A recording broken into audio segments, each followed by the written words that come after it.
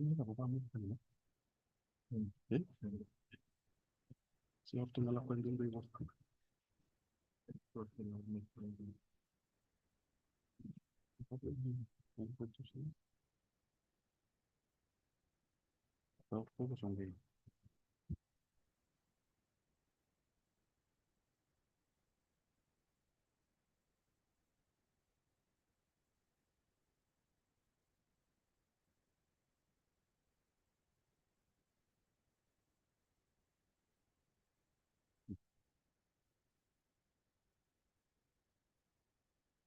Wabanaka, and good morning, ladies and gentlemen. My name is Brad Eckberger, and I am the Secretary and Vice Chair for PGRC.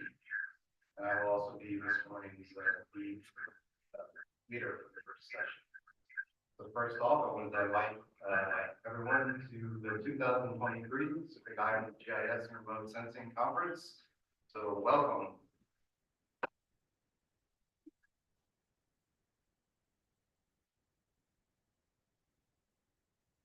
It will be my great pleasure to introduce our chief guest this morning. But first off, we would like to present the guests with the garlands. So ladies, please present the chief guest with the honorary garlands.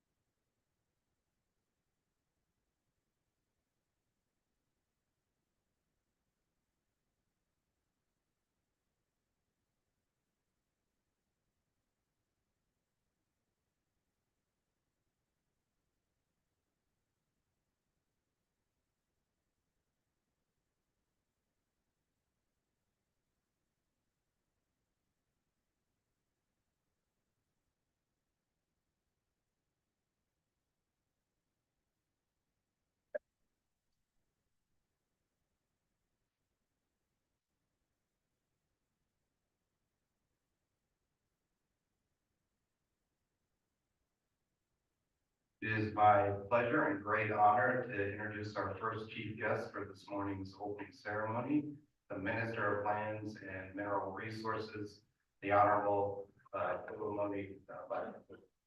Please put your hands together and welcome.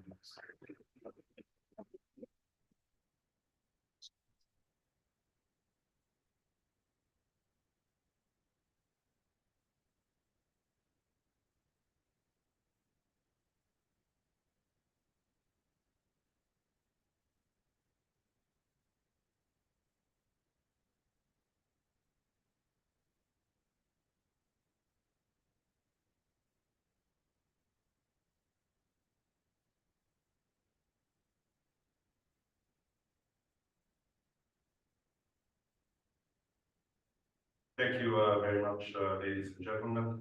The Chair of the Pacific GIS and Remote Sensing Council, School of Agriculture, Geography, Environment, Ocean, and National Sciences, Head of Organizations, and ladies and gentlemen. I'm delighted to be here this morning. Just speaking with Wolf at the entrance there,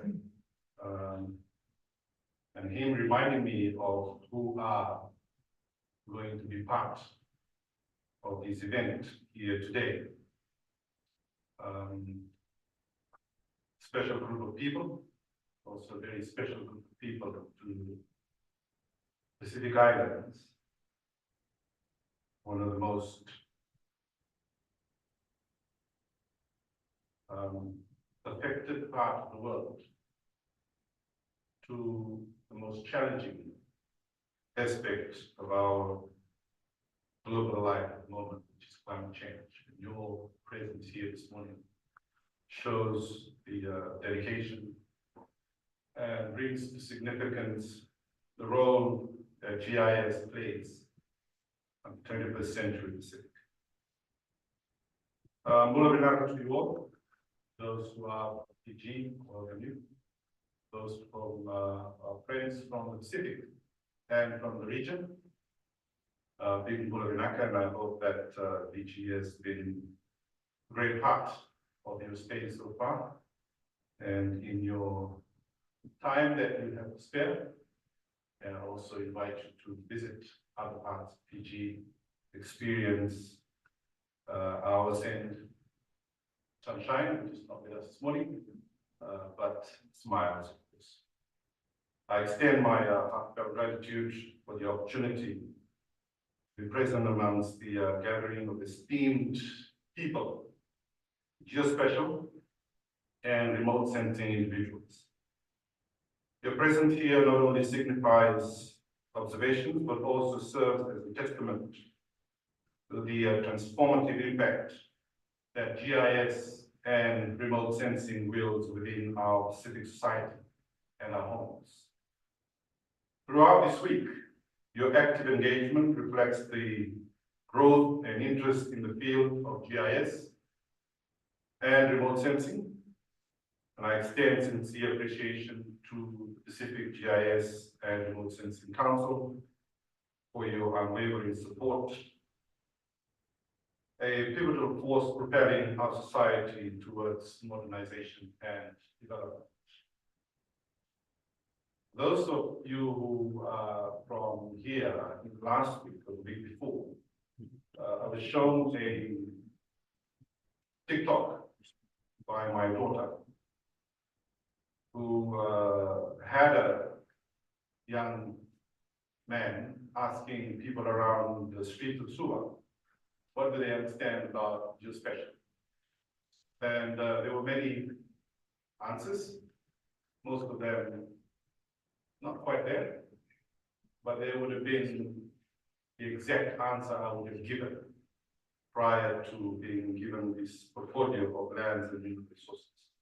So it does show that not a lot of people really know what geospatial is and also understand the importance of geospatial and remote sensing and our place into the scheme of things in our human development.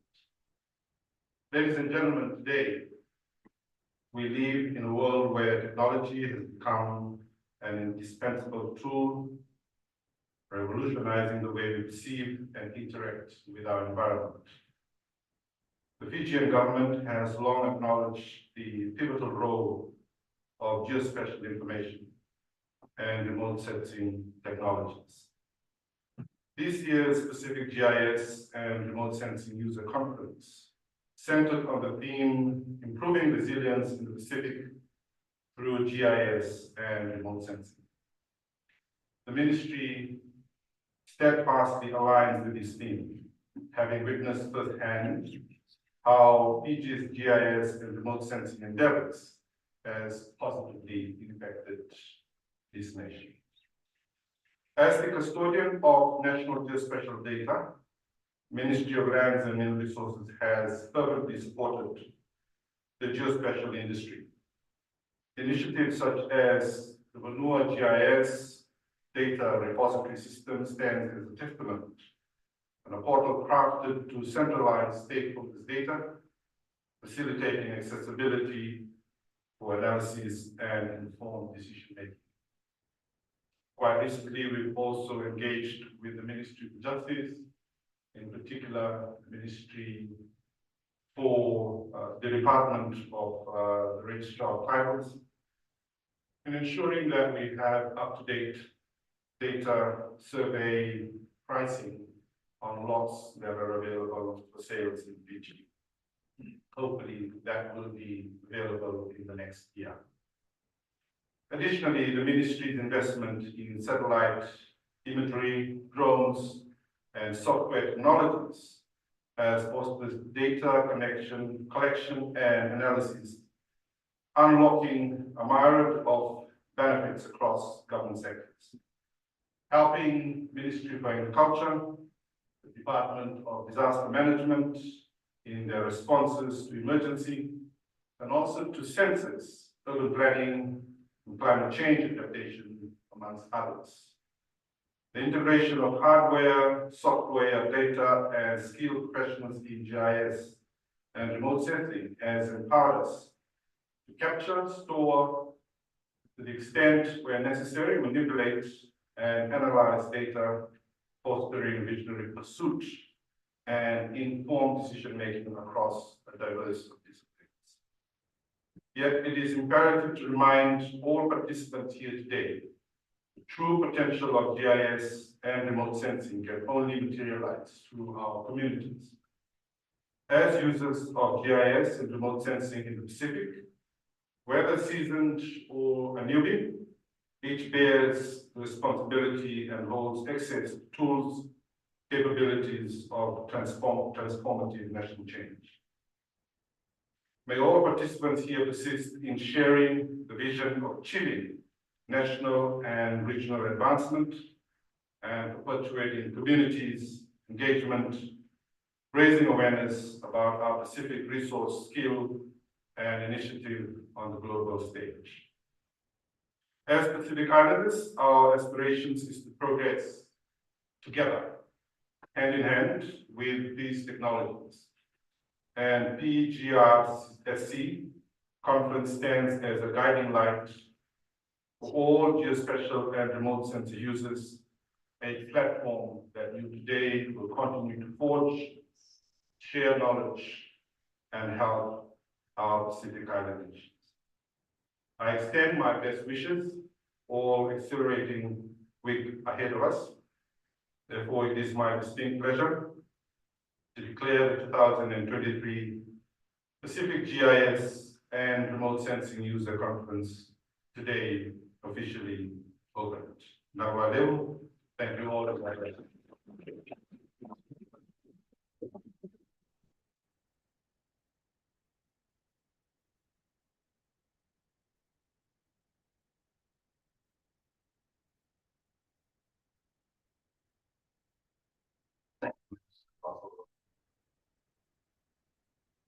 It is my pleasure to introduce you to our second chief guest today, the head of school for Sagunas University of South Pacific, the esteemed Surendra Prasad. Please put your hands together for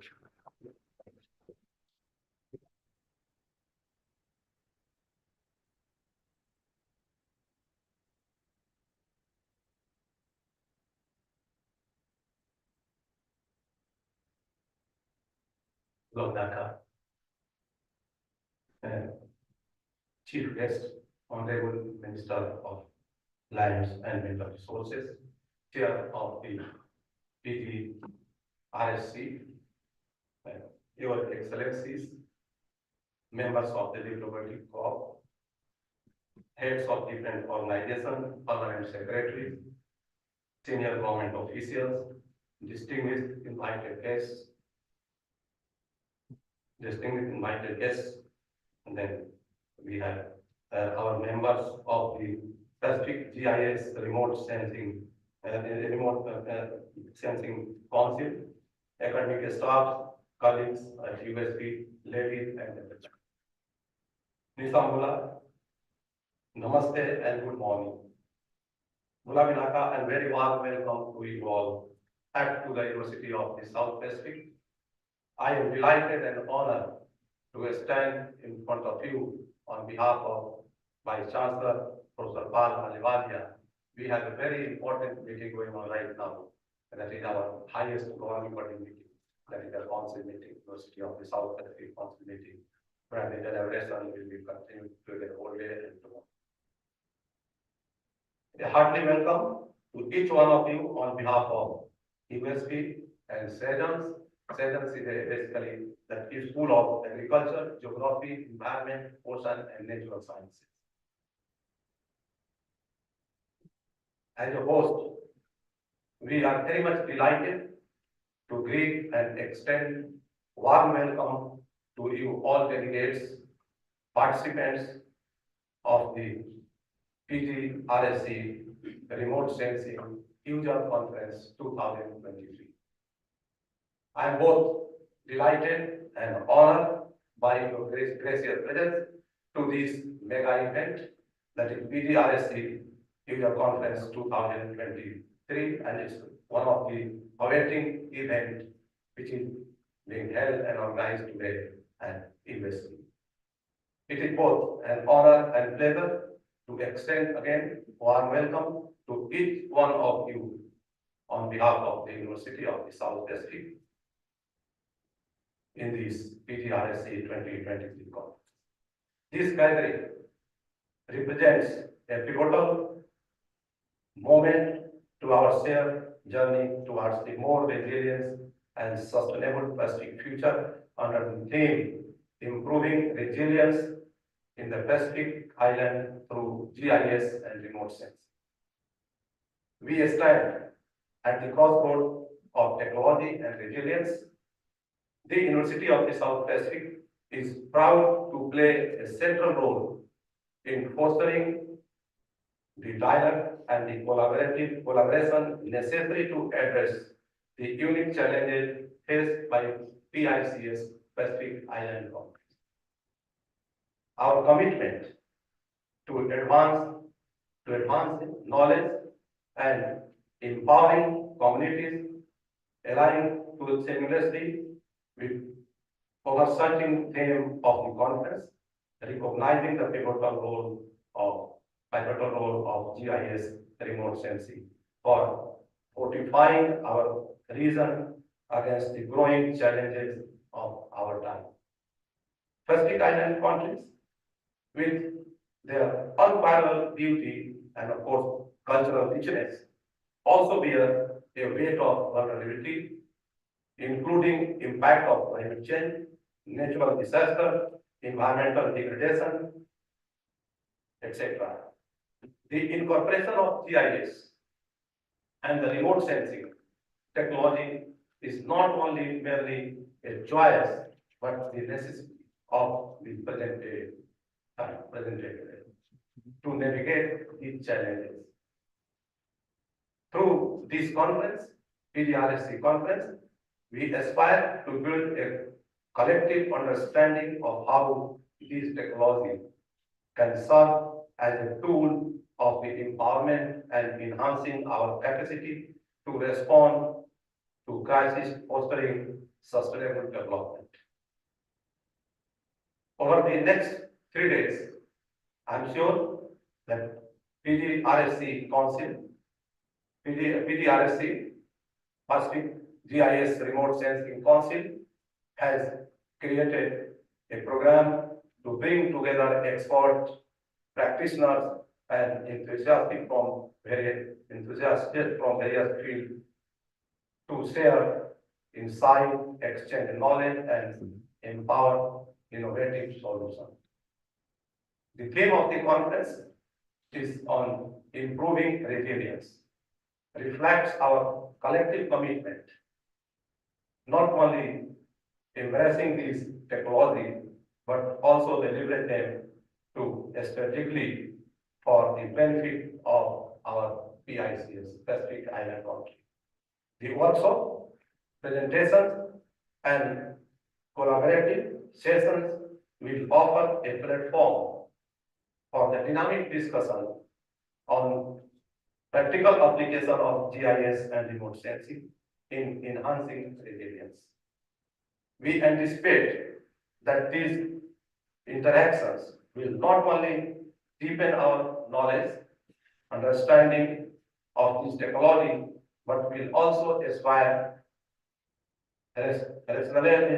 actionable strategy to contribute to the resilience agenda of our Pacific with respect to Pacific Island countries. Moreover, this conference is not just a space for the academic discourse. It is a community building endeavor. It is about forging connection, bringing gaps, fostering partnership to extend beyond the confines of this event.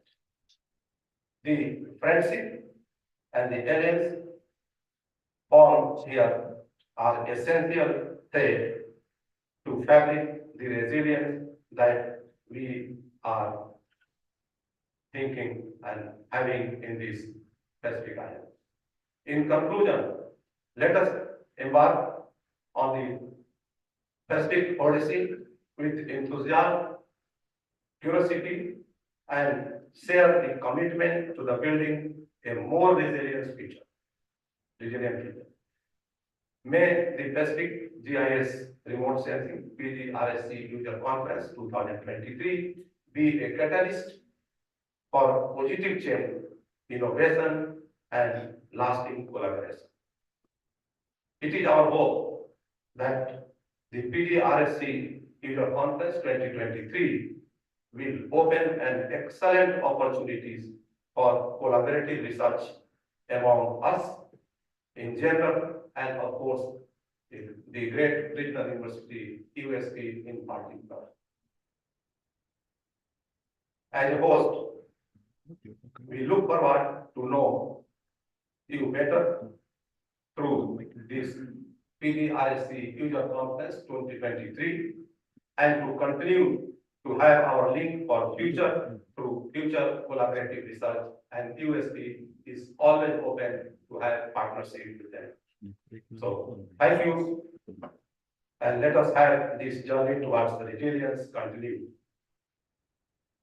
It is hoped that your stay during the day of the conference or few days will be quite comfortable, and certainly you will be enjoying those who have traveled from far and wide in the world, from the world, will be enjoying time in this Lodala campus, and particularly in Port Fiji is the most beautiful place on the earth.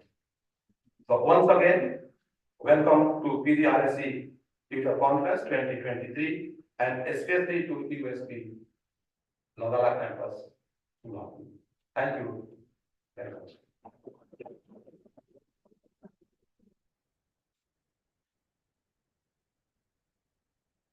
Thank you, that was school facade, and my apologies for mispronouncing the school name, which is of course Stadium University of South Pacific.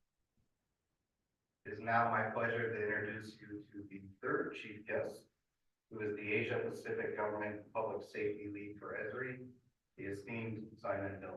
Please put your hands up.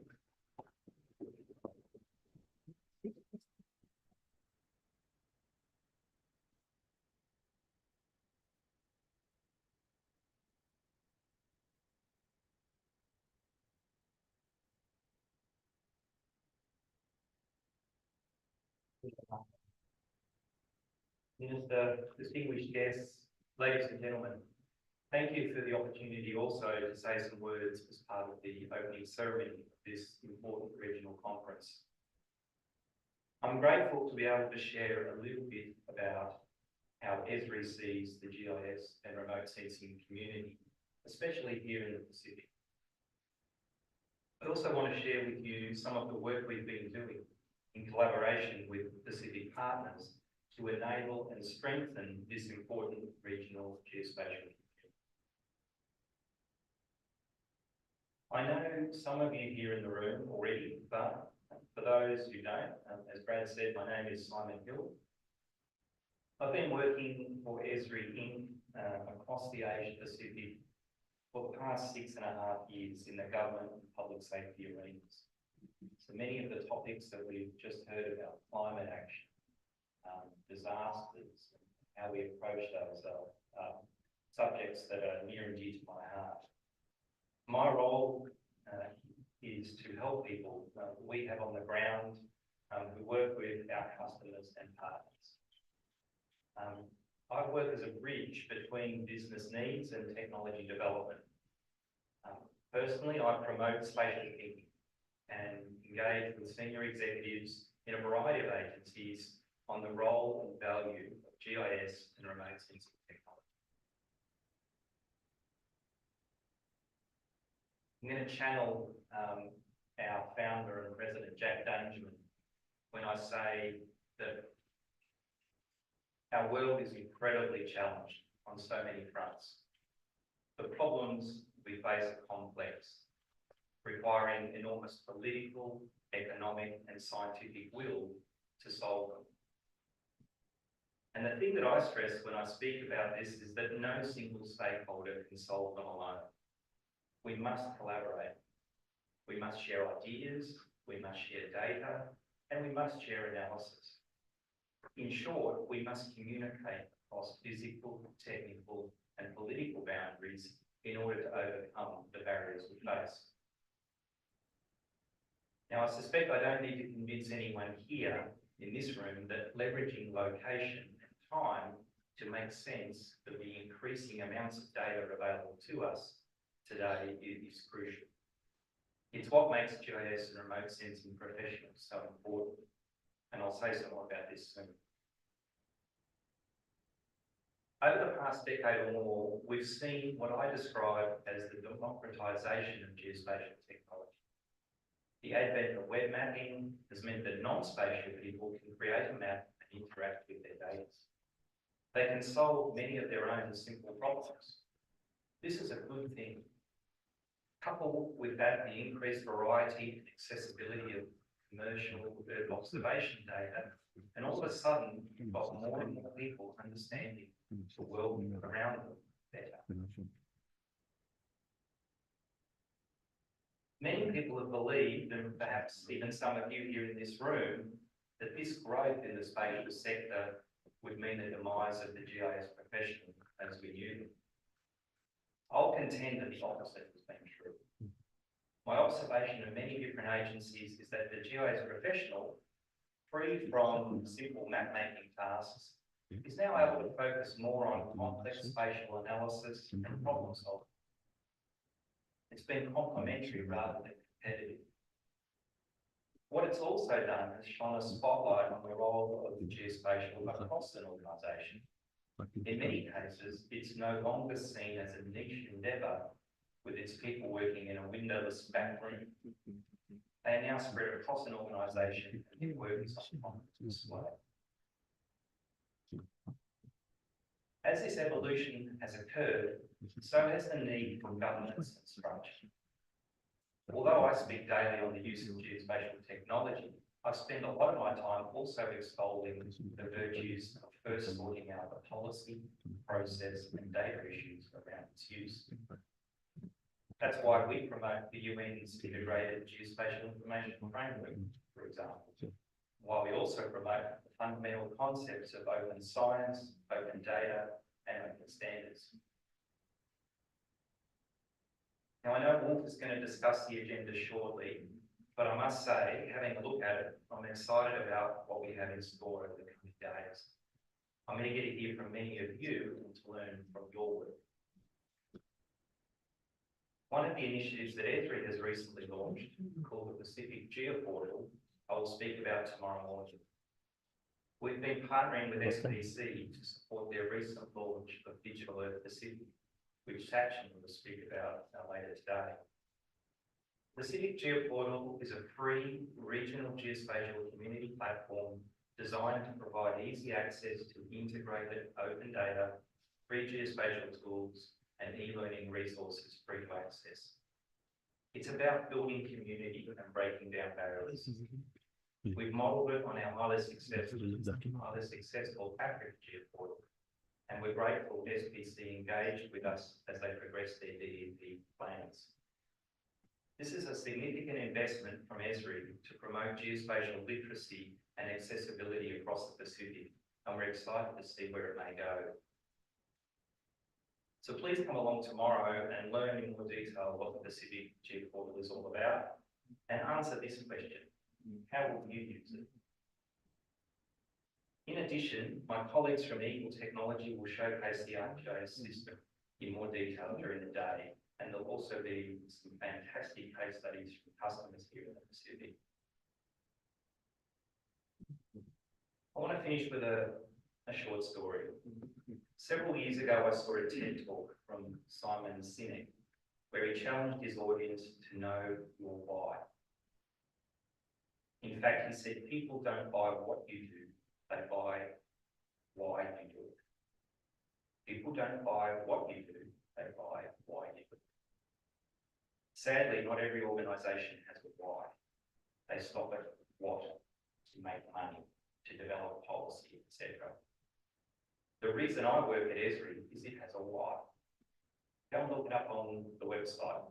In simple terms, Esri's why is, We believe geography and the science of GIS can make a difference in the world. This is what motivates me and many of my colleagues every single day. And I'm pretty certain I'm here in a room of equally passionate GIS and remote sensing professionals. To me, that makes for a good few days ahead. Thank you all very much, and I hope you enjoy the conference.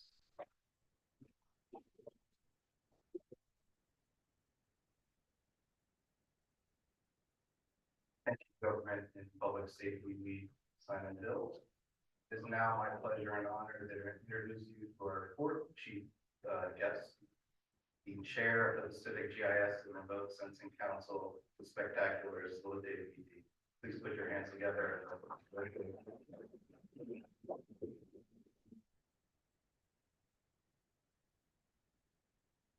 Thanks, Fred. Hello, and welcome everyone. On behalf of the Pacific GIS and Remote Sensing Council, it's my great pleasure to welcome our Honorable Minister and our distinguished guests and all of you to our 19th Pacific GIS and Remote Sensing User Conference. Although we also recognize that it's been 25 years since the conference initiated for users in Fiji. As chair, I would like to remind you that since inception, every conference held has always been about you. Our main objective is to provide a platform where you can learn, engage, and demonstrate your contribution to the Pacific and the world through your passion in GIS and remote sensing. It's also our responsibility to encourage collaboration, as this is a remarkable aspect in the heart of our network. This year's conference focuses on improving resilience in the Pacific using GIS and remote sensing technology. And throughout the week, you will witness the drastic challenges we face, our determination to prepare, overcome, and survive. All users around the Pacific will the power of technology, data, and human insight to make informed decisions that impact all sectors. Through their dedication, they transform data into meaningful insights, maps into stories, and raw information into achievable knowledge. You are the reason that we continue to strengthen this community. Whether you are a student, an educator, or an organization who has been dedicated to the development of these fields and making a change at home or around the world. On behalf of the PGRC, I would like to also acknowledge our sponsors who have shown their commitment to supporting the incredible work, passion, and innovation this community embodies. To Esri, the Pacific Community, Ostgeo, Black Sky, Hot OSM, Vodafone, and the University of the South Pacific. Also to our focal points of Tuvalu, FSM, Palau, Tonga, Samoa, Vanuatu, New Caledonia, Guam, Cook Islands, Marshall Islands, Northern Marianas, Kiribati, Solomon Islands, French Polynesia, Wallis and Futuna, Nauru, and Fiji. It's your dedication throughout the years that has kept the communication of all the users alive. You must also know that networking and sharing does not end after every conference week. The Council continues the good fight through our mission and strategies to empower you all, to ensure engagement and understanding of innovations in local forums, awareness of educational workshops, provide member organizations the support to advance GIS and remote sensing industry, and also giving all members the opportunity to seek employment from our network. So there is an exciting program for the week And without further ado, I wish you all an exciting week ahead. Naka.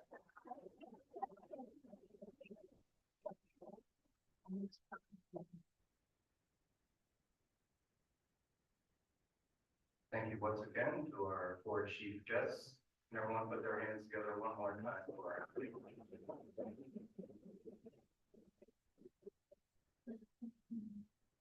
Next on the agenda is Dr. Wolf Forster to give some guidelines on conference rules.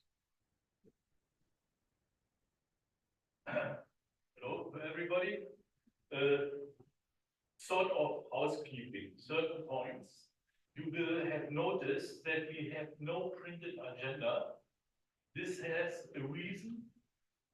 We focusing on Pacific users, and they get often their travel approved last minute, and we have slight shifts in the agenda. So to avoid that people come on the third day and say, it was written in the agenda, we have this and this. You download the agenda from the website, and we can also send it via email, but the agenda has slight changes. When you present, please keep the time. We have students who hold up. You have another 5 minutes. You have another minute. And thank you very much. You have to close down. We can't, it's unfair. We can't extend the sessions. And if you overdo your time, you steal time from the people who come after you. There's also one thing where you have to get used to it. We have session leaders, which are our focal points, most of them, in the Pacific Island countries. We have in every country a focal point who keeps the link to the GIS users, the actual doers, and they report to the council and they deliver information from the council. They are leading the sessions, but they are strictly instructed not to judge the session. So if you missing that somebody says it was fantastic and so on purpose, we say no judgment of the presentation. Yeah, finally, the real housekeeping, restrooms on the floor, lowest floor and on the upper floor. We have another, we are very happy that we get the facilities here from USB, but there is another meeting, so stay on this side of the boards during coffee break and don't move into the other meeting. That's it. At the moment, I don't know any more housekeeping points. I wish you all a nice, no, not a coffee break day. We have first the conference board. Yeah. Okay, thank you.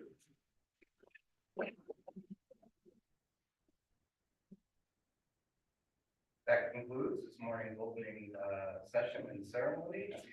Thank you again. And before we break for coffee, we'd like to have everyone kindly come up on stage so we can take a conference. Thank you.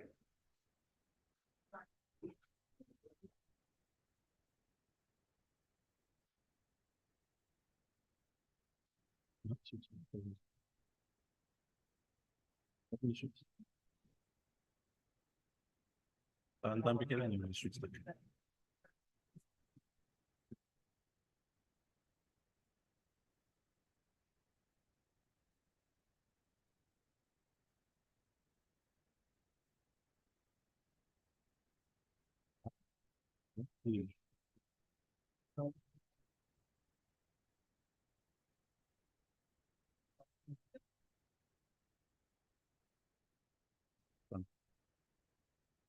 Ama ben tak pina kasi.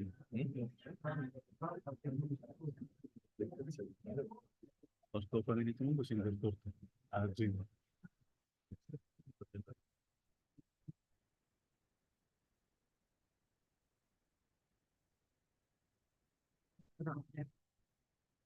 This one. Can you please say?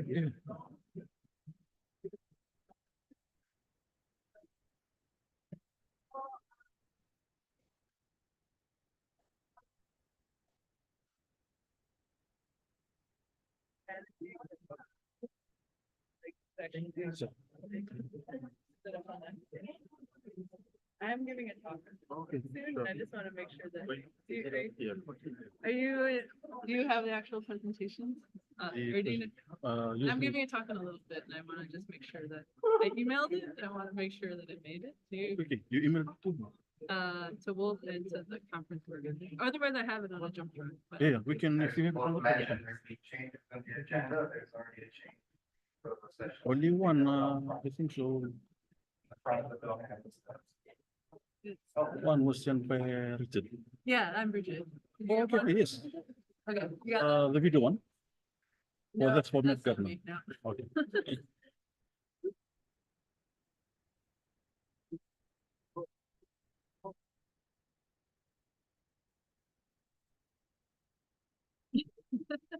Yeah, I was like, I don't know if this is gonna work. Okay. Okay. So I have it. too.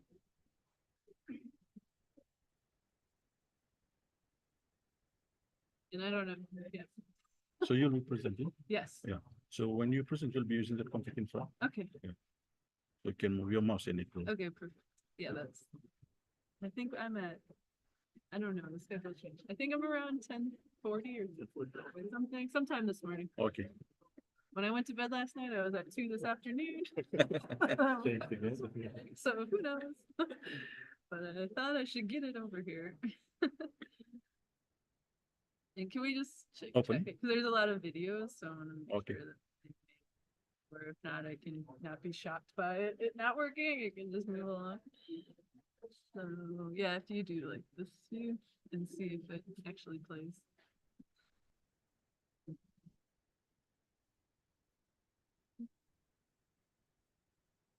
Oh yeah, cool. That's great.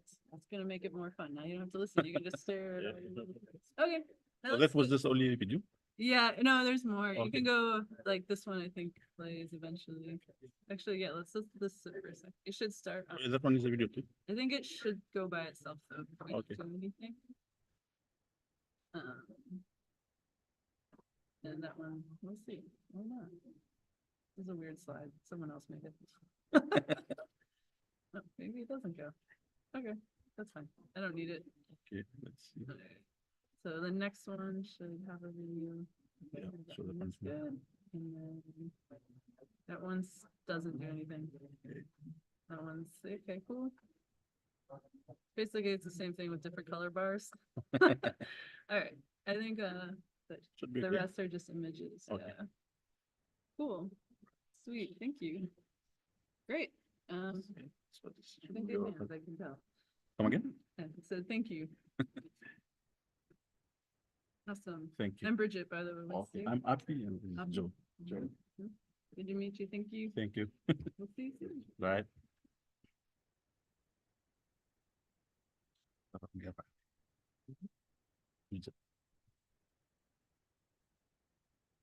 Andre.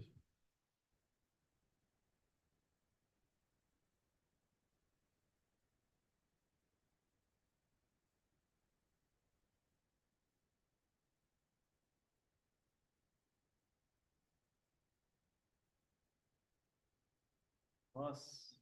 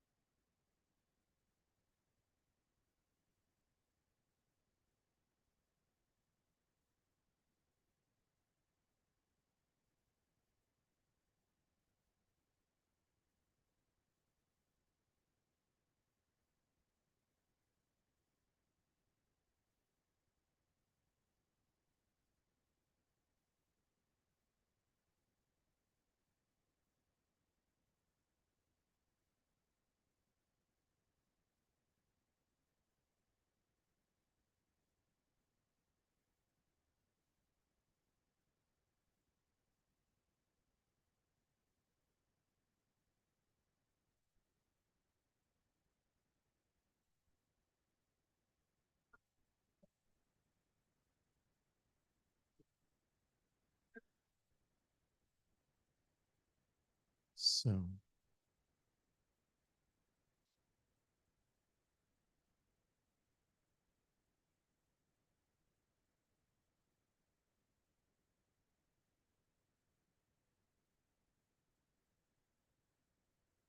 Hey, good morning, everyone. There's tea and coffee available in the tent out here in the front top level parking lot. Please enjoy tea and coffee for maybe another 10 minutes before we start the second session. And it's just out here. As soon as you walk through the main door at the top, if you take a right, you should be able to see the refreshments. Also, if you're a speaker in the second session, could you please come down to the front here at the podium? Thank you.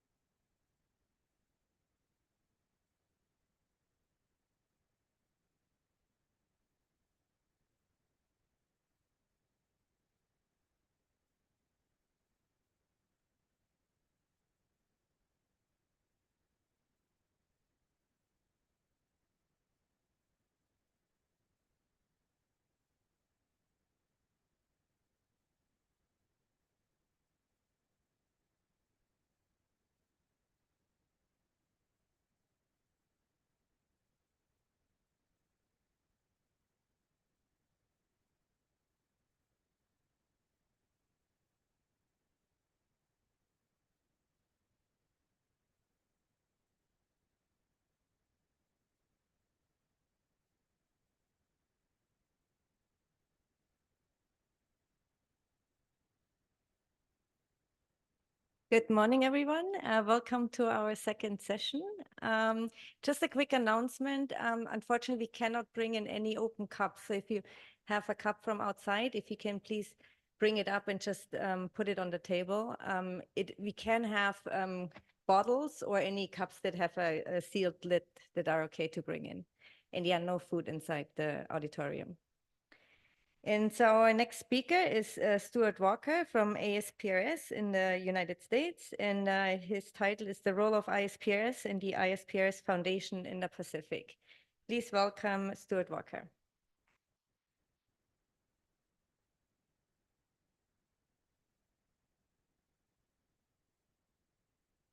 Well, thank you very much indeed for that warm welcome. It's a great honor to be here so far away from my home, but also in an event and hosted by an organization that both have a very long and distinguished history. So I have a lot of material this morning, but I'm hoping that maybe as I go through the slides, there might be one or two points strike home with you, and we can have discussions at lunch or in the breaks or whatever. So I want to talk a little bit about the International Society for Photogrammetry and Remote Sensing, ISPRS. And the purpose of the talk really is to enable ISPRS to be better known in this part of the world, but also to make you aware of a number of opportunities that there are whereby you may get funding or partial funding to participate more in the geospatial community and present your work at events around the world. So obviously we're involved in photogrammetry, remote sensing, spatial information. We try to bring together the various communities and do it globally. The organization's over 100 years old. It goes back to the famous photogrammetrist Dolezal, founded it in Austria in 1909.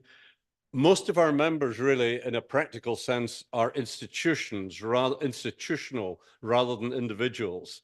So we have ordinary members, regional members, associate members, sustaining members, and the Pacific GIS and Remote Sensing Council is a regional member. Thank you. We're very grateful that you belong and participate.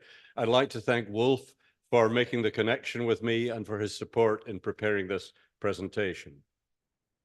So to give you an idea of the scale of things, we have 91 ordinary members, which are the national societies for photogrammetry and remote sensing in, well, 91 countries around the world, and smaller numbers of associate regional. The sustaining members are 61 from both government, educational, and private organizations.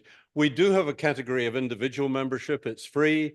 The reason is really to provide a home for people who maybe don't have a national society, or in your case, a regional society, but they can still join and participate.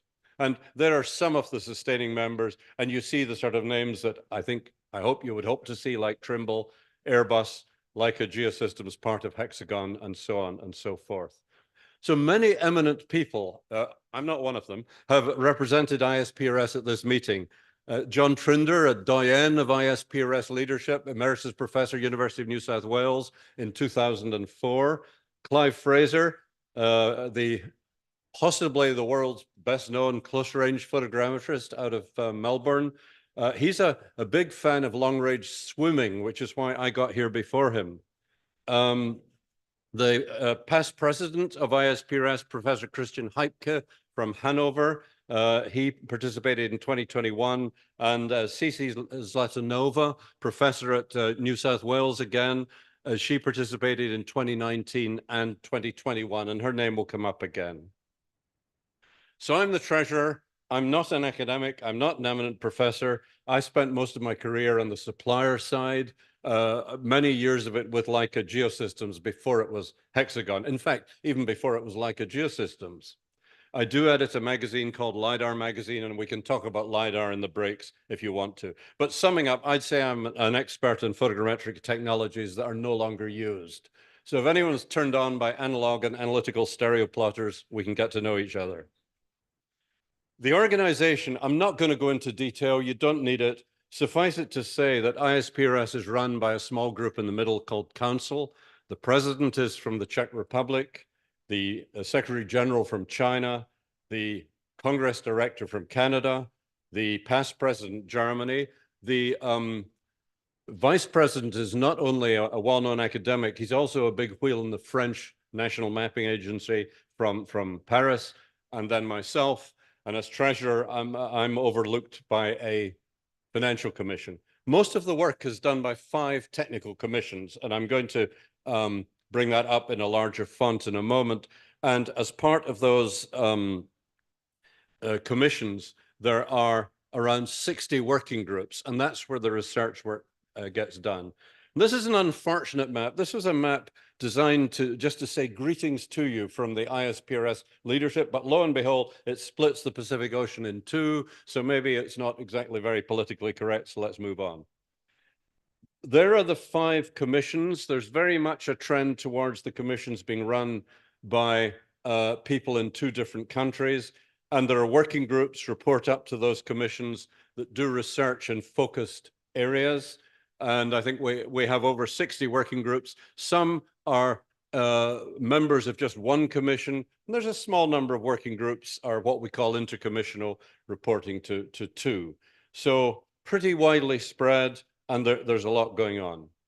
And I do want to, getting to opportunities, I want to mention there is a student consortium. You can find out about them on our website, isprs.org, consisting of students and young professionals. And the chair at the moment is Laxmi Thapa from Nepal, but she's on doing a DPhil at Oxford.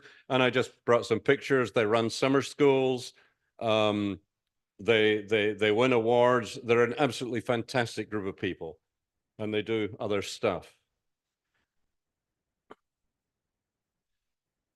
We have 3 journals in which your work can be published, and I'll talk about them individually, and then we have 2 sets of proceedings of the conferences. The journals are all peer-reviewed, and the real flagship is the ISPRS Journal of Photogrammetry and Remote Sensing. There is a subscription model and also an open access model. It was formerly called Photogrammetria. If you kind of cough up dust and look in the shelves of your library where no one ever goes, there might be copies of Photogrammetria there. It's got an impact factor of 12.7. In the academic world, apparently that's enormous. That's seriously big, and it's getting bigger. We have a journal more on the GIS side called the International Journal of Geoinformation. It's open access. The editor-in-chief is a quite well-known guy from Technical University of Vienna in Austria. And the impact factor of that is 3.5, also growing. And we've just launched an open access journal in photogrammetry and remote sensing. Editor George Vosselman, you may have seen his LiDAR textbooks. He's out of University of Twente in the Netherlands. That's only been out 2 years, doesn't have an impact factor yet. It soon will have, and we do awards for best papers in the journals as well. The proceedings, 1 set of the proceedings is called the archives. You get into that by submitting an abstract for a conference. It's reviewed. If it gets accepted, you put in the paper, it gets published in the archives.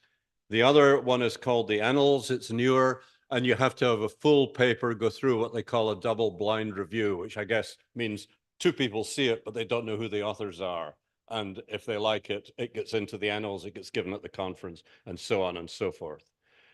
We have a website, which it's maybe not the most modern, but it's packed with information, and we do a quarterly e-bulletin with a lot of information. It's free, you can subscribe. But ISPRS. I want to mention a couple of things that I'm involved with as treasurer. We do some initiatives, scientific initiatives and education capacity building initiatives.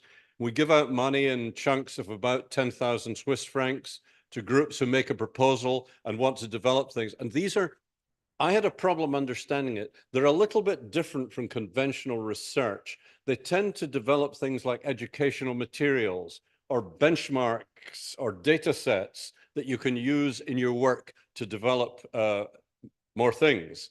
We're always looking for proposals. I don't think I've got time to go through. These were the ECBI's 2022, which are just finishing. And these are the 2023 scientific initiatives, but we can talk about this in the breaks if you're interested. And then events. We're all excited by events. This is, for me, is a pretty amazing. I guess I came because of the ISPRS Council. I was the closest. It was only an 11-hour flight from LAX. It's good. And we do events all over the world, and we have a calendar. Each of the technical commissions is going to run what we call a midterm symposium halfway between our two congresses. And these will be next year. So Commission 1 will be in Changsha, Commission 2 in Vegas. That's good for me because I can drive there.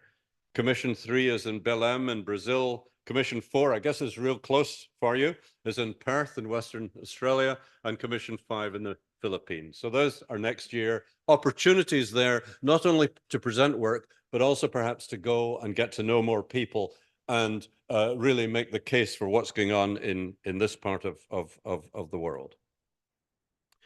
We, every odd year, every second odd year, we do a thing called the ISPRS Geospatial Week, which is really quite academic, quite technical. I've just been to one in Cairo, and it was absolutely excellent. Some of the student presentations, and I would emphasize the ones given by people, especially from China, which had an enormous delegation, speaking in their second language, presenting absolutely top-notch work.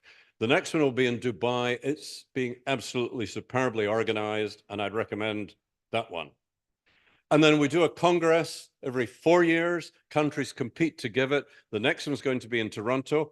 And you've probably noticed I'm wearing socks that don't go with my shoes, which is not something I normally do. The reason is because I got those in 2018 from a lady in the tourist bureau in Toronto when I went to an ISPRS council meeting so they could wine and dine us. It was great. But she gave me those socks, and I wore them again in Nice last summer when the Canadians won the event. And those of you who are of the sort of vintage that I am might think about the song about the Lady of Toronto. I think it was Kenny Rogers. Let's move on. There it is. It's a very nice venue. And the director is Derek Lichty, another famous close-range photogrammetrist, just like Clive Fraser, and he's out of the University of Calgary. Now, I want to talk about something else that is relevant to you, and I was involved in this, the ISPRS Foundation, or TIF. I chaired this for 6 years, and this is what we call the philanthropic arm of ISPRS. It's legally separate because you need that under United States law. It has a board of trustees who are responsible for its funds. It gets income from donations from individuals and organizations, and I would refer to Esri, Hexagon, and Trimble, among others, as being incredibly generous. And it uses these for various purposes, but the best known purpose is travel grants to enable students and early career professionals to go to events and present their work. And there is an emphasis on applications from people in developing countries. I mean, I turned down one last year. Someone applied from Harvard or something. I think they can afford it. We want to give our money to those who can. We announced the deadlines on the website and the bulletin. The application form is an interactive one on the website. To win a travel grant, you almost certainly, it's not a rule, but in practice, you'll have to submit a paper and have it accepted for the conference and the annals or the archives. It's also a good move if you can find a little bit of funding from somewhere else so that we can partially fund. Now, here's an example. I thought I'll show this photo because it reminds me of that slide that cut the Pacific in half. This one cuts me in half. This is me on the right. This is I on the right. And on the left, Professor Charles Toth from The Ohio State University presenting to students who won TIF travel grants. This is the ISPRS Commission 1 Symposium in Karlsruhe in 2018 in Germany. And there's another example. The lady on the left is Professor Margaret Madden, University of Georgia, Athens. She was the financial officer of this organization for more than 10 years, did an absolutely fantastic job. There are the winners outside the Congress in Prague in 2016 before COVID. And that's an infographic that they made. I just wanted to show you some more photos. There's John Trinder and myself.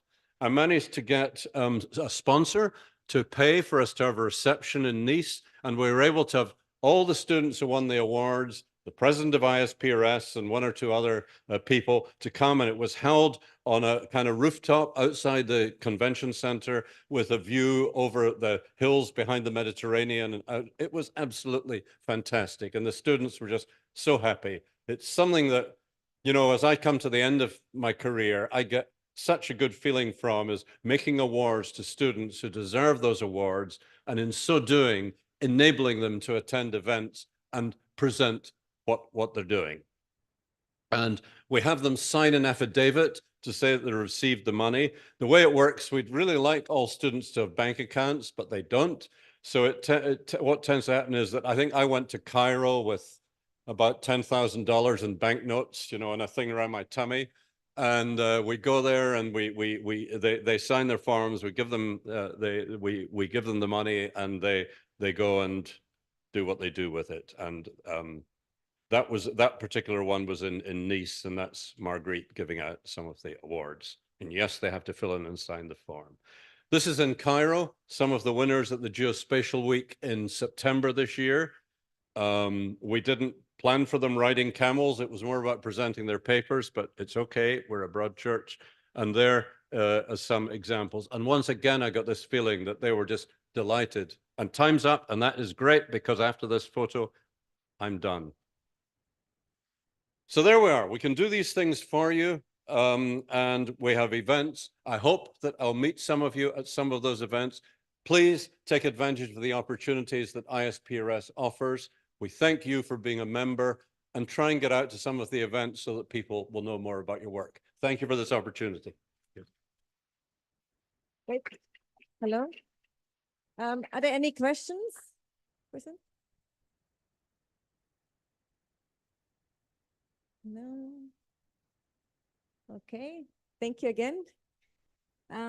Next, we have Bridget Seegers. She's also from the United States and works at NASA. Her presentation is about NASA Earth observations to investigate our water world.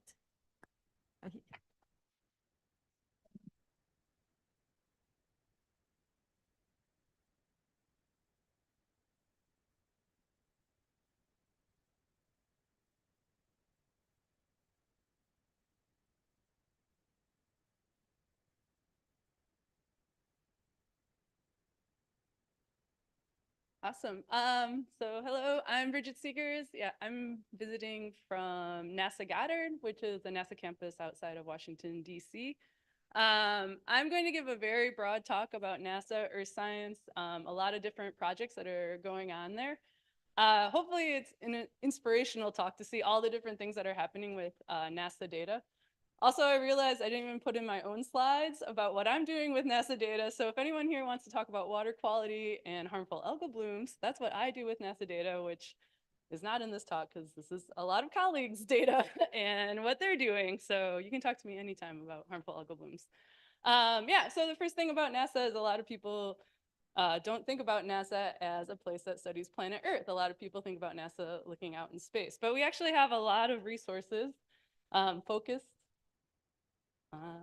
Oops, I ran ahead. Focused here on planet Earth. So this slide shows some of our platforms. There's 31 out there circling Earth, focusing back on the planet. Some are CubeSat, some are massive satellites with a variety of instruments. Some are up on the International Space Station. So there's all sorts of different instruments focused here on planet Earth. And one of the questions you might be wondering is, why do you have so many? Why not just have one? But we're trying to answer all sorts of different questions about the planet. And to do that, we're gonna have to focus at all sorts of different scales. So this is a very busy slide, but if you think about everything happening on the planet from at, the level of a few seconds to thousands and thousands of years, and then on the scale of a few millimeters to thousands and thousands of kilometers, entire ocean basins, you're gonna have different instruments for different focuses. And also, I always talk about water and basins, but there's also all the things that happen on land. So we should mention that too. So there's all sorts of different satellites and platforms that are focused on a variety of instruments. And we're always looking forward as well. And so we have all those platforms that I showed in the previous slide already flying around the Earth. And we've launched a few in the past year, including SWAT and Tempo and Murray and Tropics. So these are all different missions that have launched recently. And then next year, you can see we have 5 more satellites that are going to be being launched. So they all have different focuses, some focus on ocean, some on temperature, some on climate. But it's always exciting to see what's coming down the line. So these are very near launch missions.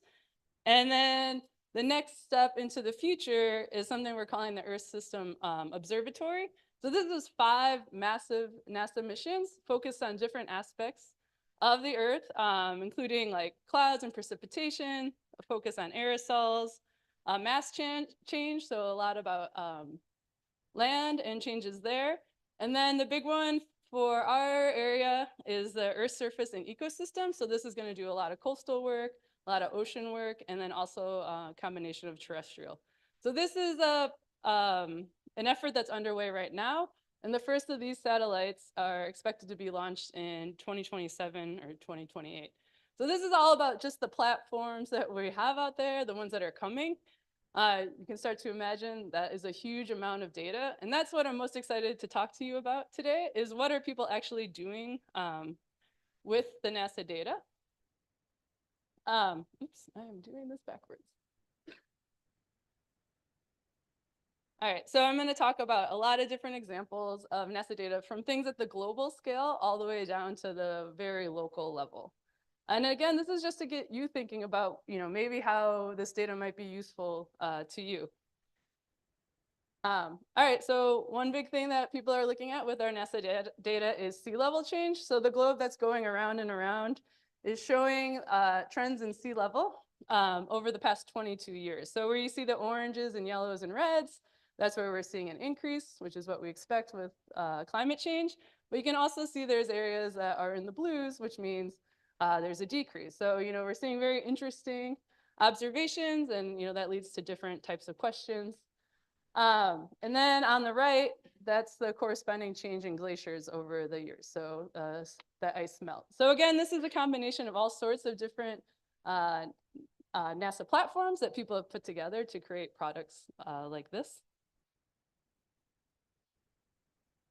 This is a new satellite that was just launched last year. This is SWAT, and it looks at sea surface height anomalies. So again, if you see the blue, that's going to be a decrease in sea surface height, and wherever you see red, that's an increase. This is on a 21-day cycle. So this is a pretty quick summary of where we're seeing changes in sea surface heights. And this has been really, really useful in helping look at, it helps with storm tracking, which is something that I did not realize you could do, but sea surface height, the bigger the height change, it's just, where there's more water and how deep that water, the warm water might be. And so it helps a lot with storm tracking and cyclone tracking and things like that. That's another product we have.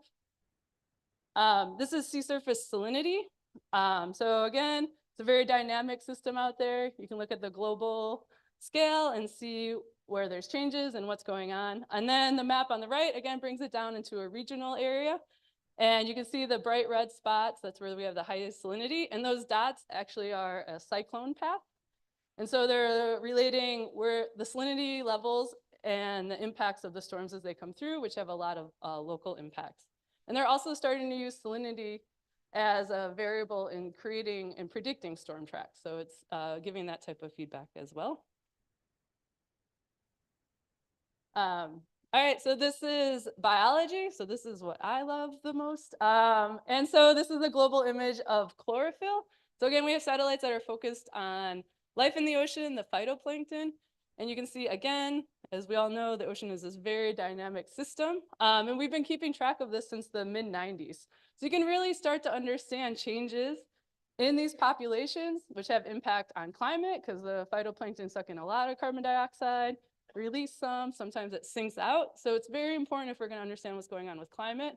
Also a big contributor to understanding fisheries and where we find the diverse wildlife that we all love and associate with the ocean.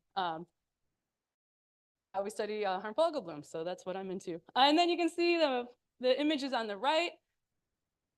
Our people have used the data to do studies. So there's chlorophyll anomalies on the left. So where you see blue, there's been a big decrease in chlorophyll.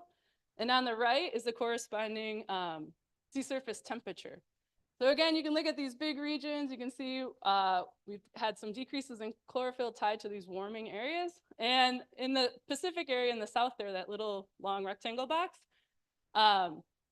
it's actually shown a big decrease in a specific type of phytoplankton called diatoms, which is really, really important for fisheries. So again, this big global product, you can start narrowing into local areas and understanding what's been going on and some of the changes that we're seeing.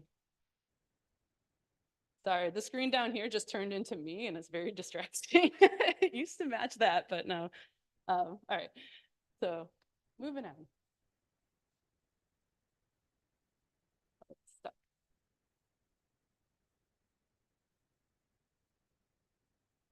Okay, so now we're gonna look at some more local examples of what people have been doing with the data. So this is actually a study focused on the Great Barrier Reef. And if you look at the image on the left, that runs from green to red, that's coral coverage on the Great Barrier Reef. And this is looking at over a 5-year period. So it's the changes in coral cover over those 5 years. You can see in the red, that means there's been coral loss. And then the green, there's been actually a little bit of increase in coral coverage. And then on the right is something they call the thermal stress map, which is a combination of different satellite variables that they use to estimate exposure to warm water and things like that the corals are experiencing, marine heat waves, etc. And so you can see that we're getting an understanding of how these two variables might be linked. This is an effort that's focused on kelp, which is something very common on the California coast where I'm at. And people are also doing similar studies with seagrasses. So again, you can use the satellites to look for this, different type of ecosystems in the area. And then because the satellite data set goes back, about 30 years, you can start looking for trends in the data as well. So this just shows kelp coverage and then a map of different areas from along the US West Coast down to Mexico. And then the graphs are showing changes in that kelp coverage. So different how things have been changing over time. And again, primarily tied to things like temperature. So here is a study that's been going on in Guam. So NASA is supporting this effort with a little research team, and they've been using drones with hyperspectral cameras on them and flying them around over coastal reservoirs and looking at how the water flows into the coastal system are impacting the coastal ecosystems and the coral reefs in particular. So this is really cool to see. It's a smaller effort, but they've been getting some really exciting results tracking the water and the flows into this coastal area. All right, here's another example of what people are doing with some of the NASA data. This is someone who's actually created an app. So you can go and pull up this app. It's called NemoNet. And what they've done is they took a lot of imagery from drones and combined that with satellite data and then made these images available. And if anyone downloads the app, they tell you about the different corals and the different ecosystems that are in the area. And then they actually push photos at you and you highlight them and color them. And you, as an end user, get to tell them what type of corals you're looking at. Then based on all the users' thoughts on those corals, they go into a neural network, so a big computer system, and they process that to try to accurately get corals mapped for these different areas. So it's a really cool educational tool, but it's also turned into very useful science. And it allows them to go back time and time again and create new images. And then again, using end users and citizen science and students, they can see changes just on how people like us are observing those. And then the computer is learning off of the human observations. So it's a really cool app. It's only on Apple right now. So if you have an Android, go find a friend with an Apple. But yeah, I know. But you can find tons of details. It's set up like a little game. So you're like a little explorer and it's really engaging. So that's a neat thing to see with our data. And then this is the final example I'm going to give, again, looking at temperature anomalies using a combination of obviously ice cores initially and then into satellite. You can see we have a lot of warming. We launched a new satellite with a sensor called Emit last year, and it was designed to look for dust and particles like that. And as kind of an unexpected surprise, they've realized it's really good at tracking sources of methane and other greenhouse gases. So the images on the right show a methane plume, and then the one on the bottom is carbon dioxide from a power plant.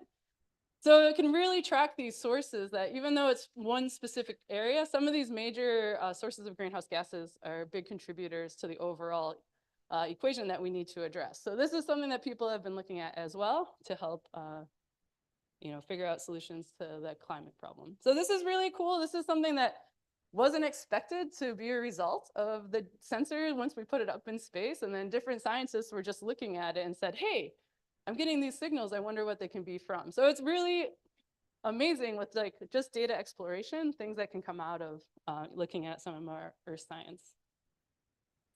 All right, so that's an overview of tons of different things going on with NASA data. If you're interested in exploring NASA data, there's been a huge effort recently to make it more accessible. So the big goal right now is to shorten the time for anyone who's here who maybe has been like, oh, wow, that's a huge amount of data. It seems really overwhelming. I don't know where to find it. Like, how do I start? There's a big effort at NASA right now to make it as easy as possible for people to access that data. They're combining all the Earth science data into a single source. You can go and see all the different products available. They're looking for contributions, like any ideas you have, like, we have this problem. Is there a way we can use the Earth science data to fix it? Those are the conversations that they're really reaching out and trying to have. And there is, a lot that we know that we can learn from the community. So we're trying to also, every now and then they'll put a data set out and say, hey, we heard that someone wants to answer this water quality issue. Here's a data set. You come up with the best product available, and then NASA will pay you money for creating that product. So they've been doing these little prizes and incentives to try to get people looking at the data and creating useful products. Anyways, that was a ton. And so thank you for listening.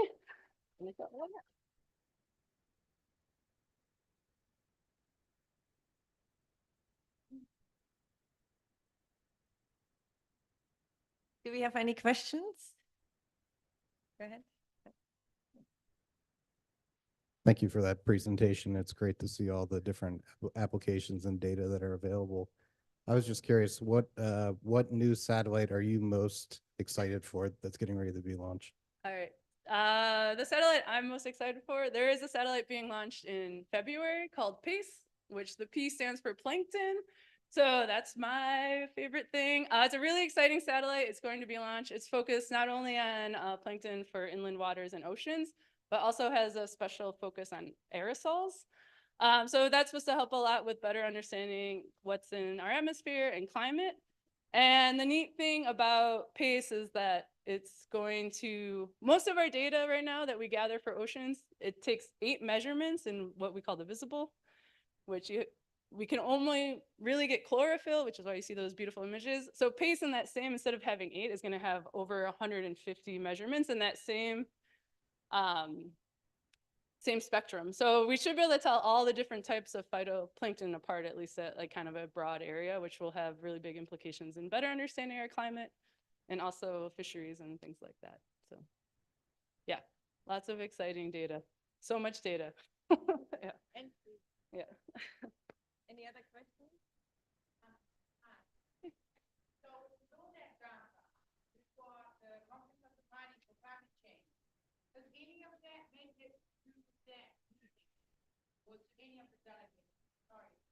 Yeah, no, it's a great question. So she's asking about, this is a lot of great Earth science data, and would it, is it getting to certain delegations in those climate meetings? And that's a great question.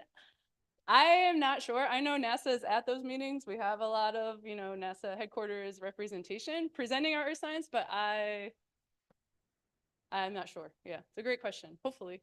If not, let me know and I'll get it there. I'll do my best.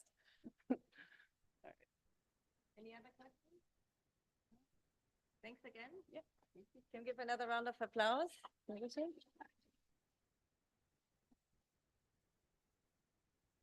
Next, we have Angela Manchester from New Zealand. She works at Hexagon, and she will talk about software for Pacific remote sensing applications.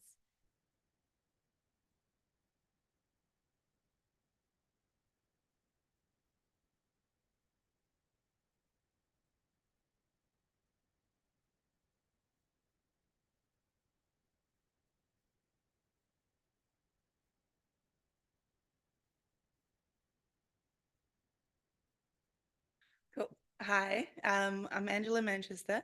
I just want to give you a quick technology update from Hexagon. The products we've happening here.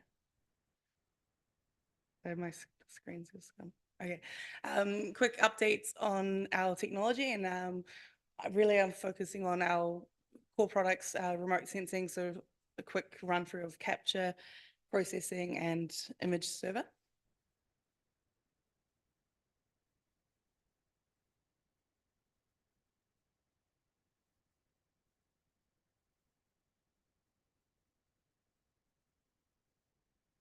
Cool. So yeah, who is Hexagon? A quick run through. We're a technology company. We do GIS, remote sensing, photogrammetry, but a lot more. Our sort of mission is we want to drive digital enablement, data-driven solutions to sort of save the planet right across the board. Yes, let's run through, and that's my background on that one for you. Here, sorry, the screen. Yeah, so related to the resiliency for our Hexagon solutions, what I've done is gone through and focused on data capture, preparation, and delivery. And the main thing is, if we make it easier to capture data, manage, share it, mobility, which goes through on the technology. First thing, a quick update on. Is someone controlling the presentation from the mouse keeps moving around.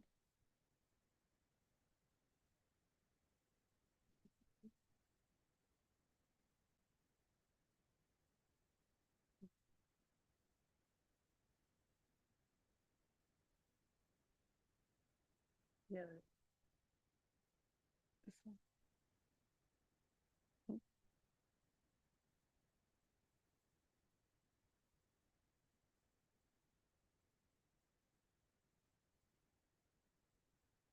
Okay, try again. Sorry about that. Going off on. So this is a quick snapshot of our Leica. This is the new BL key. So like I said about mobility, this little handheld device is designed to really capture high quality laser point clouds. And yes, first handheld scanner from Leica, embedded with smartphone technology. And the idea here is to really, open the doors to fast data capture, make it more user friendly, go through. So a lot of examples we've had is people, crime scenes or buildings, urban planning, car accidents. There's a lot of applications there. And the main thing is, people who aren't trained on photogrammetry or scanners normally, it's exposing it to a lot of new people through that. Cool. Quick next update on remote sensing. So just quickly highlight the educational grant. So we offer the free I.T.S Imagine Essentials. So we'll call it Imagine Essentials for remote sensing to any university who requires it.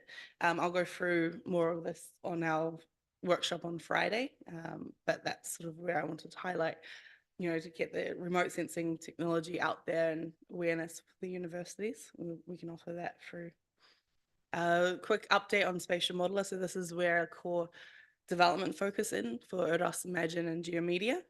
It's really taking our core technology and turning it into an application where you can design and create any geospatial tool you require. We've got a whole list of new operators in here. What it essentially means is exposing that to, create any custom model or tool you might require. New updates here, we're adding in 3D viewing, chart views, which, traditionally would know as Imagine, as a remote sensing package. Now having 3D view embedded in existing licenses and chart previews, as well as web preview and moving as well. So one thing here as well to highlight they're all, these are ideas submitted by customers, so encourage, any submission, submit it through.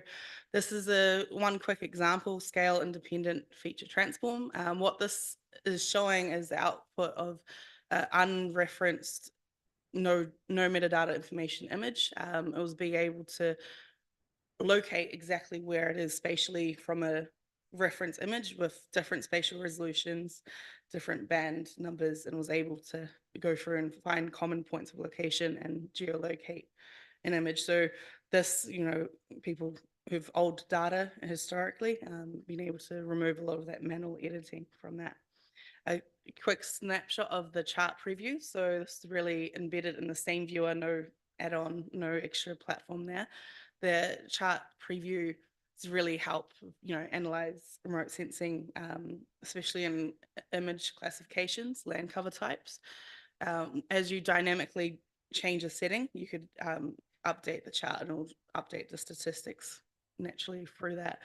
And here is showing an example on the left, the different band indices, ratios. So you could see dynamically which bands, as you select data and dynamically work through what bands you can actually define, and see classes a lot more effectively. And again, this is all dynamic data, so it's on the fly.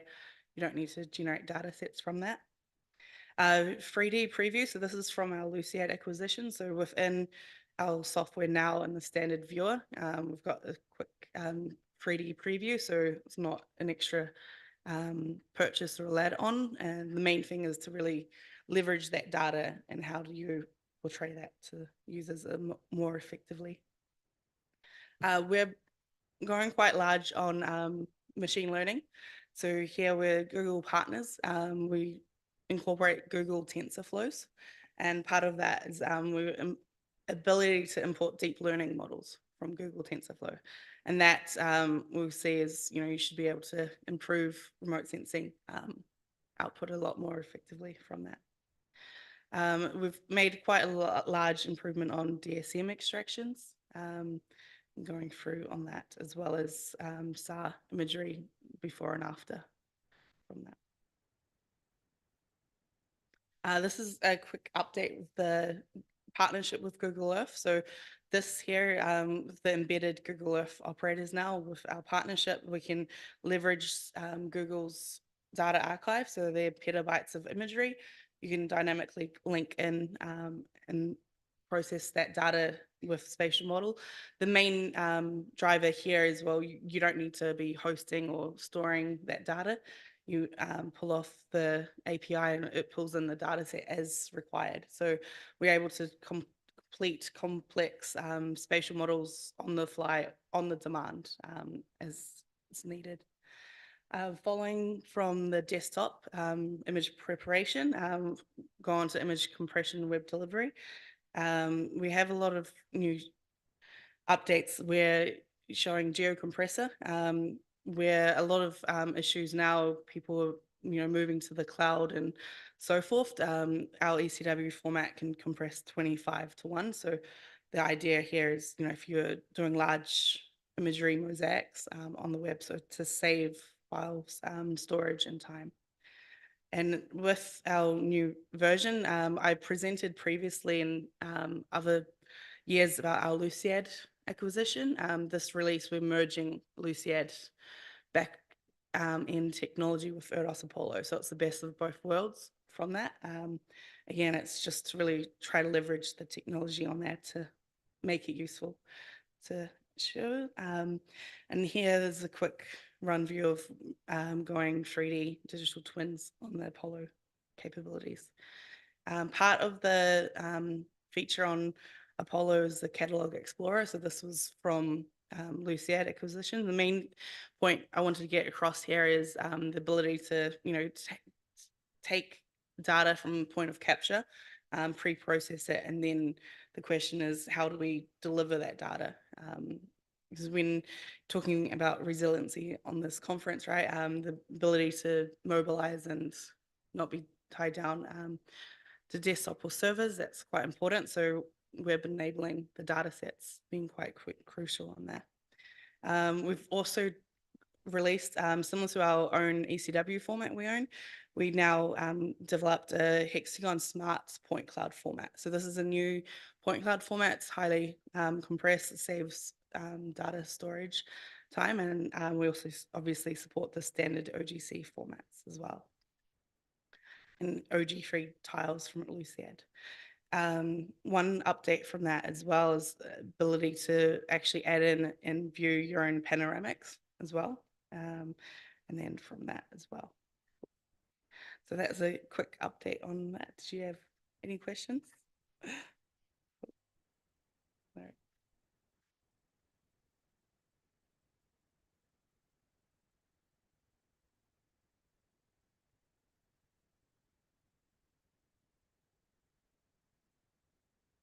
Okay, no questions. Next, we have Maurice Borer from New Zealand. No, sorry, from Australia.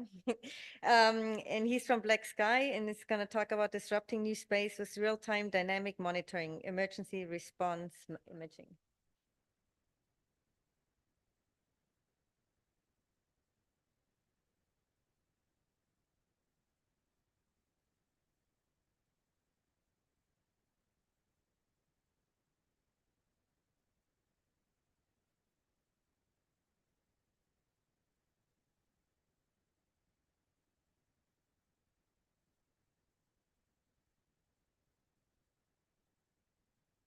Bula Vinaka.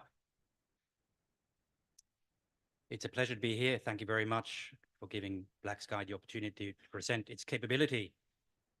My talk is about what can we do to help address some emergency response situations.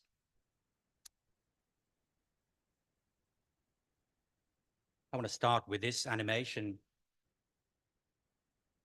Let you take a minute to, or a few seconds to take a close look at it. When we reflect on the past, we often realize and can see things. Black Sky observes things in real time or near real time. What we have done here, this is a port in Cambodia, the Ream naval base, which Black Sky from space observed for 2 years, and we captured 486 images.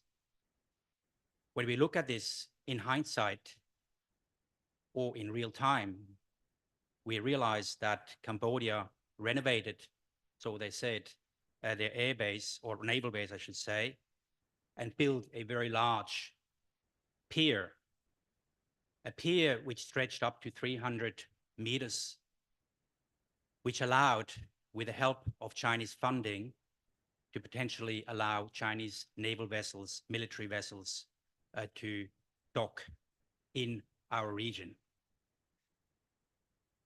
Now, how can this became only transparent, or apparent, I should say, because we monitored this for a long period, and we did this at almost daily intervals. Now, I'm not here to talk about the changing geopolitical world, but this is a great example of what Black Sky does in terms of, in almost real time, monitor a situation on the ground in real time. How do we do it? Black Sky designs and builds satellites and operates those in what we call mid-inclined orbit. That is very different to how traditional satellites operate. You see this this satellite in blue hovering over the polar cap. We call this sun synchronized. There's few satellites operating in those constellations, but they have the purpose of mapping the world time and again, paint the world very efficiently. But what they don't do really well is to very rapidly capture an unfolding event on the ground. Black Sky has 16 satellites today, and we operate this in an optimized mid-inclined orbit, which you see there as an orange dotted line. That gives us the capability to observe things multiple times in a day, from morning till evening, as a situation unfolds. More importantly, we can respond very quickly. We can respond within 90 minutes from a time you task the satellite. to get you the image and the insight.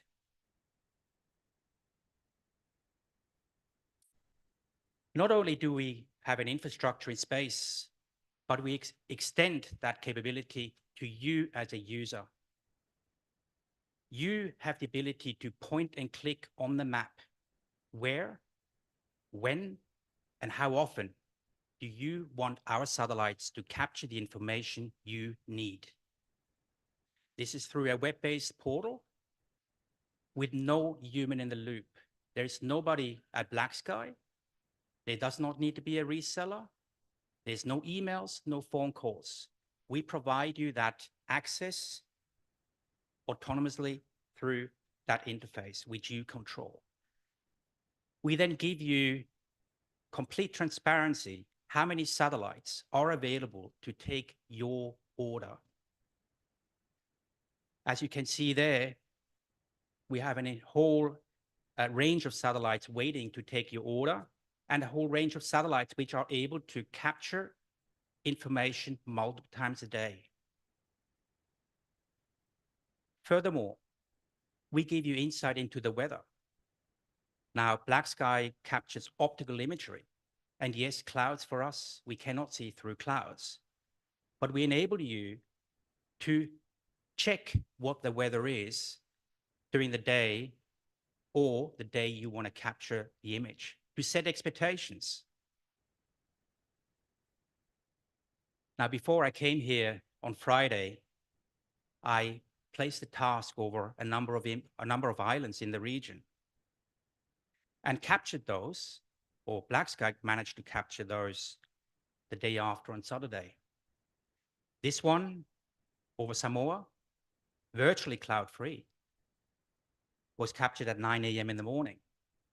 Now you might ask, well, weather is not great in the Pacific, a lot of clouds. I would agree. And clouds we cannot see through, as I mentioned. But our capability to hammer a site multiple times in a day, 6, 7 times. It was interesting this morning when we woke up, it was raining, or at least when I had breakfast, it was raining. But then when we took the photo, we had some sunshine. This is exactly where BlackSky can seize that moment and capture a cloud-free image, or an image we never guarantee cloud-free, we guarantee up to 30%.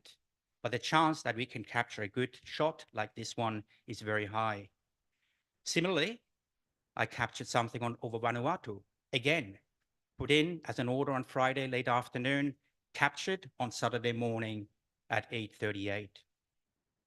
With some clouds, but the critical port, if that is the focus, is there as a cloud-free shot. We provide insight, dynamic insight when you need it, as quickly as possible. So what do I talk? My talk is about emergency response. We provide space-based intelligence to meet urgency of the moment.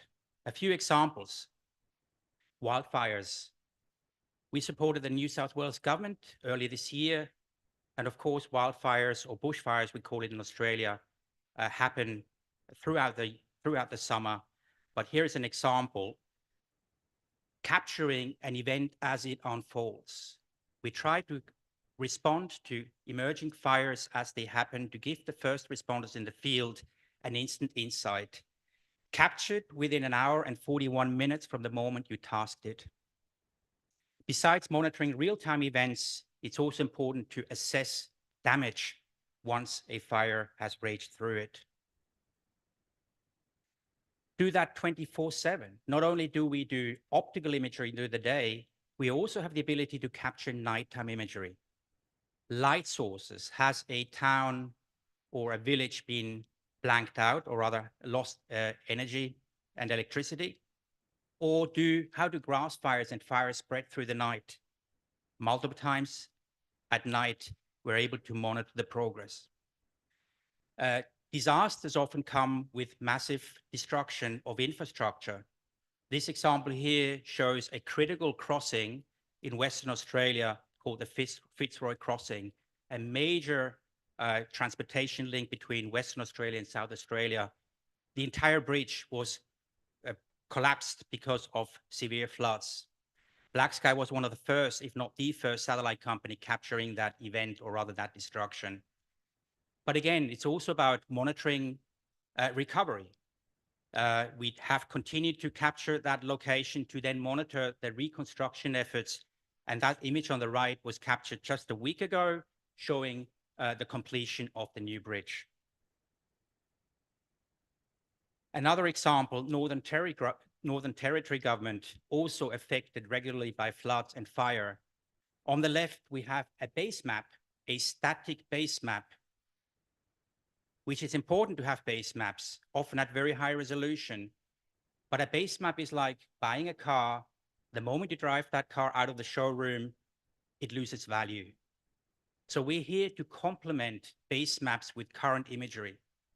What insight we have given the Northern Territory government here is to show the government that emergency shelters have arrived and people have a place to sleep.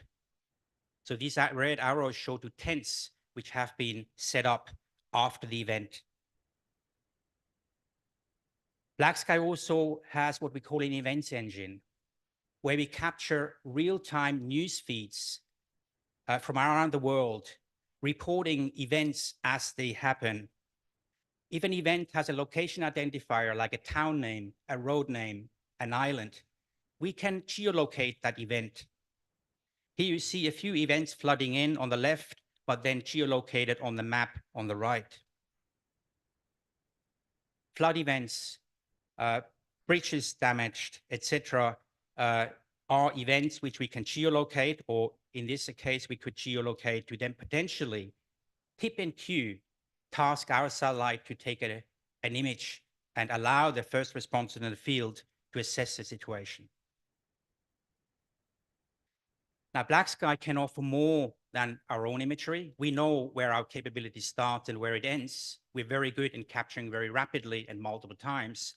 But if you really need to see through clouds and have the capability to, for example, use SAR imagery, we can provide that through a network of partners, through the same interface, providing you the joystick, give you the control to task imagery beyond just Black Sky imagery. I want to finish off with a small example or use case I thought of when I looked at Fiji. I found this map which shows a number of areas, some protected, some controlled. I looked at these black areas, I think northeast of Suva, and I thought to myself, all right, well, let's demonstrate how we could monitor this very closely. I set up a monitoring program for 2 days over that area at Coral Reef, again, meant to be not accessible or prohibited for anyone to access boats, leisure boats, and I wanted to put this to the test.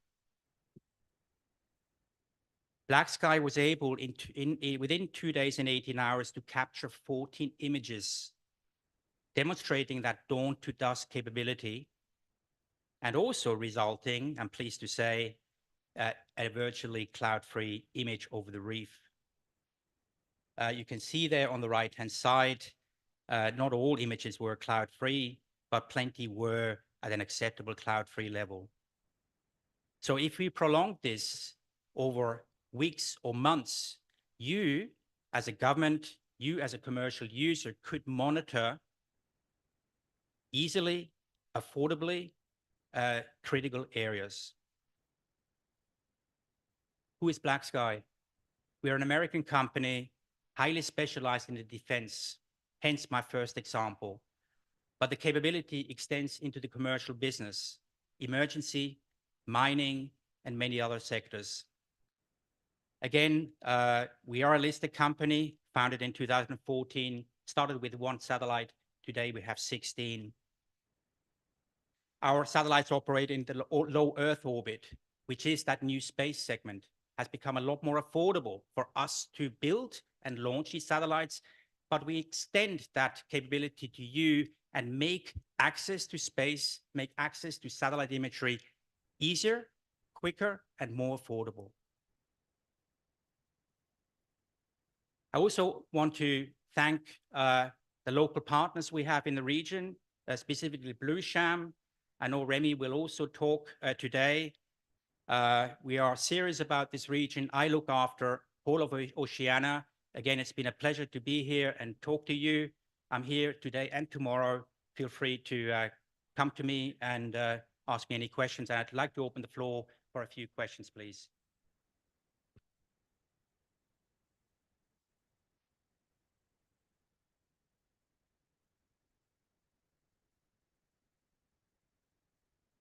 Thank you. You mentioned that you have 16 satellites in a constellation. Are they all optical or do you have spectral sensors for some of them? Very good question. We are about insight, and that insight is pure optical. But as I mentioned, we do recognize that, you know, if there's persistent clouds, do weather-dependent capture, providing SAR imagery can be of value, provided you have the capability to understand SAR imagery, which is not as trivial as optical imagery is.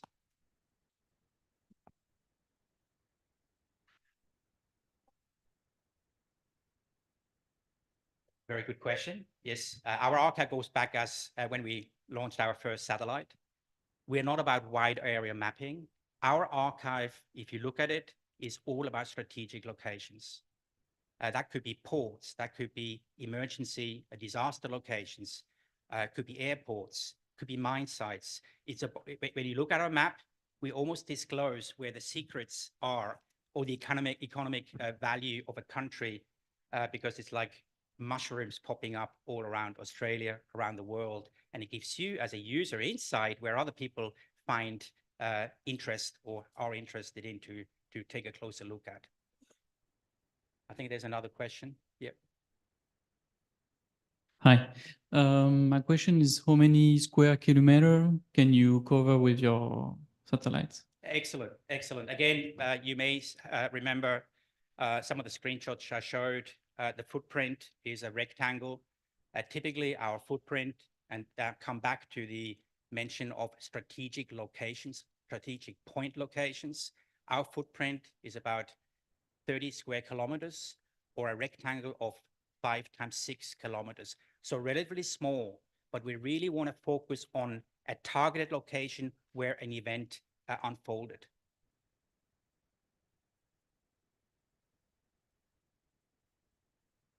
Thank you. No worries. Thank you.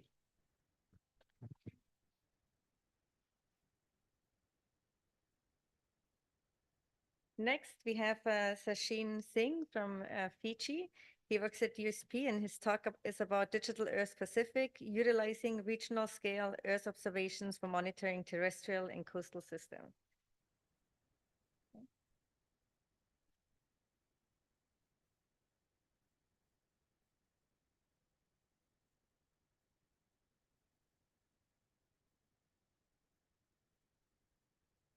Bula, good morning. My name is Sachin. I work for the Geoscience, Energy and Maritime Division for the Pacific Community.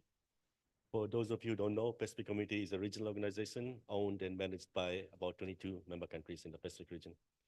So my talk will focus on Digital Earth Pacific, which is a digital public infrastructure for Earth observation decision making, and it's a public good infrastructure. That means it's in the public domain and everybody has access to this. So like Simon said in his presentation keynote today, most people are concerned about the whys. Why are we doing something as opposed to what we are doing? So why are we doing depth? Well, this is something that we started in 2019, 2018 around Geo Week in Canberra, where a number of our leaders got together and they said, hey, we have all this data collected over the region over the last 3-4 decades, right? So the presentation from NASA said there's a wealth of data from Landsat from 1990s, and we have a wealth of data from European Space Agency, Sentinel, from 2016. But there's no capabilities or capacity within Pacific Island countries to actually analyze and act on this data for decision making. There was a very good question from the lady here about whether the sea level data has been actually used for decision making and advocacy at COP. So we'll try to answer some of the questions using Digital Earth Pacific. So countries during that meeting expressed a very great need for better access to apply Earth observation for decision making, in particular to routinely monitor and solve challenges around climate change, water security, disaster risks, and food insecurity. So that was the whole why of what DEP is. So even before we started building the infrastructure, we said, hey, we'll talk to our actual clients and stakeholders. Unfortunately, when we started talking to the countries, that's when the pandemic hit. So most of our workshops was done in a hybrid or remote manner. So we talked to 4 countries, Vanuatu, Tonga, Fiji, and RMI. Why these 4 countries? So if you look at the World BRICS Index, you'll see that Vanuatu is number 1 and Tonga is number 2. So these are the countries that are the most at risk from disaster-related events and also climate change. We also wanted to talk to 2 different atoll-like islands. So we talked to countries like RMI and Palau. And we got a bunch of stakeholders across multiple ministries in the room, and I said, hey, we have all this data, what do you want to do with it?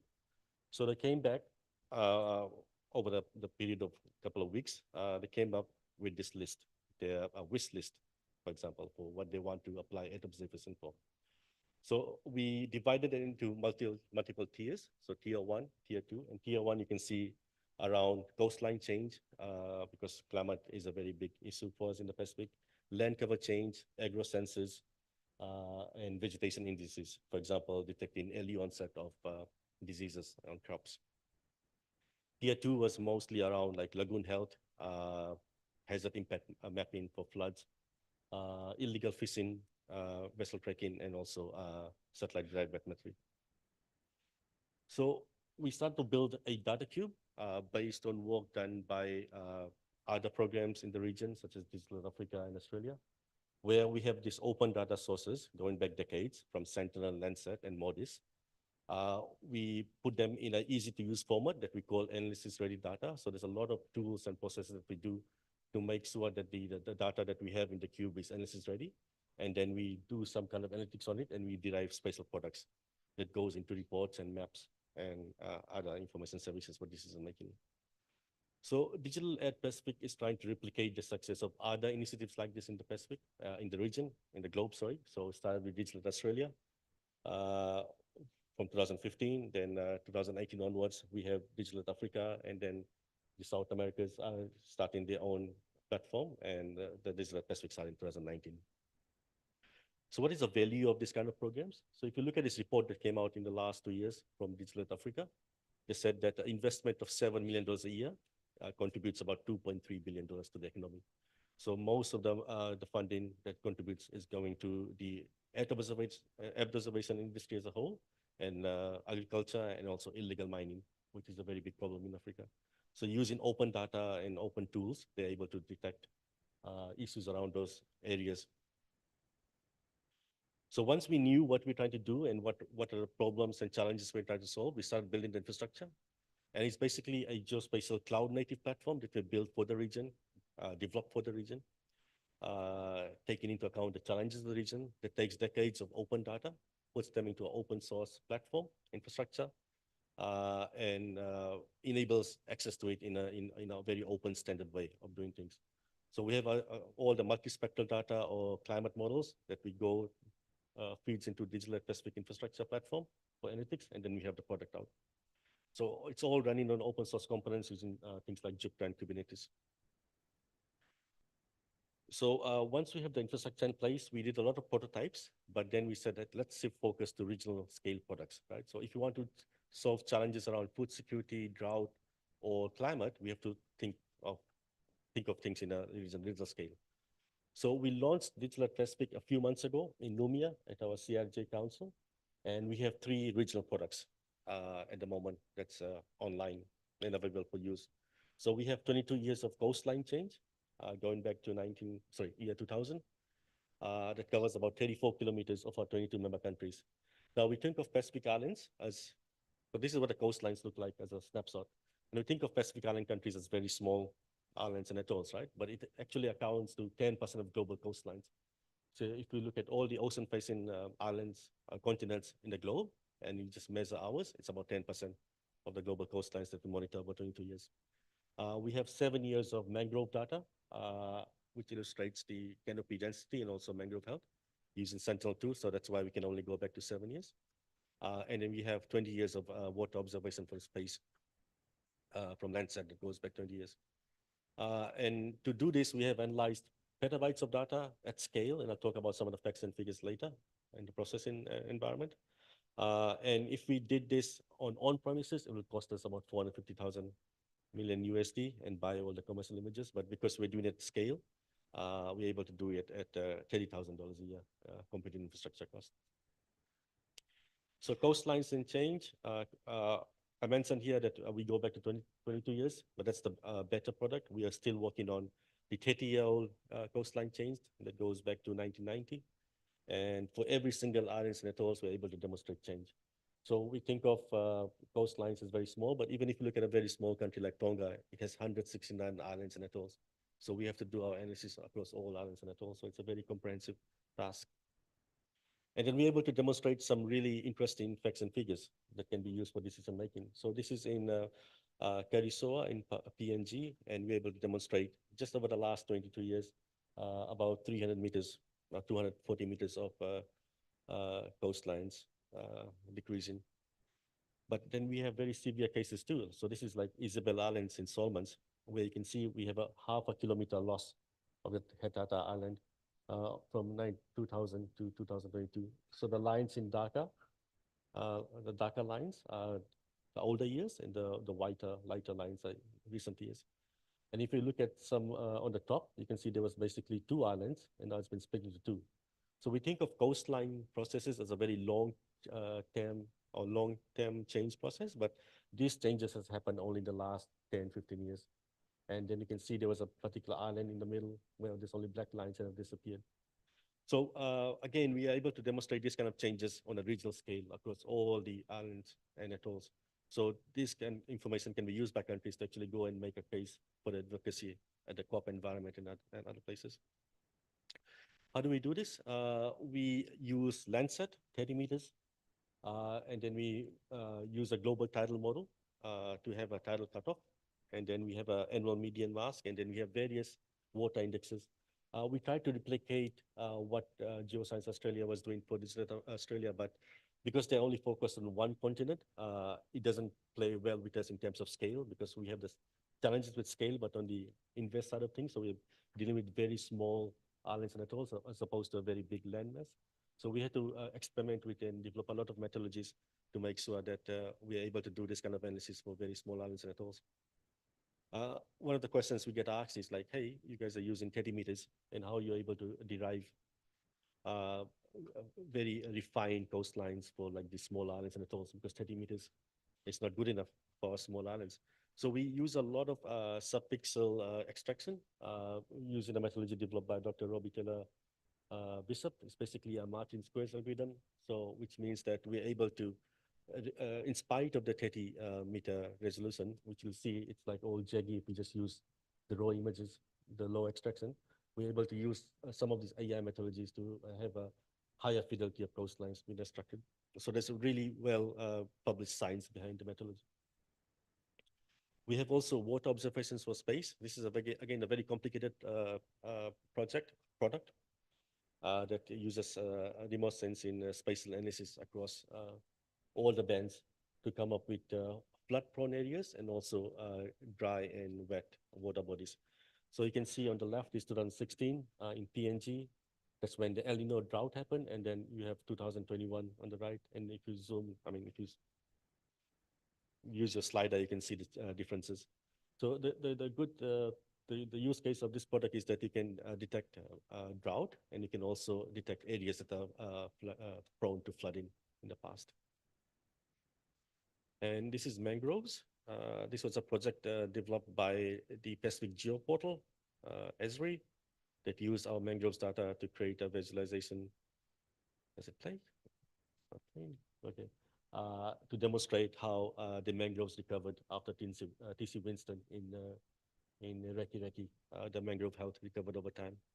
Again, we cover all the mangroves across 7 years, across all islands and atolls. Let's play now.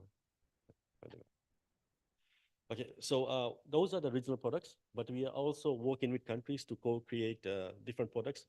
Like I said, land cover was one of the biggest asks from countries. So we're working with countries like Tonga and Fiji to update their national land cover. The national land cover, official land cover for Tonga was from 2006. So we went to the Tongan ministries. We worked with 9 ministries and also Land Care Research NZ, and we updated the official land cover map to 2023 using Sentinel, and also able to do change detection over the last 6-7 years. So we're able to demonstrate how much deforestation has occurred, how much urban growth has happened. And we have about 12 dynamic classes, but we build a system in such a way that the classes are dynamic. So if you're more focused on like the agro-sensor side of things to monitor different crops and species, you can just feed that in. And it's all based on the field data that's been collected. We are also working with the Fiji government, with Ministry of Lands, to detect illegal river extraction. That's a very big problem in Fiji and other countries like Solomons, where we have actors going in the middle of night to dig up sandbanks and extract gravel. But the teams are really small. So even with drones, you can't monitor the whole of like say VT level, Vanua level. So with this national level tool, with very high sensitivity, high probability, we're able to detect where the extracted sandbanks are and gravels are. So people know where to mobilize to detect this kind of activities happening. And this is using a combination of Sentinel-2 and Sentinel-1 data sources. So it's not just about SBC building products. We like the term called co-creation. So we actually go to countries and we train the countries to access all these petabytes of Landsat and Sentinel and MODIS data on the fly. So we have this environment. If you go to the Digital Pacific website, anybody can log in. There's no restriction. It's a public good service. And you have basically a PyTorch environment in a 4-core 32 gigabytes Python environment. But it's not just limited to that. At the back end, we have very high intensive computing resources. So for example, when we do things like regional products, we can scale up to like 2 terabytes of RAM and about 1,500 CPUs and able to do regional scale products in like a couple of hours, as opposed to waiting overnight. So it's a very high, intensive, powerful, scalable platform. We also understand that not everybody's a remote sensing scientist and not everybody's a Python programmer or a GIS guy. And because we work with multiple ministries like stats, agriculture, health, and we can't expect them all to be experts in the field. So we have built abstraction libraries such as DeepAL, where we're able to do very high-end analysis with very few lines of code.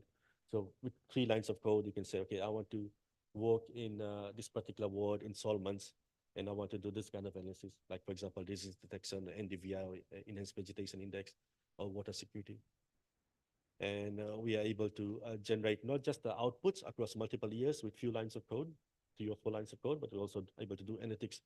So decision makers don't have to worry too much about the nitty-gritty of what's going in the background. They just have charts and graphs like this pulled up for decision making on the fly immediately. So Digital Pacific is a 10-year program, and we have a very strong business case for it. But for us to succeed, we have to have a very multi-stakeholder approach. That's why we've partnered with a lot of technical agencies and also different partners like Microsoft and Esri to help us deliver this across 10 years to across all Pacific Island countries. And it's very user-centric and it's demand-driven. So nothing we are doing is something that we're doing on our own. We have actually talked to countries before we start building products. It's owned by the countries. We have about 8 or 9 people on the governance board. And we have organizations like Geoscience Australia, Committee of Earth Observations, Group of Earth Observations, NOAA, University of South Pacific, and World Food Program. And this will increase over time. Again, sorry, my time's up. So it's a 4-year project. We just launched this year. So this is phase 1. We're just doing the 3 regional products, but we are scaling up. We have a wish list of 25 regional products like satellite-derived bathymetry, lagoon health, water securities, and whatnot. And then over time, we'll be embedding this more into the science to policy decision-making interfaces with multiple ministries across the region. And it's all about stakeholders. So we work with a lot of leaders in the field.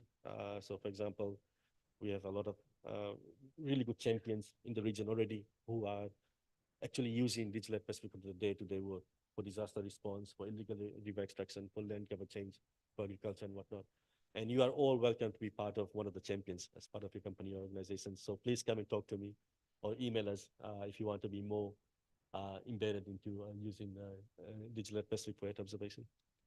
So just to finish off, again, call to action, come and talk to us, and you can be part of this very exciting opportunity. Thank you.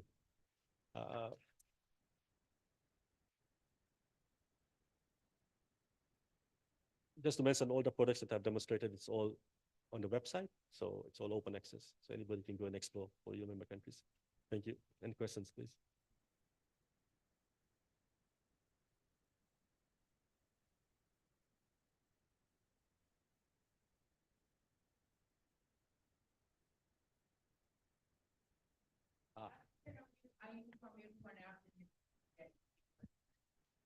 Pardon? Not different. What's your point of differentiation? Yeah. With all the other stakeholders that we actually do with the Yeah. So like I said, this project is just launched in end of October. So the data that we are seeing now is like, it wasn't available. It's just been launched in the public domain, but it was launched at CRGA with our members. So we actually did advocacy. We did demonstrate them the data, and a lot of them are taking the data back. For example, John from Cook Islands was there. We talked to different ministers in climate change. Fatasi was there. So a lot of people who need to be aware of this product are aware in the countries. But again, it's a lot of advocacy and work required. But again, like we were looking for champions, so yeah.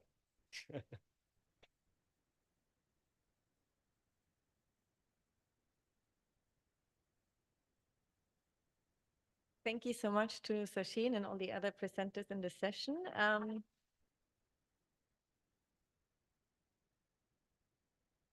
So if you don't have a name tag yet, please make your way down to the registration desk at the bottom. And otherwise, please join us for lunch outside and be back at 1 o'clock. Thank you very much.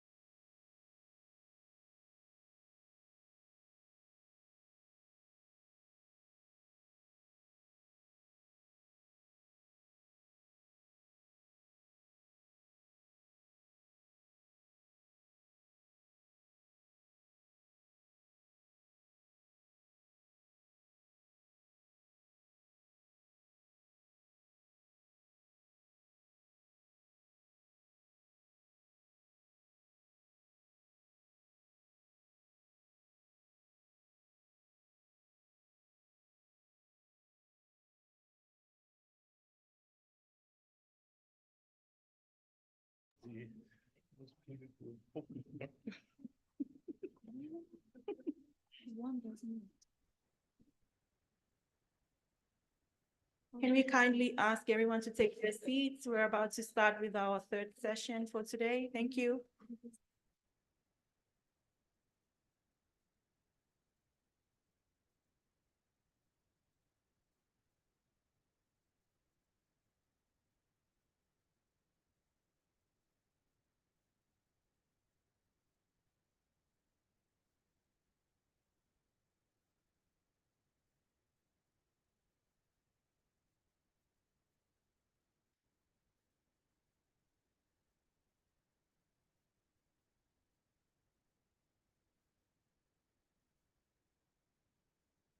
So good afternoon again. My name is Dolores Lenewodzi, and I am the PGRSC focal point for Tuvalu, and I will be leading this third session for us this afternoon.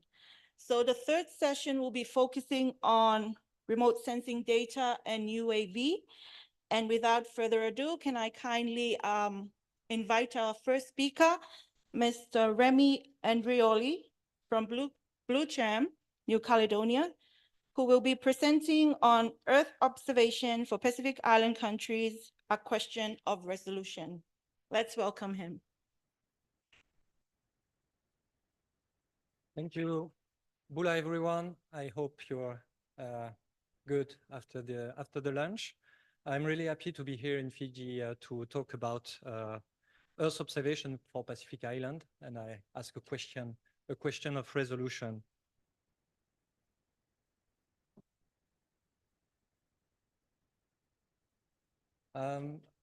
I'm quite sure you are thinking that I will show again a slide with scrappy pixels, and then it will be more focused and high reduced resolution, and the picture will be more clear.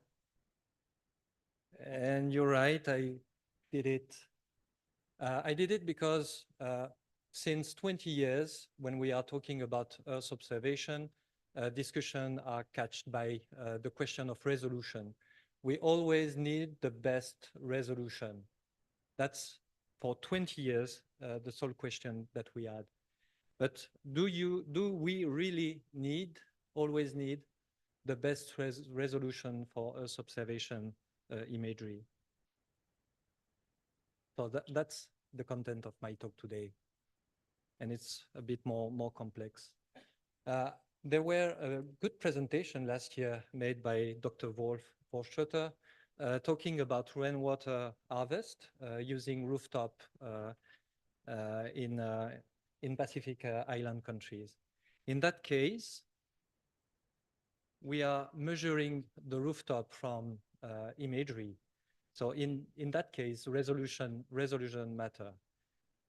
Because when we are drawing the rooftop contour, we have to choose where we place the line, and according to resolution, we can place on different border of the pixel. Just doing this, we have an approximation of the surface.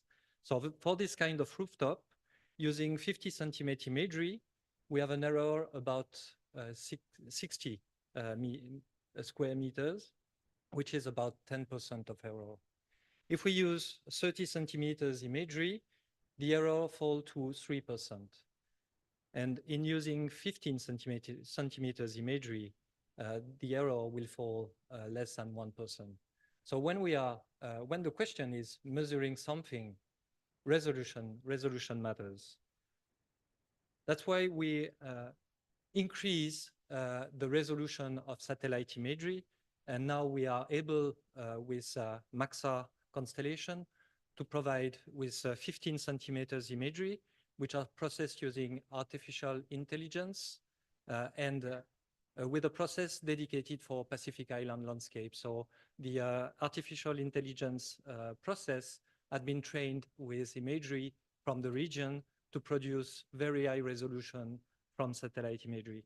I really like that one because we can see on this car park 2 people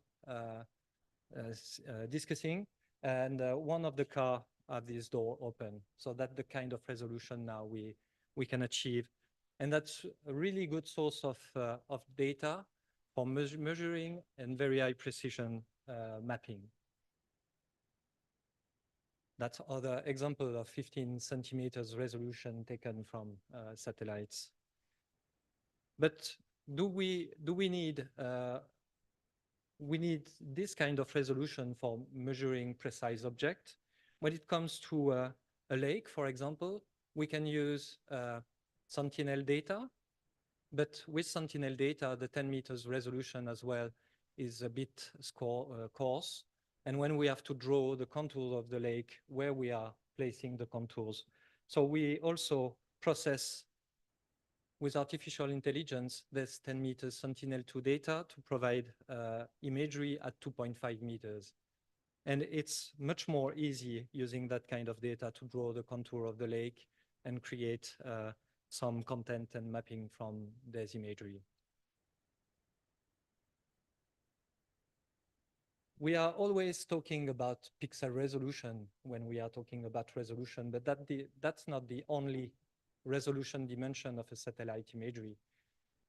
The other one is a radiometric resolution, because satellite imagery is acquiring measurement in different spectral bands. And then we are using the spectral band to compose natural colors or other kind of color composition from satellite imagery.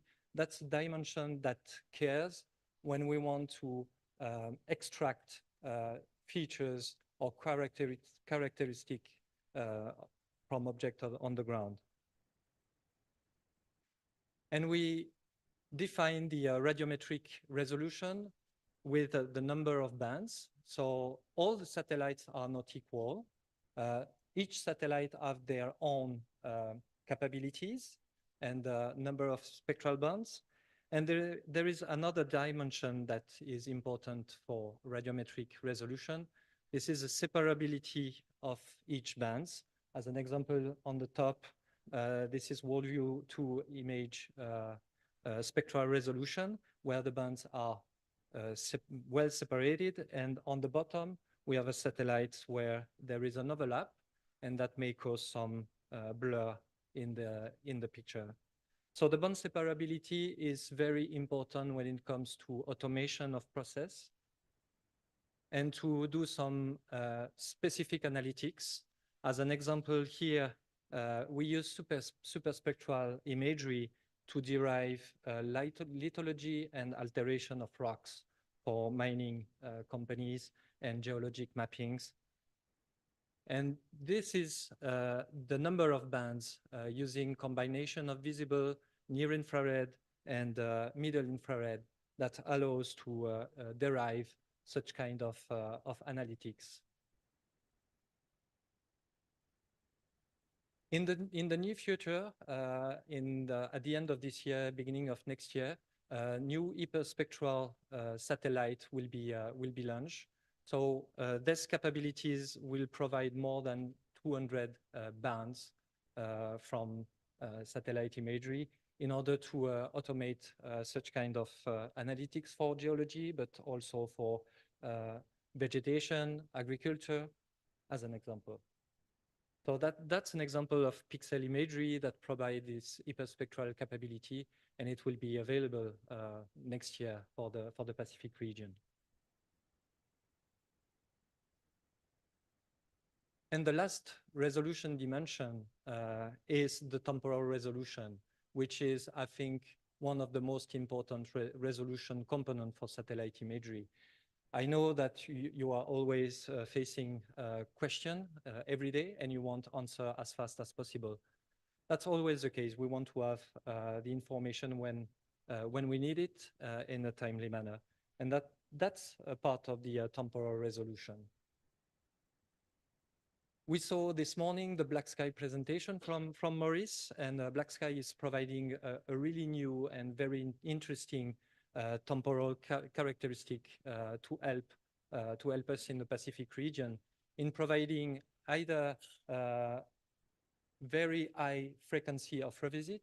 I mean, you can observe in a multiple time during one day your site, and also flexibility that is very, very impressive, that you can task satellites and have the answer in a couple of minutes or hours. So I did the example. This is real time example. I task the Black Sky constellation of a site here in the Pacific in Suva, and as you can see, it's really easy. As Maurice said this morning, there is no contact phone, salesperson, emails to do. And it took me something like 5 minutes, and I tasked the constellation to have the imagery, and that's all. That's very, very, very efficient. And the constellation is now under capture and capturing Suva during this week of conference.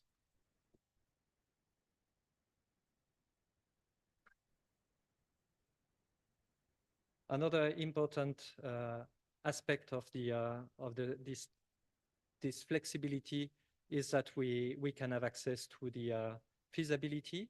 We can exactly know when the collection attempt will be made. We can see also the weather prevision, so we can easily know if the attempt will be successful or if we will have to wait for the next attempt.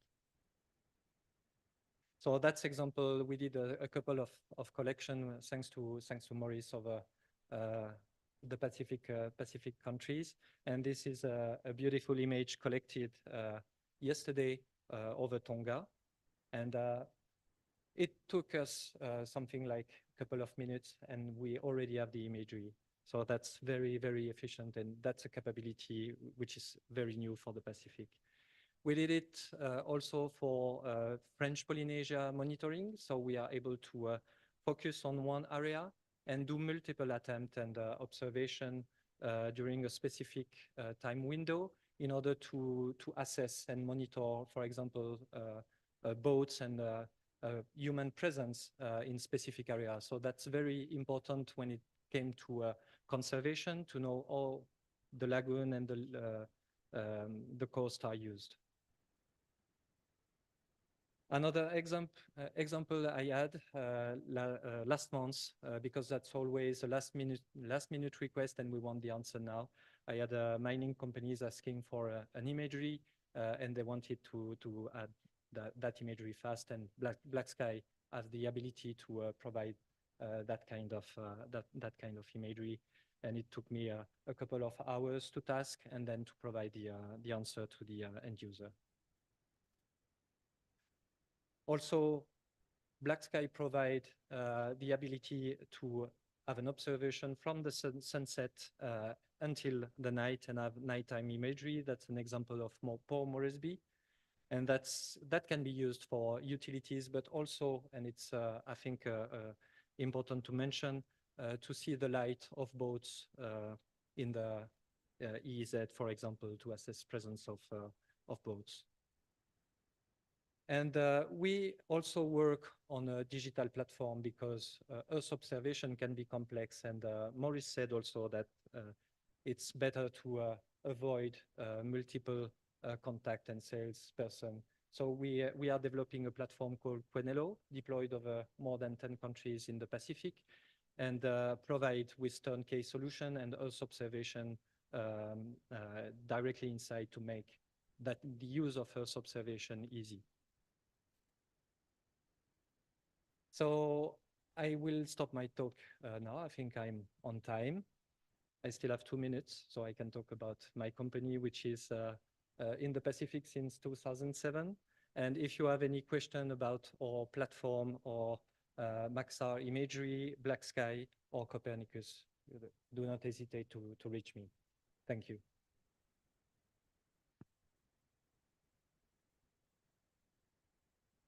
Do we have any questions?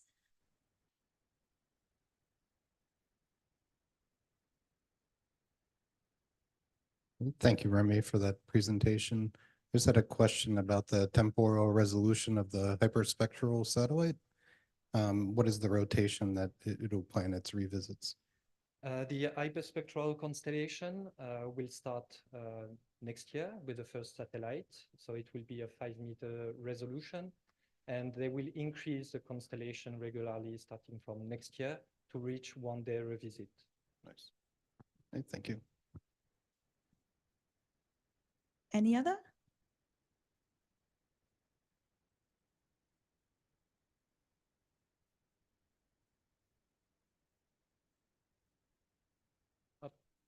Sorry, can you?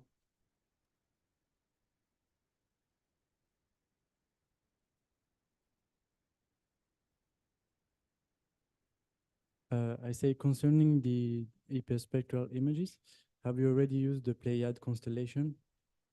You are talking about the Pleiad 1 or Pleiad Neo? Pleiad 1, I think. Pleiad 1 is multispectral imagery with 4 bands. So it's much more multispectral imagery. But yes, we used Pleiad as we were working with the French Space Agency in developing the system 15 years ago. Thank you.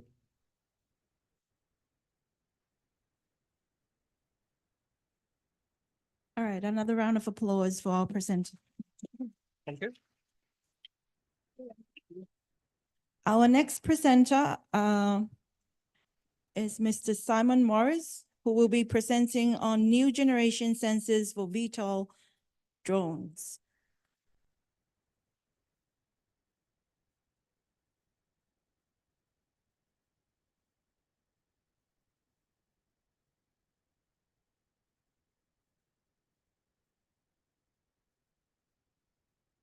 Okay, thank you.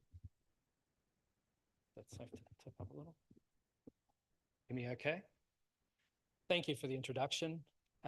As introduced, I'm Simon Morris. I'm the Regional Manager for Quantum Systems. Quantum is a German company based in Munich that manufactures, designs VTOL drones. I can explain a little bit about VTOL drones as I go on through my presentation. I brought an example with me. There's one sitting in the foyer upstairs, one of our Trinity drones. It basically takes off like a copter and transition and flies like an aeroplane. So it's the efficiencies of both designs. So, start with the video. I'm going to talk a little bit about the sensors that we employ on the drones, not focus on the drones themselves. And this imagery that you're seeing here is being captured by one of our new sensors, which is a 5-lens multi-oblique that we mount to the belly of the drone. The beauty of an oblique sensor with multiple lenses is that it's able to capture nadir imagery and oblique in every direction seamlessly around the drone simultaneously.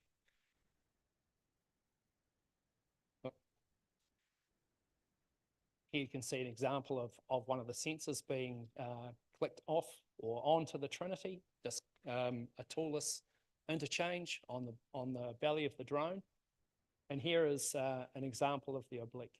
So like I said, the beauty of this is unlike our regular nadir RGB imagery, we're trying to capture by having drone sensors offset at a 45-degree angle, more of the vertical faces of objects, buildings, and things like that.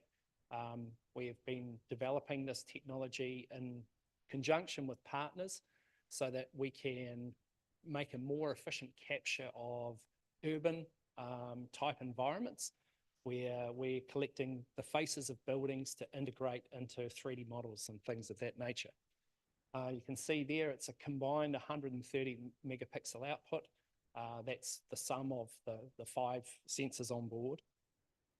It does capture quite a lot of imagery, and it is pretty intense on the processing side.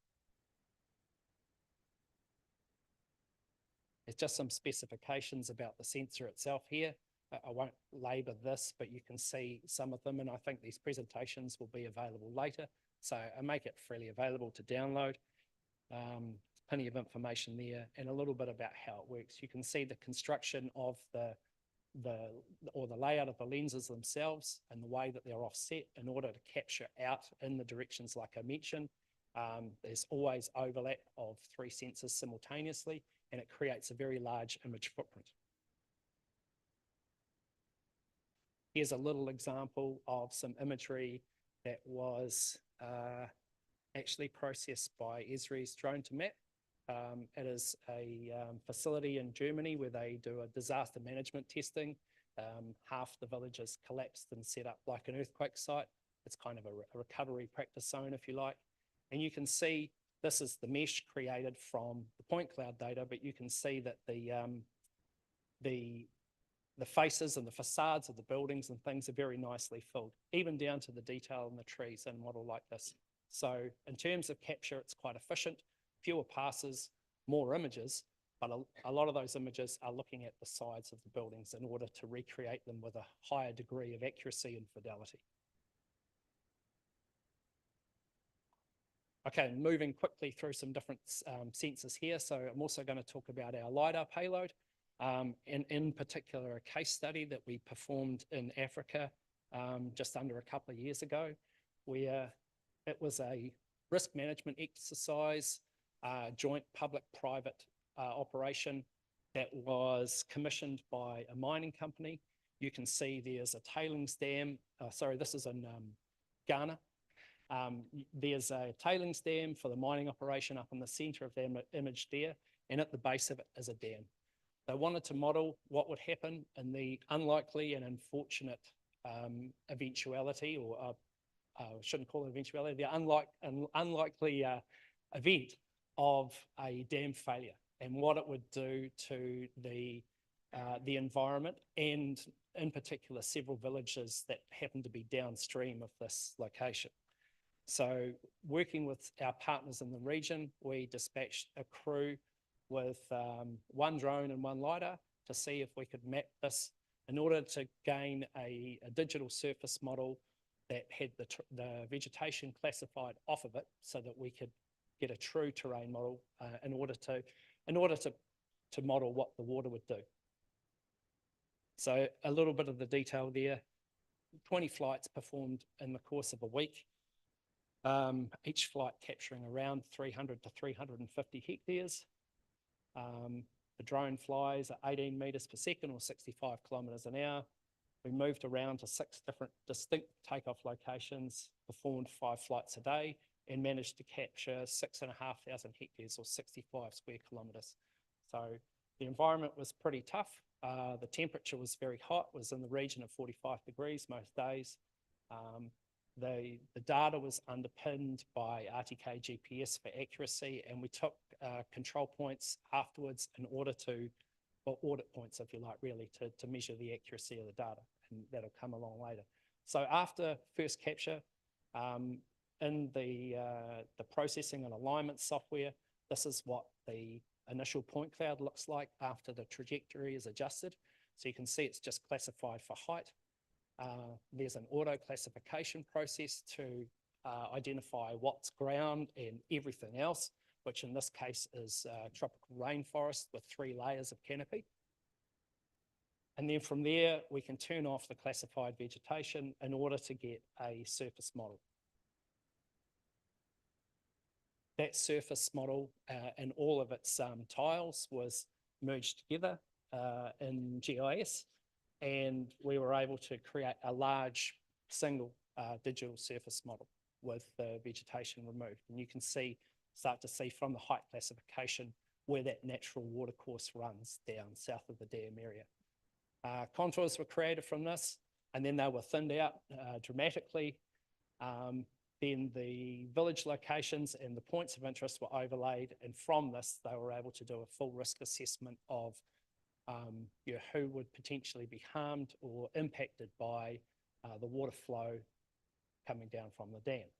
Some of the data specs here, it was the accuracy check performed with GPS, and we received a very encouraging result of an overall Z error of approximately 2.3 centimeters, which is pretty incredible. I've cut a lot of slides out of this particular presentation. There are a whole heap with profiles and things like that that are fascinating to look at. There was some data showing a truck in the LiDAR data in the middle of the road and how it was classified off and things as well. So if anyone's interested in the bigger presentation, or there's an hour, I think an hour-long video I can share that with them later. So overall, both the mining company now armed with this information in order to mitigate risk, the local community aware of the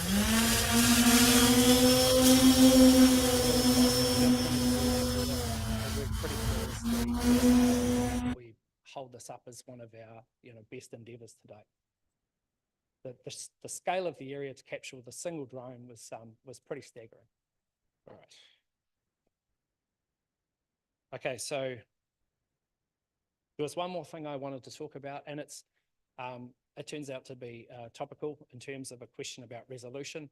After my previous speaker talked about the resolution that is now being offered by satellite imagery, obviously drones offer a very high resolution, but smaller area. But we've just incorporated a sensor that's been developed specifically for our platform by Phase 1. And for anyone who knows Phase 1, they make very nice, expensive, medium format aerial sensors. We're very pleased to be collaborating with them, and it's taken resolution to silly levels. So import, process, create workflow to the highest quality point cloud and ortho image deliverables, TVC enables surveyors to leverage UAVs as another powerful tool to complete their tasks. What makes the P5 really special is the first camera that is purpose-built for UAVs. There's no compromise in delivering accuracy.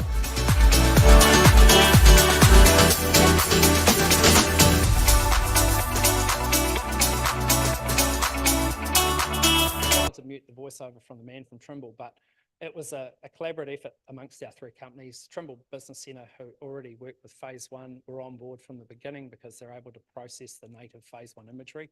But I don't know if it was really apparent there, but they showed the cross-section of the point cloud generated across a corrugated iron surface, which was pretty cool. That imagery has a 2mm pixel. So that's a GSD captured from above 80 metres from a drone travelling at 65 kilometres an hour that can capture 4 of those images per second and generate a 2mm ground sample distance. So in terms of resolution, it's right down to the very smallest. And the nice thing about that for us is for the engineering type application, we're able to reduce the overall spatial accuracy down to less than 0.5 centimetre. So it can truly be considered engineering grade accuracy. And that's all I have. Any questions?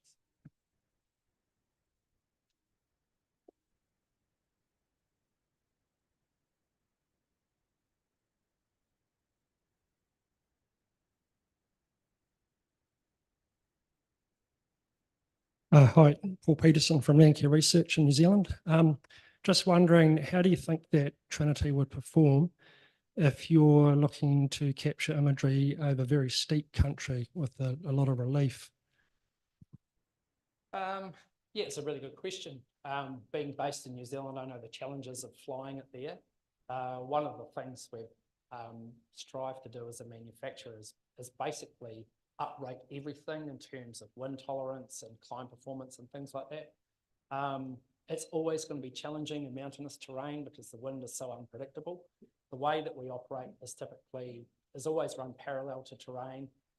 We have a very accurate flight planning system that will take relief into account when you're planning it, and you can import custom surface models, custom geotiffs for planning over and things like that. It's really the answer is by degrees, I guess. It sort of depends on how rugged, how bad.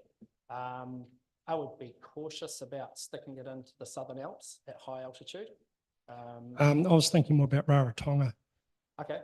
All right. So in that case, we're probably, yeah, it's a big hill in the middle, right? It's very up and down. We Yeah, considered doing something like you've done, but we went to a fixed wing aircraft instead and flew a bit higher. Yeah. Because your ground resolution will be very different if you're flying at a low resolution over very high relief terrain. Yeah, absolutely. So it would be a stepped approach. I think from where I stand, I would do high over the top, and then I'd break the rest into tangential sections, if you like, and work around it like that. So We have a service ceiling of about 5,500 meters, so it should be ample to get over the top. And wind tolerance up to about 35 knots, but some of that is the unpredictability. So with very careful planning, I would tentatively say it could be achieved. Yeah. Do we have any more questions? All right, another round of applause for our presenter. Thank you. And our third presenter for this session is Mr. Laurent Saran, who will be presenting the UN SPIDER program, facilitating access to satellite technologies and data for disaster risk reduction and early warning. The floor is yours.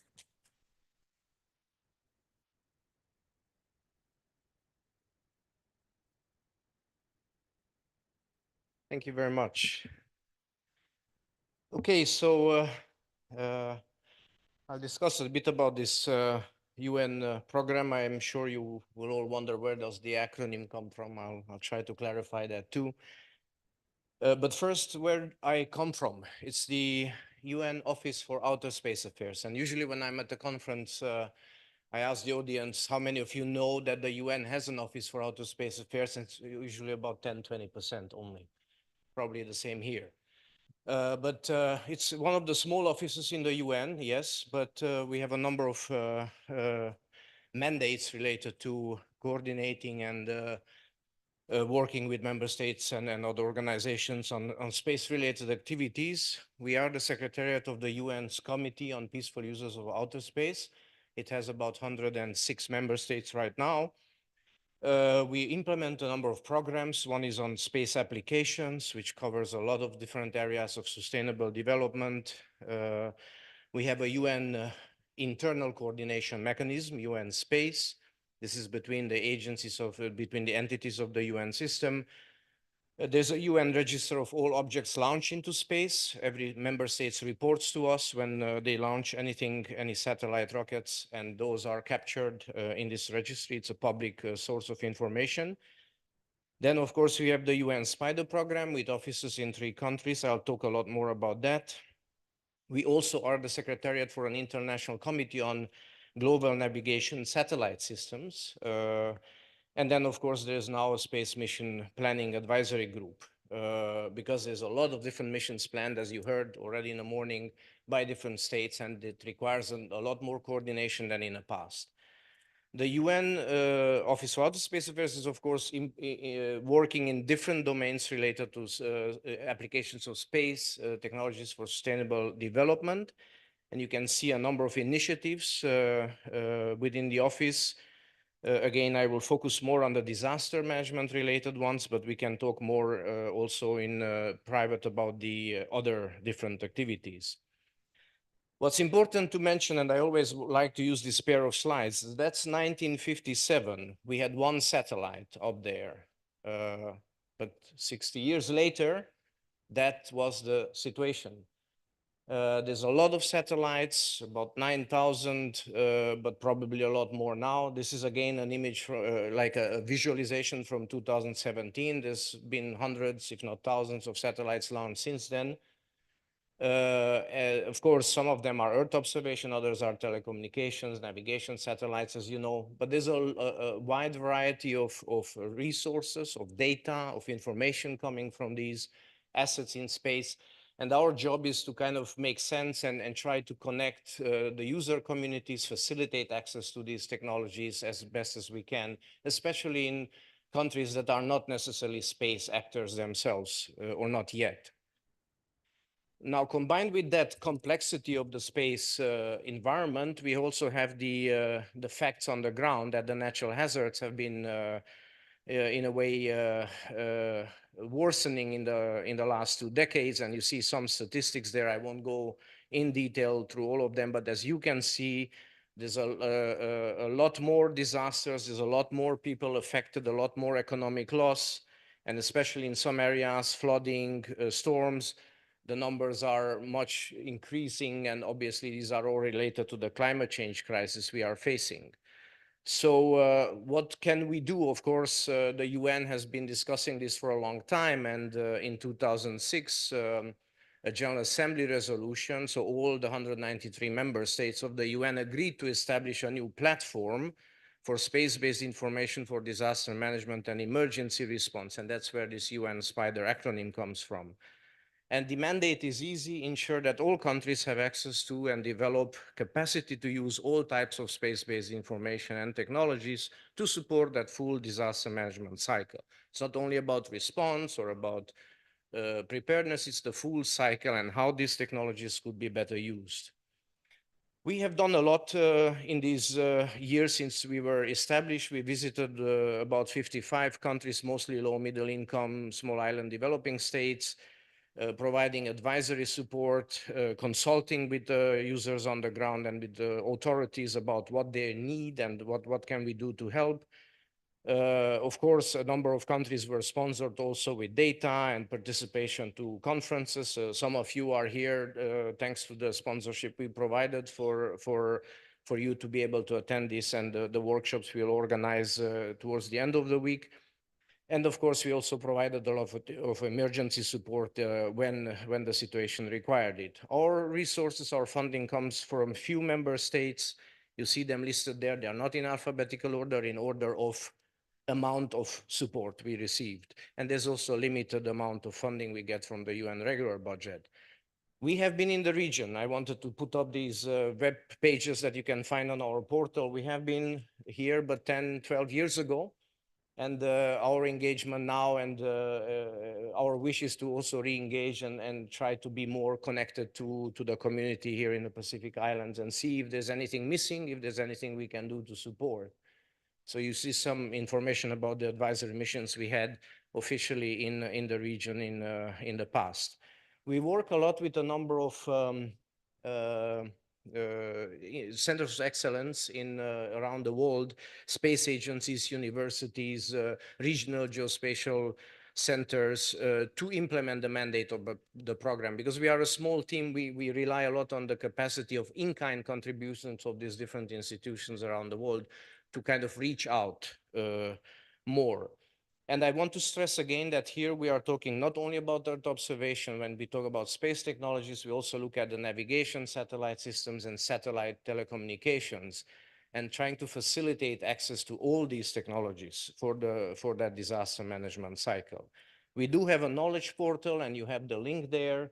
We have a lot of content. It's increasing. The number of visitors is quite large, and we try to provide guidelines, step-by-step procedures on how to work with satellite imagery for disaster management purposes, for different applications, etc. You have a number of recommended practices you can find there. What's also important to stress is that we are, as a UN, authorized to activate mechanisms such as the International Charter on Space and Major Disasters at the request of any country. There's also a European Union emergency satellite mapping mechanism, the Copernicus EMS. There's also Sentinel Asia. As some of you know, we are able to authorize any of these mechanisms on behalf of member states. We are also part of the Committee on Earth Observation Satellite, CEOS, that was mentioned before. We will be taking over. In fact, last week I took over the co-chairmanship of this working group on disasters for the next 4 years. And of course, we are also active in the UN Committee on Global Geospatial Information Management. And we also have our own geospatial network within the UN for interagency coordination. There's a number of resources I wanted to highlight that are very important also in disaster management. And many of you might know about this Norwegian NICFI initiative that provides free and open access to planet imagery on a monthly, if not weekly basis for those regions between 35 North and 35 South. I think some, if not most of the islands also are included in that. So you can sign up and access this data. That was a very generous contribution from the government of Norway to open access to high resolution data more broadly. There's also discussions with Norway now to open up more larger areas also for humanitarian response. And of course, we as an office are also working closely with a number of countries that are now operating very high resolution satellites also as part of their national space programs to open up access to that data as well, because otherwise that would be also only distributed on a commercial basis. When it comes to the commercial resources, and some were already mentioned, we are the founding partner of the Maxar Open Data program, and that's also allowing access to very high resolution data from Maxar during disasters. We have also an MOU in place with Airbus for accessing their data or elevation models for major disasters. And we are discussing with other companies, some represented here, to establish similar memoranda with them. We are also trying to work more closely through the Chinese National Space Agency for access to a lot of the Chinese satellite resources, which in my opinion are pretty much an untapped resource. There's over 130 companies and organizations in China alone operating Earth observation satellites. And we are not using that data very broadly. In terms of the trends, I wanted to highlight that, of course, now we are able to look at high resolution meteorological data every 10, 15 minutes with the new third generation Meteosat also up. The very high resolution domain is still commercial. You've heard reference to 15 centimeter. That, of course, it's an enhanced 30 centimeter imagery, but the highest resolution we can get now is 28 centimeters in the optical domain from the commercial assets. But because it's commercial and still expensive, we have to look at a lot of different multi-user licensing and other solutions and arrangements so that we can have access to this data and we can make it more available to countries. There are the response mechanisms that I mentioned, of course, and then we have to focus a lot more in the future about working with constellations of satellites, working with data online through machine learning and other tools, because the time when we downloaded the scene and then processed it is kind of gone. There's three major global agendas that we are looking at in these 15 years now. One is the Sustainable Development Goals, Agenda 2030. One is the Sendai Framework for Disaster Risk Reduction, and the other one is the Paris Climate Agreement. And space data, Earth observation data is very much important in all these different domains. Our office also established a Space 2030 agenda that was adopted by the UN General Assembly last year to kind of coordinate access to space assets for all these different global agendas. Also, our office has set up a partnership within the Sendai Framework context of various entities to improve the multi-hazard early warning systems. And this was a few years ago, before this new Early Warnings for All initiative was also launched by the Secretary General. And I wanted to stress that this new initiative led by UNDRR and the WMO is looking at improving access to early warnings for all countries by end of 27 with a very ambitious budget of almost $3 billion that is still to be put together. And we believe that, of course, satellite technology has wide-ranging applications in early warning. In this context, we want to focus a lot more on that in the next 2-3 years. Not only, again, Earth observation for the obvious applications you see there, but also in terms of satellite communications, Internet of Things, improving data transfers, real-time data access, online, real-time weather station and weather data. And of course, when it comes to GNSS, looking at seismicity, landslides, earthquakes, and so on. So there's a lot of work to do, and obviously we want to be sure that we do and we facilitate what's needed by the communities, by the countries, by the authorities involved in disaster management. And we are here to have a dialogue, to hear from you what is not yet met in terms of needs. I know there's a lot of projects, initiatives, that's great. If there's still something missing, let's talk about it and let's see what we can do. You can reach us, you can email me, you can find some of the Facebook and other pages there, and I think I finished there. And if there's still time for questions, then I'm happy to take some. Thank you.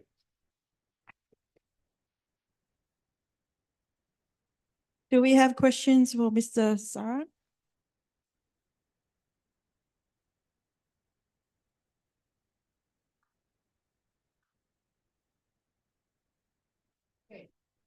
Who registers every single satellite that gets sent out? Is that part of your mandate, or is that another UN agency, or does that belong to someone else? Well, I mean, our mandate is in a way connecting outer space related technologies, assets to the user. So that's the only entity in UN that does that is us. Others are more users and develop applications and take these technologies and use them for specific purposes. Our job is to make the connections, to facilitate access, to intermediate, and also to represent maybe the UN in all these different other entities that I'm listing. There are lots of acronyms, as you see, that are also working in this domain, the CEOS, the Committee on Earth Observation Satellites. That's all space agencies of the world in one organization. So we have these links as UN to kind of bring the UN voice into those different bodies. So are we able to reach every single satellite up there? Well, not really, but we try to improve on that. And what I mentioned is commercial agreements and contracts. These are part of that because you cannot imagine how complex pricing structures and everything and licensing can be. And when we try to make sense of that and use multi-agency licenses, purchasing volumes of data so that there's a higher discount, etc., this can improve access a lot and get access to a lot more organizations for the same data. That's our role in a way, but we can talk for hours about that. So, yeah. Any other question?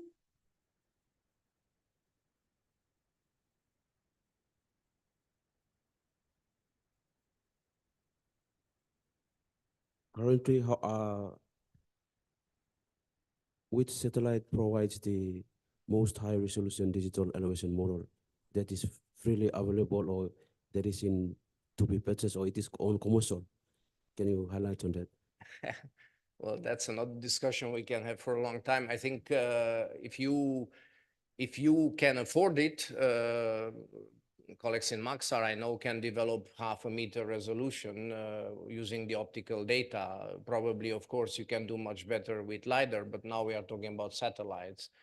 So that would be 0.5 meter resolution, again, commercially available, but that has a very high cost. There are, of course, ESRIs here. I know that the wall DM from Airbus that was originally 12 meter resolution was licensed by ESRI and is distributed freely in the Living Atlas, but at a 24 meter resolution, downsampled. There's many companies that you can reach out, ISI, other radar companies, including some of the Chinese companies I mentioned, to build smaller DEMs of smaller areas, obviously, as much as they can cover at 1 or 2 meter resolution as well. So there's a very big variety of resolutions and possibilities. We as UN, in fact, have been discussing for years to try and license maybe a 5 meter DM globally for making it freely available. It's a big ambition. It will cost many millions, and we don't have yet a momentum, but we are still trying and working on that. Because in the end, it's all about licensing and having the funds someone has to pay. And if we do it together or we pool funding together, it's much easier than having 100 different negotiations in 100 different directions. So, I mean, the short answer again, but we can talk more about that. Thank you. We have time for one last question.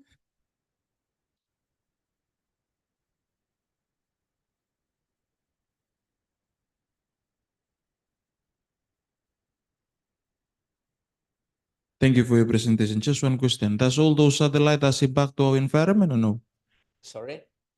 Does all this satellite contribute an impact to our environment? Yeah, well, we have another agenda item on our committee agenda, which talks about space debris. And of course, there's a lot of concern about that. And yes, there are discussions also related to that separately going on. And the more satellites we have, the more we have to set up rules that also allow for cleanup and other problems to be addressed, which was not the case 10 years ago when we had a lot less in orbit. But in the end, I think you have to look at the cost benefit and the positive impact the data and the information we get from those can have. And I've been in this business for 27 years now, and I can tell you that it's a huge advantage, and for me it's a dream come true what I see today compared to how hard it was even 10, 15 years ago. So I think it's worth it, but we have to discuss seriously about exactly the question you ask. It's a very complex situation now. Thank you. Thanks.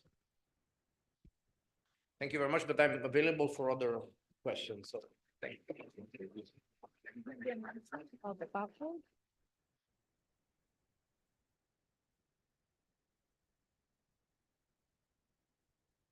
Introduce our fourth speaker for this session. One quick announcement. So you might have seen there's a lot of changes to the conference agenda. So the organizers have provided a barcode where we could get access to the most recent and updated agenda for the conference. So our fourth presenter for this session is Hamish Clark. Can we kindly invite him to make his way down to the, he will be presenting on Trimble data collection technologies. Can we all welcome Mr. Clark?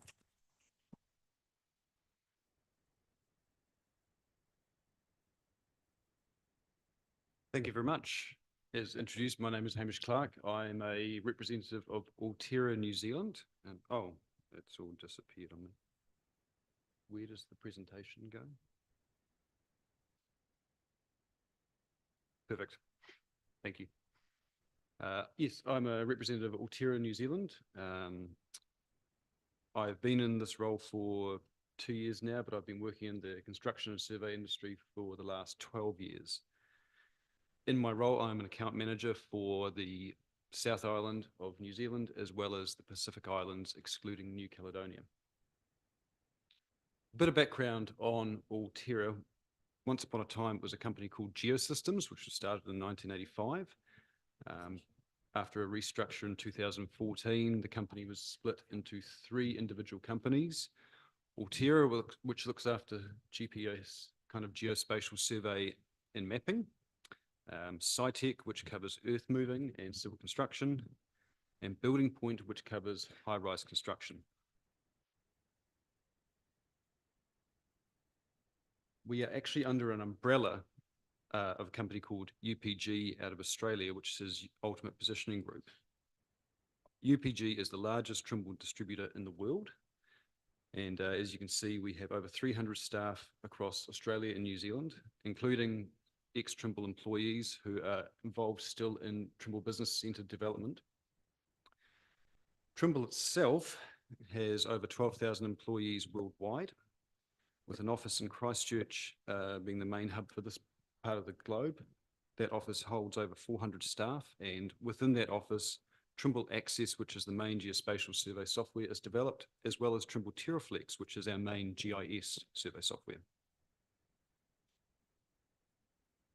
The Trimble GIS portfolio covers a wide range of products, from integrated and modular GNSS receivers, working with a wide range of mobile devices and tablets, using cloud-based software packages for collection, processing, management of your data. Together, they all create a customizable workflow package to suit your business requirements. You'll also see in the slides up here, we cover mobile mapping, scanning, office software such as Trimble Business Centre, which has a GIS portion to it as well.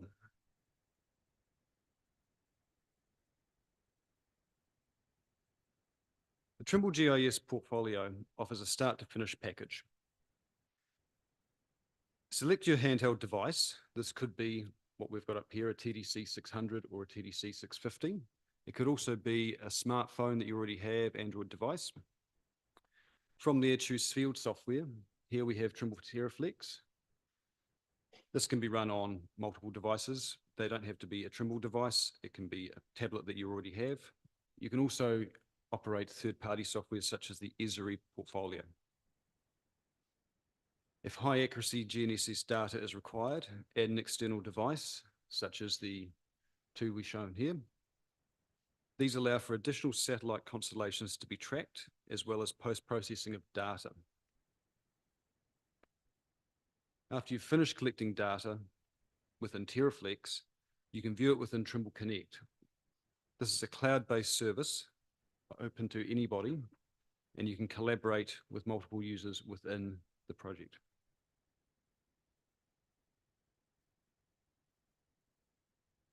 Here's a selection of the most commonly used Trimble data collectors. The TDC 600 has been very popular for the last 4 years of its life.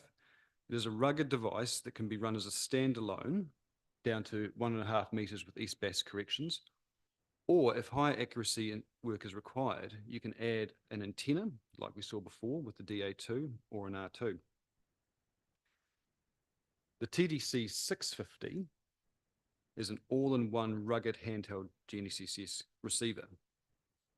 These units have been very popular within the Pacific Islands for asset management. The fourth option we have up here is our TSC5. This is one of our main survey devices, which runs survey Trimble Access, but is also becoming more popular within the GIS community. With a full keyboard, these allow for multiple applications as well as keying in more points with ease. These devices can be run with external GNSS receivers, but can also be paired with barcode readers and a few other options that we have for asset management.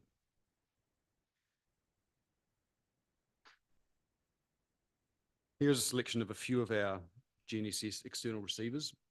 The Catalyst DA2, for a start, is a lightweight receiver.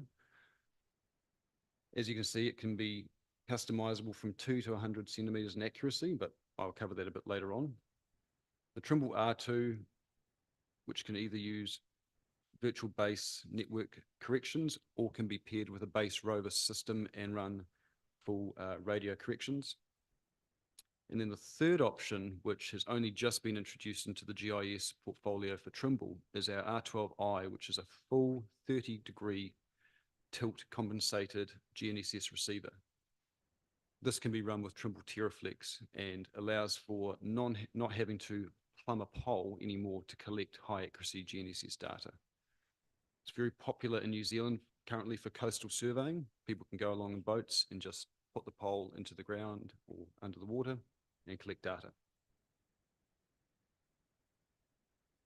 The software that I've spoken a bit about, Trimble TerraFlex, is a GIS-specific software developed by Trimble. Projects are created within Trimble Connect online. Here you set your projections, you create forms of the data that you want to collect, and then it is synchronized to your smartphone or tablet. Data is then collected within the field, and once you've completed your work, you can automatically sync the data right back up into the cloud where someone in the office can start working and post-processing of the data. Multiple users can be working within a project at any time, so collaboration is very easy. You can also be set tasks by operators, and what others are collecting in the field can be viewed whilst you're there.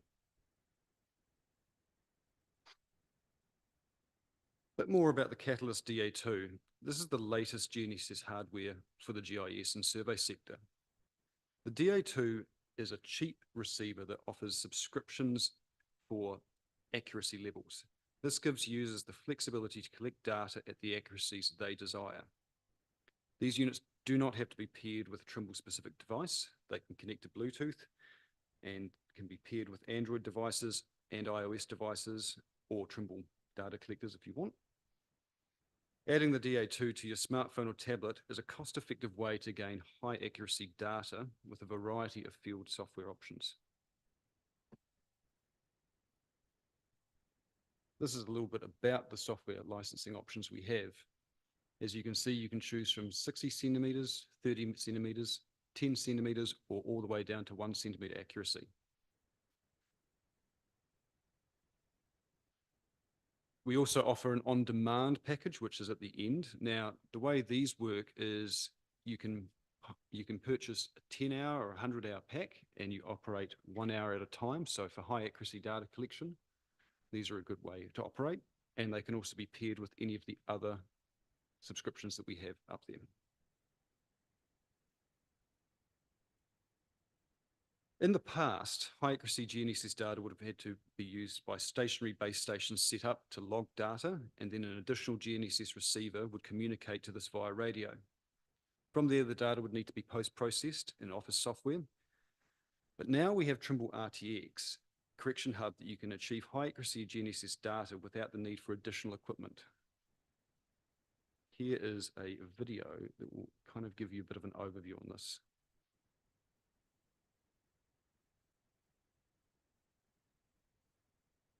Maybe.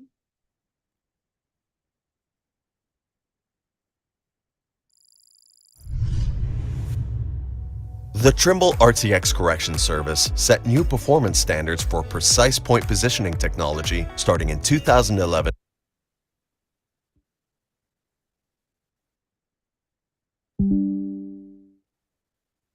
And continues to lead the way in the field today.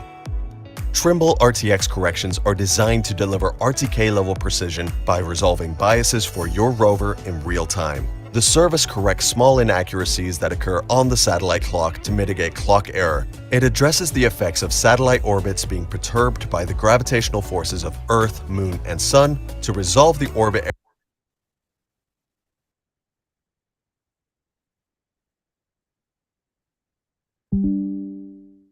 error and applies ionospheric and tropospheric models to immensely reduce the impact of the atmospheric error.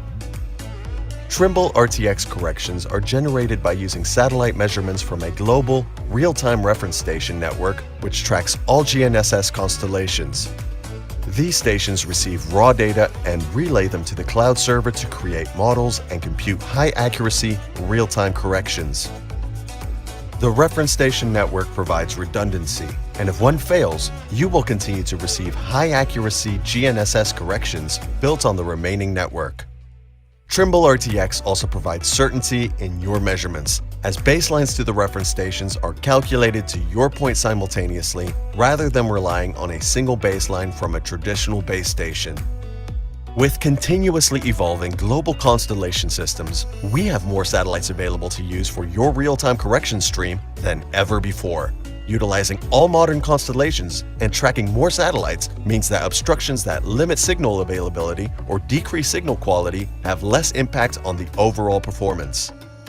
Delivered worldwide via geostationary satellites, the Trimble RTX service complements your RTK solutions, including when you need true mobility and independence from base stations, cellular networks, radios, or modems.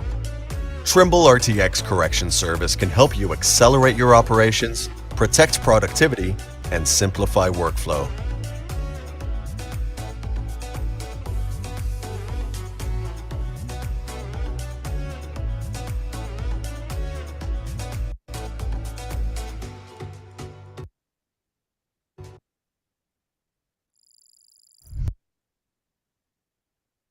It's hard to see due to the coverage, due to the large image I have here. But I've been able to test the RTX correction hub in Suva this year as well as last year, and I've been able to achieve centimeter level accuracies in both horizontal and vertical when using the system. RTX subscriptions can also be applied to a range of receivers such as the TDC 650, R2, and other ranges of GNSS receivers we have to offer. Thank you very much for your time, and if you have any questions, I welcome them.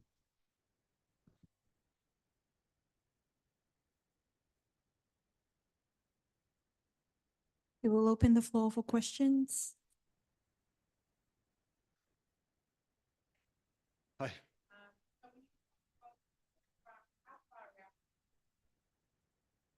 With RTX. So RTX is geo-referenced to the islands. However, within New Zealand, we're looking probably 400 or 500 meters out. You can also get RTX marine service systems as well, which are designed to work all throughout the oceans.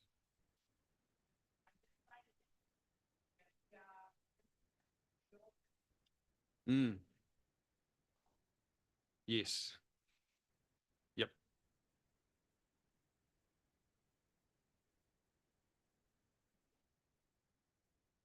Mm.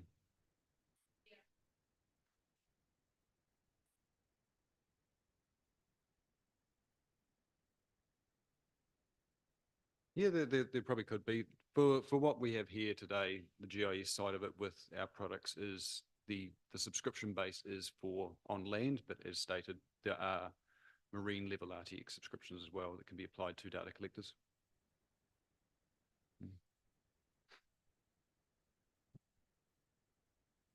Thank you. Oh, we have one more. One more. Accuracy varies when using it in a dense forest.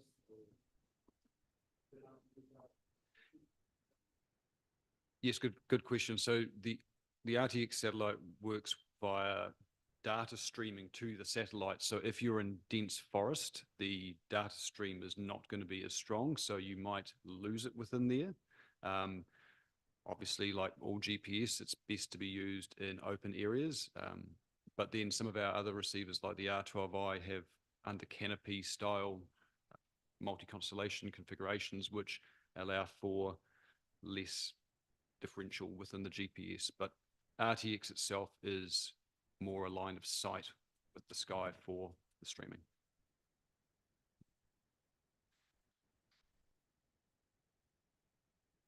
Any more questions for Mr. Clark? Thank you for your time. Another round of applause.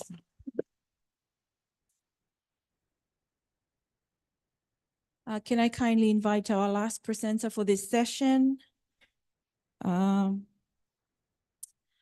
Ms. Halalilika Etika from Tonga with her presentation on Country Action Plan on Strengthening Integrated Geospatial Information Management. Please, can we kindly welcome her?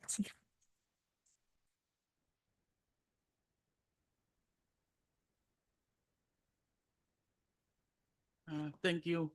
I warmly welcome you for this session. And I think we have seen and watched the advancements of GIS technology and also the remote sensing products of how we gonna utilize those modern technology to collect and to observe how our planet looks like. So my presentation this afternoon will be different. And thank you, Ulf and your team, for putting me in this slot to present our country action plan. There are 6 countries in the underdeveloping countries. They are involved in the United Nations development project to develop a country action plan to strengthen the integrated geospatial information management. I think most of the countries in the Pacific, we have a common challenges on how and why and what to utilize the geospatial information. Even though we might all wow to all those advancements of technology, but within our country, we should have something to facilitate the sharing of data and also to address many challenges that we are facing with. The way we deliver our services, the way we store our data within our organizations, and especially how can we address, how can we identify, how can we predict the situation, the vulnerability of our countries to NATO disaster and also other disasters. Thank you.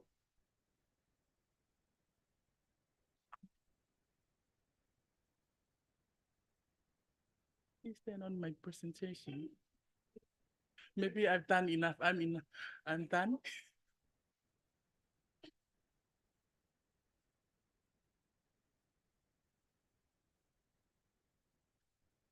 Let's move to the next session.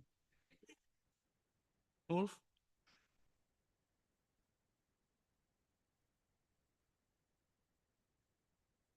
Yeah, country action plan in Tonga has been developed and already launched, even though it's already launched, but I want to bring it to the conference for all other Pacific countries, as this is a significant mechanism to be in place to facilitate collaboration and coordination on how we utilize geospatial information within the region and even in our country. While I'm still waiting for my presentation to display on the slide, I already copied to a guy who was sitting there. Yeah.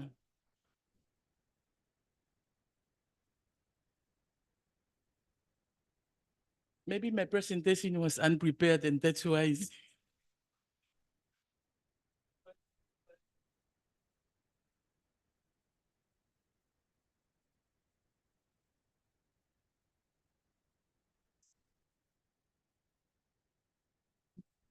Yes.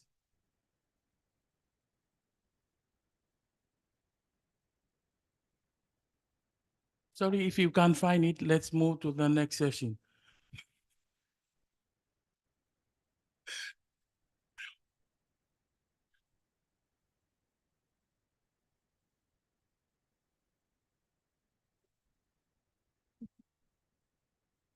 Thank you, I've lost what I'm gonna say.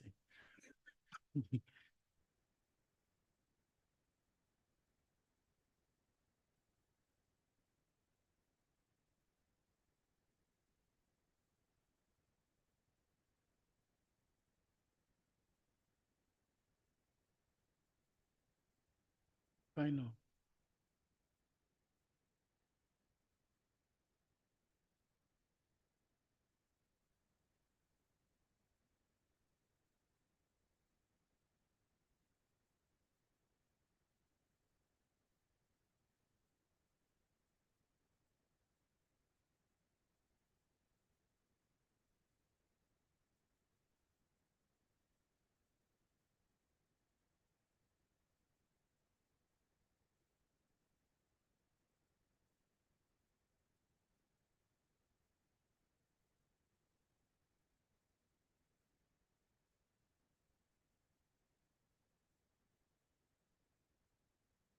Okay, thank you once again for.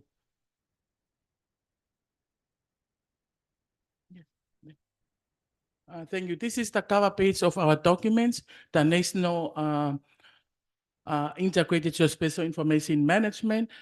And this is a 4-year strategy.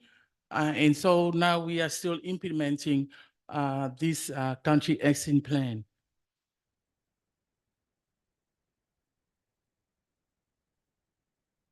This is the content of my presentation. The IGIF, the Integrated Geospatial Information Framework. This is the document belong to the United Nations. And I'll talk about the Tonga National Geospatial Information Action Plan, the purpose of this National Action Plan, and the 9 strategic pathways consisting this plan, and the priority strategic pathways, stakeholders, leading agency with list of actions, and budget and implementation schedule, and the footages from the launching of our National Action Plan and the way forward.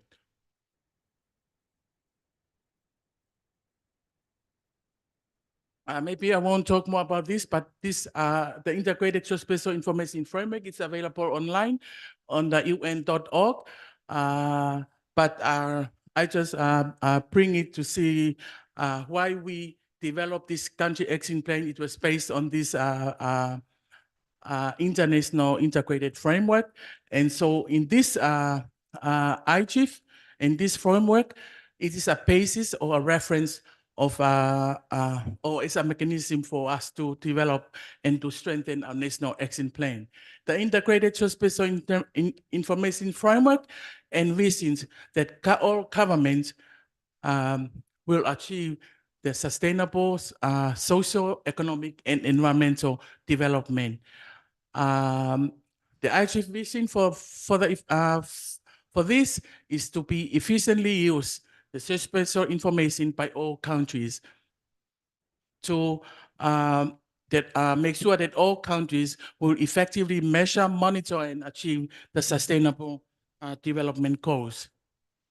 Tonga National Action Plan is housing under the Ministry of Lands and Natural Resources in Tonga, and This action plan was supported by the Secretariat of the United Nations Expert Committee in order to assist Tonga to move towards e-services, e-commerce, and smart technologies, and also geo-analysis to improve services to citizens. I think all those ideas and all these, I think this initiative may apply to all other countries and also for the regions.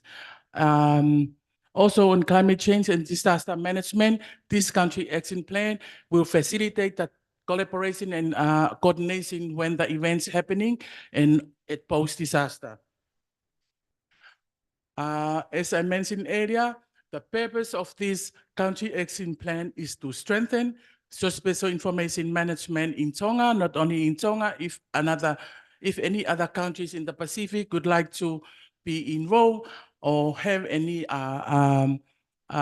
country action plan to strengthen the geospatial. And we know for sure that most of our we attend most of our meeting, training, and also the conference. And most of the challenges are very common. Usually when we raise up the issues that we are facing within our countries because of lack of skills and technology and modern equipment and data sharing. Those are the challenges that this strategy will be addressed. So this action plan will support Tonga's national priorities and also to respond to national circumstances, including emergency management. This country action plan is a mechanism to strengthen national geospatial information management and to elevate geospatial information to support the achievement of national development priorities towards achieving the Kingdom's SDG goals. To provide the most appropriate and relevant actions to support and strengthen Tonga's geospatial information management capabilities and also support informed decisions. This is the desired future horizons to successfully establish and organize reliable and accurate baseline of geospatial information that allows effective and efficient use of geospatial information made possible by data sharing and data integration by MDAs in Tonga. The IGIM, Integrated Geospatial Information Management, hopes to achieve the most desired of governments and institutions.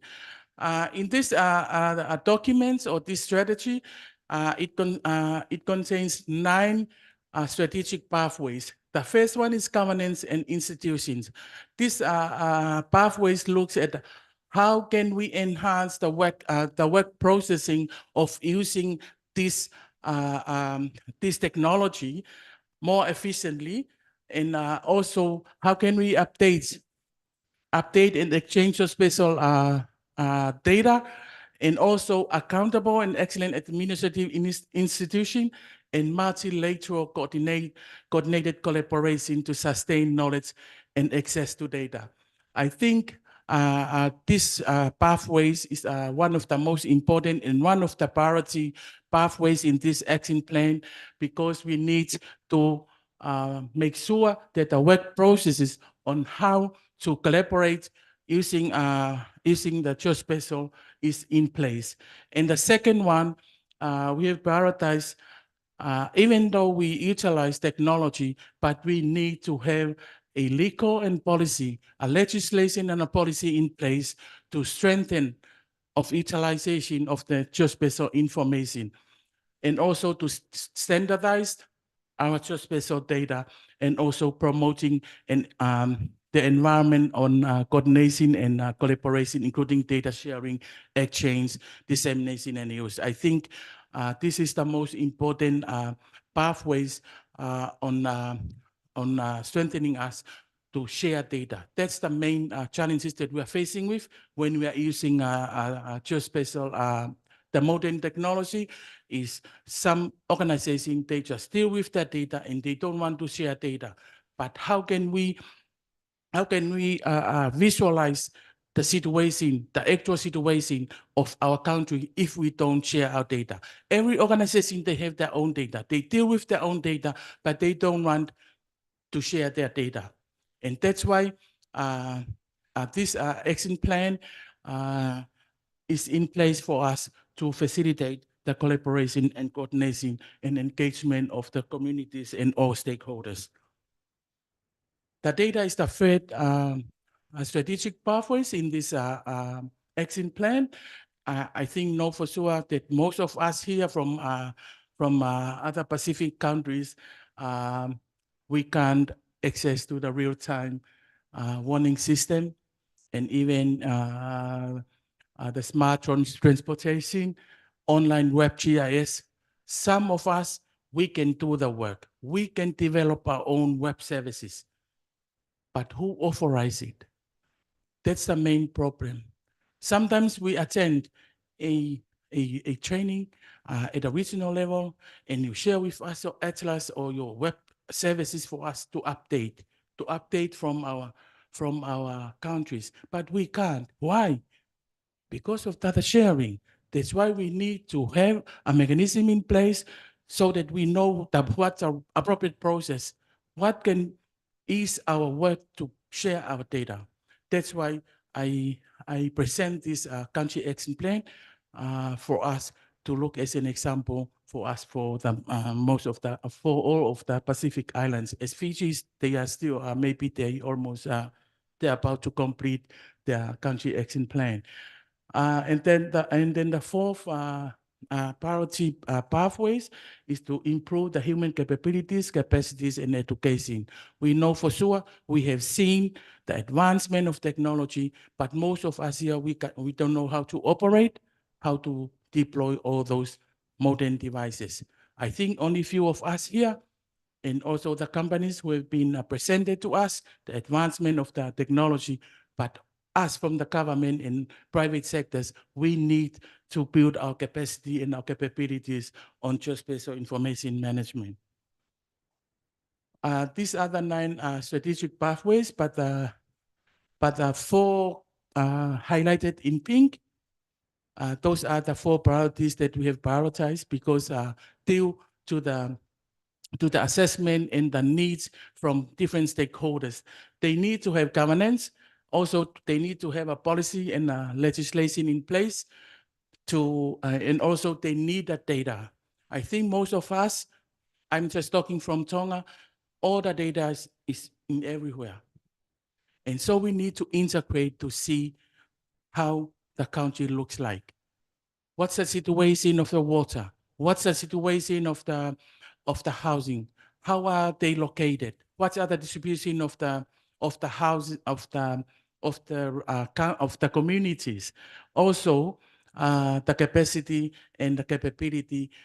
We prioritize that because we need to educate the people and also to train people to build their capacity. Even though I think most of us here, maybe few people from the civil society, but we need to strengthen every stakeholders in our community to utilize technology, to build up relationship with the communities and also private sectors. But the other pathways, we are still implementing those, but those are the main 4 priorities in this country action plan. Maybe I won't talk more about this. These are the priority pathways, the governance and institution, policy and legal, data and capacity and education. Major gaps in capabilities, when we collected the data from the stakeholders regarding the extent of how much of the skills they have, and also what sort of data they're dealing with, and what other challenges they are facing with. And so we base from those data on how to prioritize our country action plan in terms of strategic pathways. I think I've already talked about this, the strategic context of the and regional alignment of this.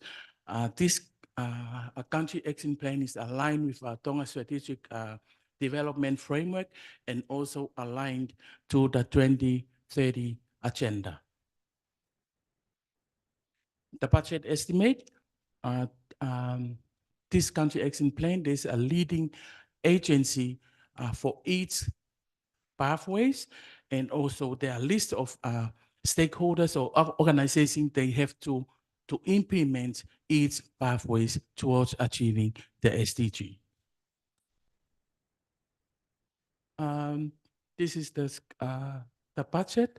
Maybe you won't be interested. Maybe this is less if you compare to others. But yeah, there's a leading agency and list of organizations they have to implement their actions listed on this action plan towards achieving the target. This is the implementation schedule.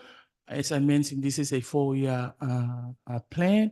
And so the highlighted pathways, the four in yellow colors, those are the pathways we prioritize to be implemented. And also this action plan is a 4-year. So we are expecting for 2027, we have achieved those 4 priorities, and at the same time, we can continue implementing the others. So the way forward from this, while we are implementing this country action plan, we are still discussing with the United Nations consultants. While we are implementing collaboratively with other stakeholders in Tonga, we are targeting to establish an SDG data hub or dashboard using I.T.S Online to monitor and to manage, and also to report the progress of the SDGs in Tonga, and also support informed decision-making upon a situation. This is the footages from our launching of our country action plan. That's from the left, that's a Minister of Lands and Natural Resources, and the Prime Minister on the right.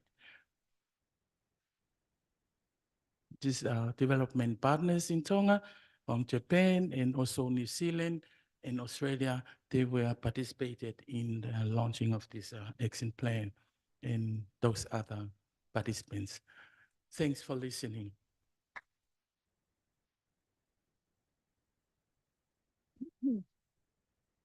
We will now open the floor for questions.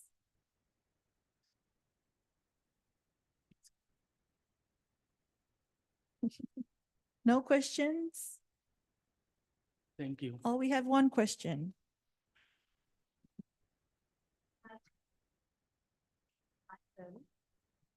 In the timeline, it's a 4-year horizon, and we're at the end of the first year of that. I was just wondering what some of the challenges you faced this year are from implementing the plan. What's the challenges that we're gonna face with while we're implementing the 4-year plan?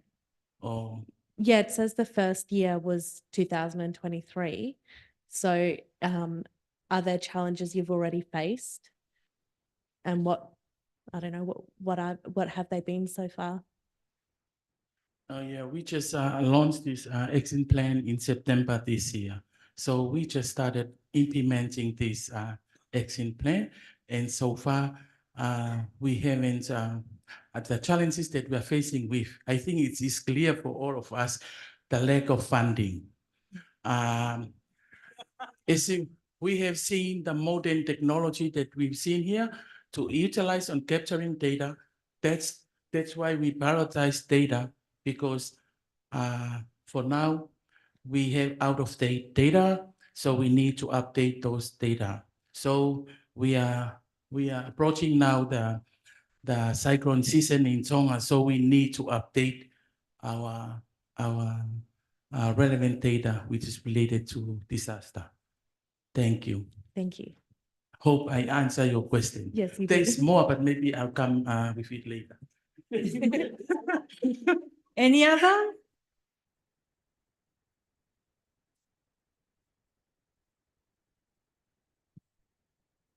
Okay, another round of applause for our presenter. And I believe that brings us to the end of this session. Thank you everyone for your undivided attention. After this, we have coffee break. Correct me if I'm wrong, Wolf.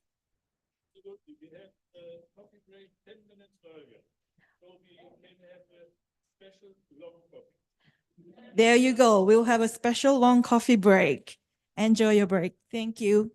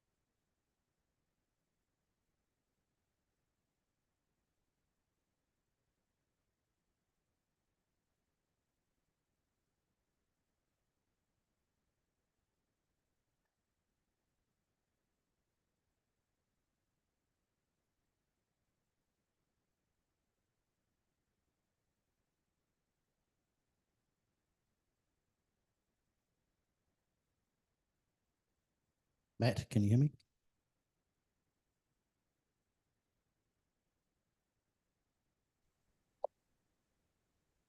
Hello, Hey, Matt, can you hear me? wait a minute.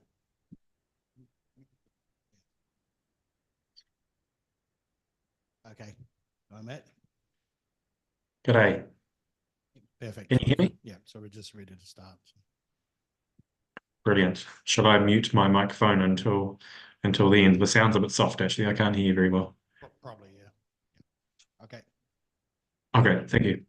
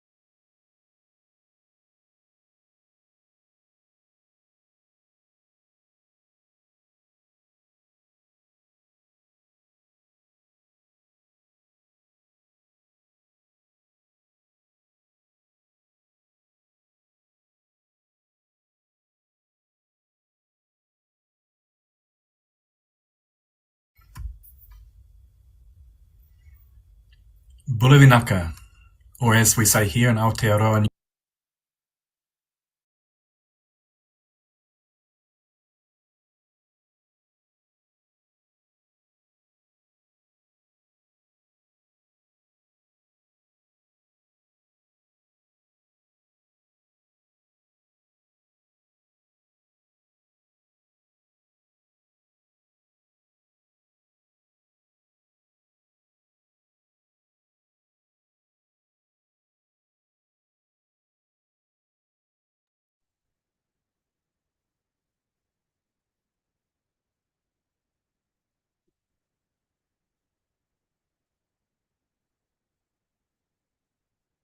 New Zealand, kia ora koutou. So it's really wonderful to be here today with you, although I'm presenting virtually. It really feels like I'm almost there with you in the room today, in the beautiful islands of Fiji. So I hope you're all having a wonderful time. So I've only got 15 minutes, so I'll keep this short, but I'm going to be talking to you today about techniques which we have developed relating to optical bathymetry and why we believe there's many opportunities for you all to use this technique in the Pacific. So, what is optical bathymetry? So, the term itself comes from the words optical, which relates to operating in or employing the visible part of the electromagnetic spectrum, and bathymetry, which refers to the measurement of the depth of water in oceans, rivers, or lakes. So, as we all know here in the Pacific, all of our Pacific countries are surrounded by the ocean, and we have many rivers and lakes also. And so developing cheap and reliable techniques for surveying underneath the waterway is really useful for better understanding our environment and enables us to carry out techniques such as flood modelling or having better understandings as to changes in the sediment underneath the water. So our aim here at Land River Sea Consulting in Christchurch, New Zealand, is to develop cheap and reliable techniques for accurate depth surveying, which don't need high-tech equipment such as variable wavelength sensors, often referred to as LiDAR, bathymetric LiDAR, which is, due to the cost, often quite prohibitive, but it also has issues dealing with areas with high turbidity, etc.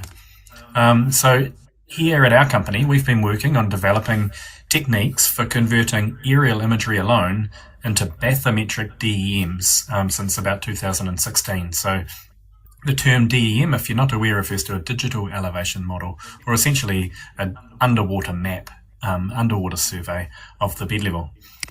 Now, we've been purely focusing on using RGB imagery, which is standard imagery taken from a camera, just a standard digital camera, as this imagery is widely available and it's just easy to get hold of. So the technique works. The basics of the technique is we work on finding a mathematical relationship between colour and depth.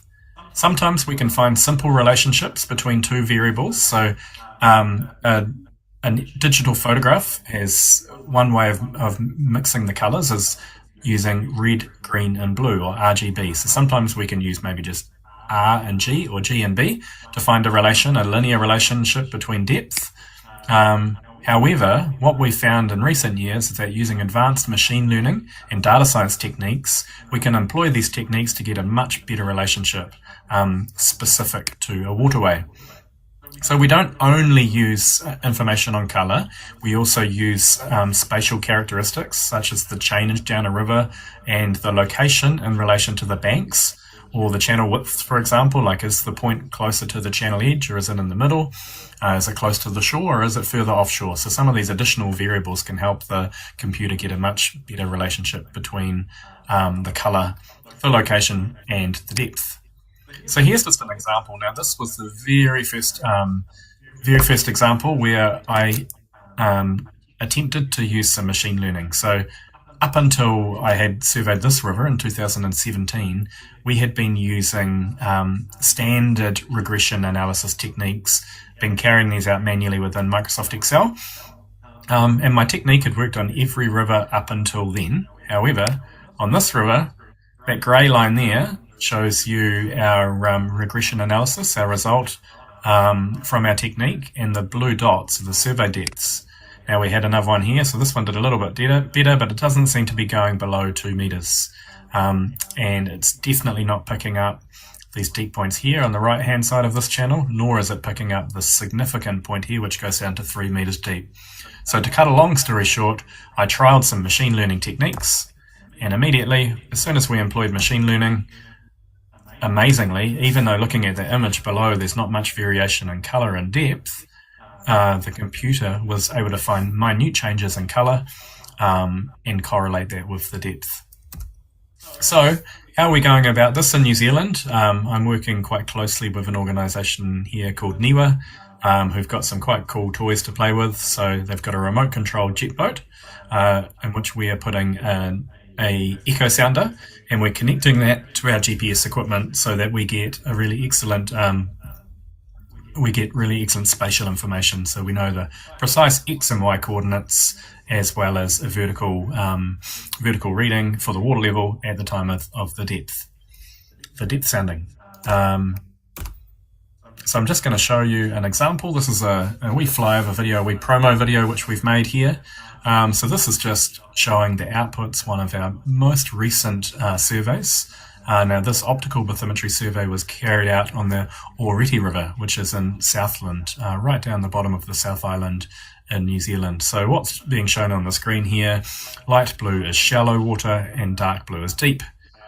So we've collected this data just using a standard Phantom 4 drone, and we've also gone in the water with a boat, just a small dinghy really, with a echo sounder attached to it, and we floated down the river, collected the data over a single day. Now, as I've talked to you already, so this technique is using advanced data science and machine learning techniques, and we're simply finding a correlation between the color of the water and the depth. And so as you can see from the colors, it's giving a very natural profile. Like you can see deep parts in the outside corners, but we're also doing independent validation. So we're withholding at least 10% of the data for independent validation. And as you can see in that plot there, we're getting a very close match. So this data is really useful. So we're not just looking at the depth of the water, but if you combine this with LiDAR or photogrammetry drone surveying, you can then create a seamless DEM of tying the two surfaces together. So this DEM here is our final DEM for the Oreti, and we've used this for flood modelling. So we were quite fortunate in a way to test the quality of our data. So we had about a 1 in 20 year return period flood, only 2 weeks after completing this job. And so one of our key pieces of work, core specialities here in New Zealand, is flood modelling. So we've built a detailed flood model of the river using that DEM, and as you can see, we've got an excellent fit between measured water levels as well as comparisons with flood photos. So that's really exciting because it just shows you that we can quite cheaply and easily in a single day go out, collect the data, and then that data is able to be used for building a really detailed flood model which calibrates accurately with real world data.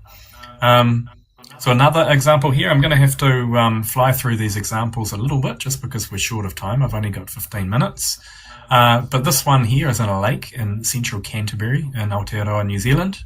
So the water depth actually goes out to 50 meters. We've collected data to those depths, but the client here was one of our local electricity providers. They operate a power station through this lake, and they were interested in data down to a depth of about 8 meters because they were looking at how the bed level is changing, particularly around their intakes into the power station.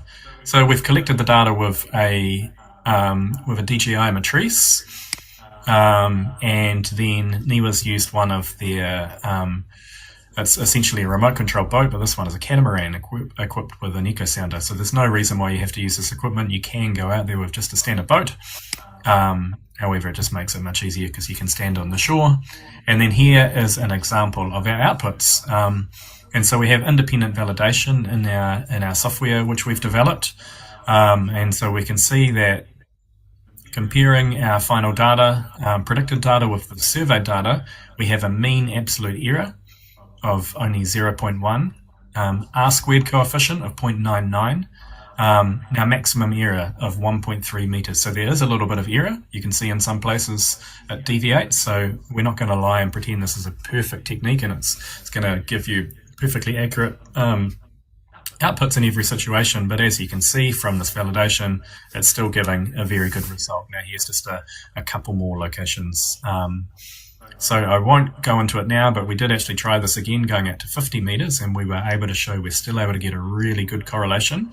Just the error in a few places, and only a couple of small places was a bit greater, of 2 to 3 meters. But if you are after just a general trend, the technique potentially can work down to depths of 50 meters in clear water. And here's just an example of the output. So that's actually that one of the intakes shown down there in the bottom of the screen. So you can see the dark blue color. We've got a bit of scour coming in where it's been sucked through the intake. And that profile not only looks like a very natural profile with the dark areas indicating the dark water and the light blue being shallow water, but it also matches very closely with independent survey. So earlier this year, I was very lucky to travel over to the islands of Fiji for the first time in my life. Also brought my family with me, my wife and 2 young kids, and they got an opportunity to enjoy the beautiful beaches and the warm, friendly Fijian people who really showed us a great time. So whilst we were there, we took the opportunity to work with Richard and his team, as well as Terence and his team from I.T.S Consulting. And we carried out a trial using our techniques on the Waikolo Lagoon. So this lagoon is situated in the Pacific Harbour area on the east coast.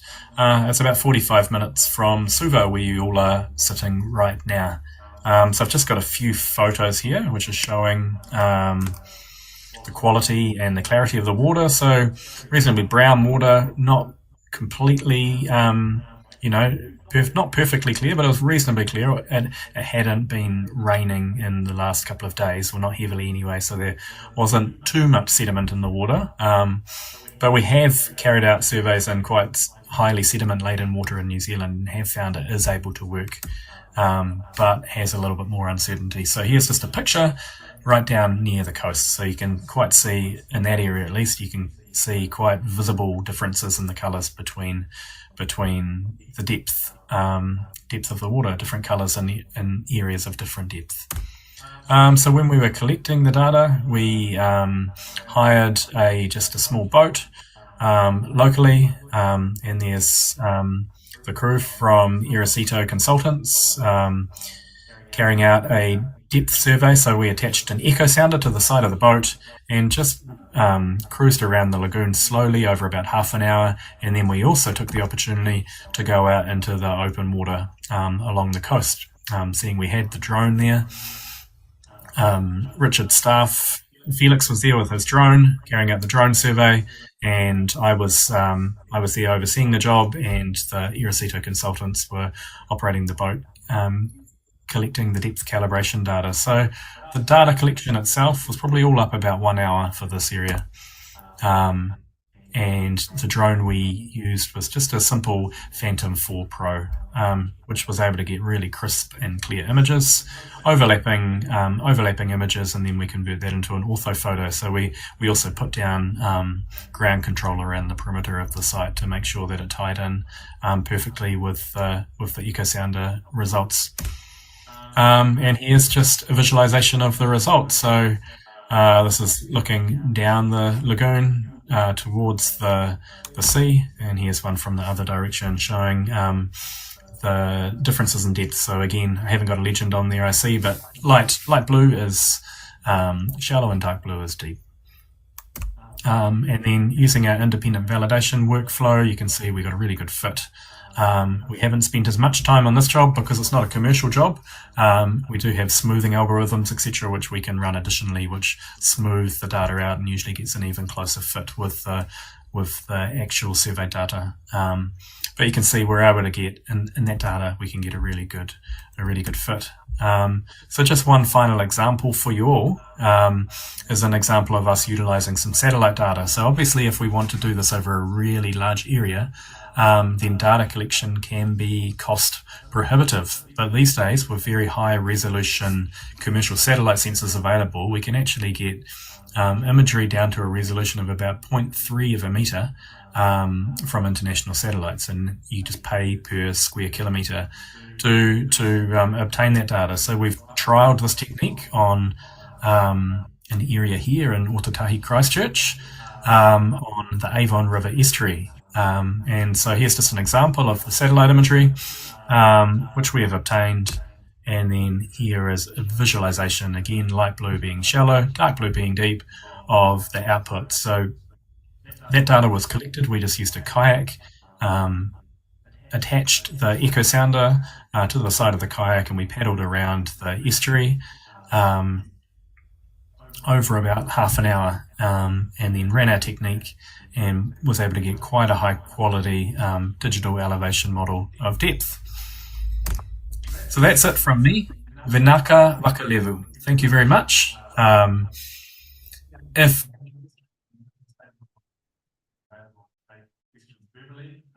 not, you can always talk to Richard from Drone Services, who's here on site. But if you've got any further questions after the event, feel free to drop me a line. You can send me an email, contact@landriverc.com.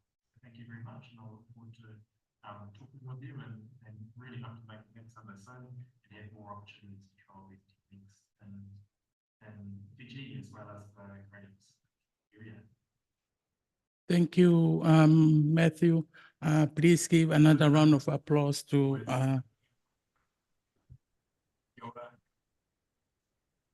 so it's really wonderful.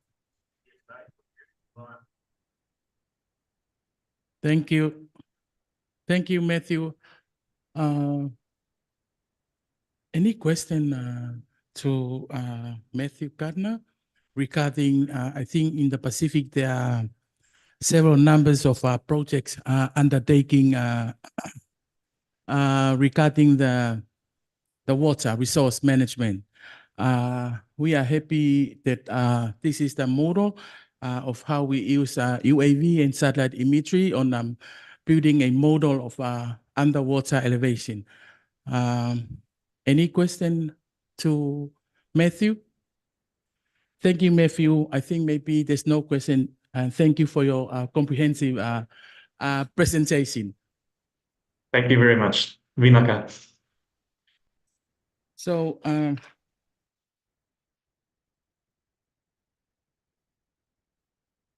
our next speaker this afternoon is Sean Williams. Sean Williams is from NIWA, from the National Institute of Water and Atmospheric from New Zealand. So we welcome Sean to the floor. Please give a hand. Yeah, thank you very much, Madam Chair.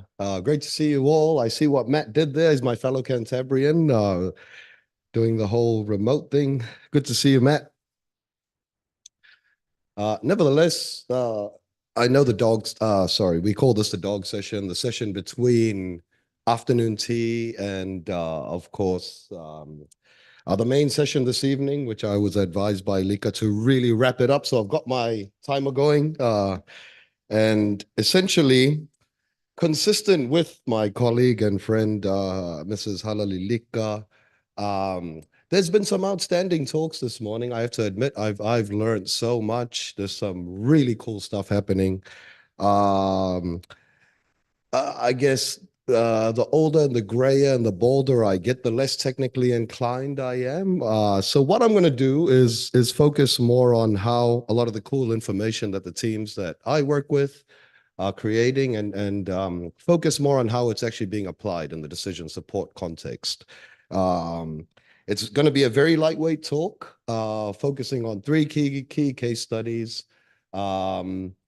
I don't have any fancy animations, but hopefully there's enough eye candy there to keep you guys awake till the main session at 6 p.m. or earlier, I was advised. It takes three. So we're going to focus on decision use cases and how some of the geospatial information that once again, the teams that I lead and the teams that I work with produce, focusing across different scales. On the left there, and thank you for whoever's got the red marker there, we're looking at, I guess, oops, we're looking at a very localized scale aspect in the Blenheim area, for those who are familiar with New Zealand, top of the South Island. And then, of course, in the middle there, we're going to zone into sort of an island scale application, but a small island, sort of 20 square kilometers or so. And then on the third one there, you see on the right, we're going to focus a little bit on more of a national scale, but still island scale, still within our region here. And hopefully we'll talk a little bit about some of the data sets and provide a bit of food candy to stimulate some conversation throughout our main session. I just want to quick shout out on the technical side. So while this does seem to focus on the applications, a lot of this data is actually produced from real data, really cool technologies that a lot of you are involved with. I'm sure my colleague Sachin is probably wondering why I didn't throw a shout out here to DEP. But nevertheless, I guess the key point, the next few slides, they all apply geospatial data sets and modeling analysis and mapping tools that you're all probably better versed at than me. So the last thing I want to do is really preach to the choir here, but really focus on how these geospatial data sets are being used to inform some of the decisions that are happening on the ground across those different scales. My background is in hazard and risk modeling, although I tend to do more of the fluffy talking these days, and I leave that to my technical teams to carry out. But essentially that diagram we see down the bottom there is the classic hazard risk quantification workflow that we would typically follow, is whereby we draw on geospatial representations of a hazard. In this particular context, we're looking at sea level or coastal inundation hazards, exposure data sets, and we've seen a lot of the talks earlier looking at how some of those exposure data sets are collected, assets, our engineering community call them, although we don't often refer to people as assets. So yeah, we prefer to just use exposure data sets these days. And then of course, the geospatial sampling and mapping exposure and impacts and applying vulnerability or damage functions. And I did see there was a damage function talk later today, but I think that might have been moved tomorrow. But nevertheless, that's the key workflow that we're following in all of these applications. So looking at the first application, which is Te Pokohiwi o Kupe that we see there, the driver for this particular case study was our colleagues, our iwi colleagues. Iwi are the local iwi of that area, or our Maori community, known as Rangitane Te Runanga o Rangitane o Waidau. And that area you see there in the green polygon in the top left, that actually houses the oldest burial sites of the first Maori that arrived in Aotearoa, New Zealand. So they date back to about, I want to say 1280 AD, according to the latest archaeological sites. So the kaitiaki for that area, or the guardians, the local iwi, they came to us, Niwa, and they said, oh, we want to know at what point in time will sea level rise threaten wahitapu entities of cultural significance.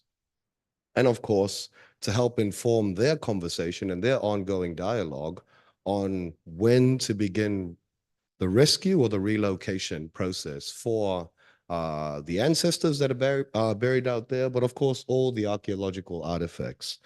For those who may be looking at Te Pokohiwi o Kupe, it's essentially the Waidau bar. You probably know it better from the literature as the Waidau bar. So I'm not going to go into all these data sets, but essentially, yes, drawing on a lot of the tidal analysis and all these sorts of things that we use to create hazard maps. We essentially modeled the map under present spring tide inundation, which is one thing they were interested in, and determining, okay, how does this look at 0.5, 1 meter, and at what point in time might we expect these scenarios to play out? So that's basically how we look, what the results came out for when we're modeling inundation under permanent spring tide inundation. So this is your, I'm not getting into the technical details, but your 10% of your highest high tides, let's say, not necessarily king tides, which I think are the 7%. Hervé's not in the house, so I'm glad because they'll probably call me out on that. But essentially, the numbers that I want to draw your attention to are the ones in yellow or orange. And essentially, by the time we start to see about 1 meter sea level rise, we're starting to compromise at least 53% of the total land area within that heritage site, which is a green polygon there. And that's just for permanent spring tide. So just to flipping forward, if we throw in 100-year storm inundation under there, we start to see those percentages increase a lot further. And in terms of the timing, I can't, off the top of my head, I can't quite recall. But 0.5 is we're looking at in the next, I think it was 30 to 50 years or something like that, under an extreme climate scenario, low mitigation, high emission scenario, which is essentially the trajectory that we're heading on. And then under the most extreme one there, under the 1 meter, we start to see, I think that begins to occur within the next 90 to 120 years, just based on the current SSPs. So in terms of the key findings, I mean, this is a no-brainer. Yes, the area, the heritage land in that area is going to become compromised as sea level rises. And of course, this does provide some of the evidence base to help inform the dialogue, but also identifying areas for more targeted research. What we haven't done here was include VLM, which is a vertical land movement, which our colleagues at GNS are pushing ahead with. I'm not sure who's driving this, me or someone up there. But nevertheless, our iwi have informed us that this information has been really useful, particularly in terms of driving those community level consultations, because the decision to relocate is not made by one person, not made by government, it's actually made by the local community. And it has to be a Pacific style decision, which is a collective decision. So that's just one example at a very localized scale on how these sorts of information data sets are being utilized. Second one in Nauru, one of the drivers for this was working, I think, a couple of years ago under the Nauru Higher Ground project. The government of Nauru were interested in establishing a baseline data set of sea level rise to help inform a similar sort of scenario. They wanted to better understand what their exposure and risk hotspots would be, but also to help inform this ongoing conversation they've got in terms of do they begin thinking about moving to the interior, things like managed retreat, relocation. And of course, if there are colleagues here from Nauru, I very much welcome your insight into this as well. So again, not getting into the data sets that went in and the geospatial data sets and all the LiDAR that went into this. Ultimately, I just want to highlight the actual end result, which was the models that we had produced and the inundation. And essentially following a very similar, if you start slapping on incremental sea level rise consistent with our IPCC projections and all of these things, we begin to map out those areas, of course, that would begin to get compromised under a warming climate, and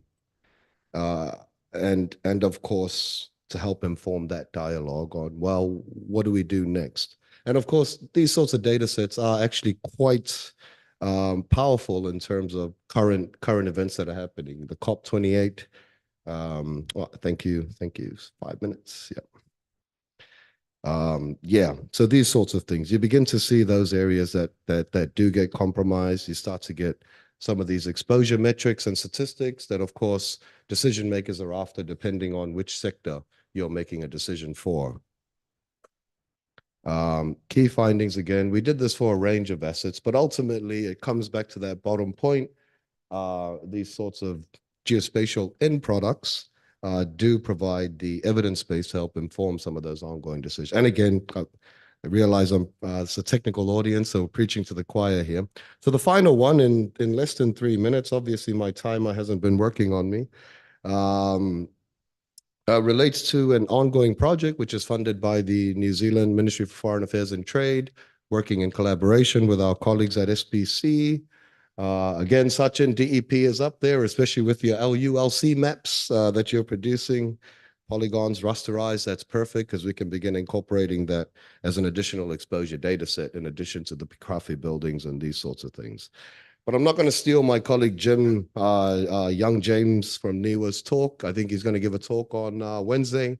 So he can tell you a little bit more about partner. And also we've got our in-country partner coordinators with us, Joe, Johnny, and several others here. And of course, Stefano, not quite the coordinator, but currently serving the role as an interim. But ultimately, this project looks at building capability or capacity within these six countries that are lit up here, in the use of hazard risk modeling tools, because those have been identified in the region as being a gap. Typically, we get consultants, yes, including NIWA. We run in, we do work, then we bugger off. And we don't necessarily leave the tools and software or build the necessary capability to enable folks on the ground to push ahead and do these things on their own, should they desire to. So this one at least tries to contribute to plugging that gap in capability. So again, just going to slip through these, but these are the sorts of information tools that the decision makers we've talked to across all these sectors want to know. They want to know what's sea level going to do, what's going to be impacted. So this draws on all the exposure data sets that a lot of you guys have talked about today, and those technologies, and sort of brings it into some form of platform that can inform those decisions that need to be made. Similar type of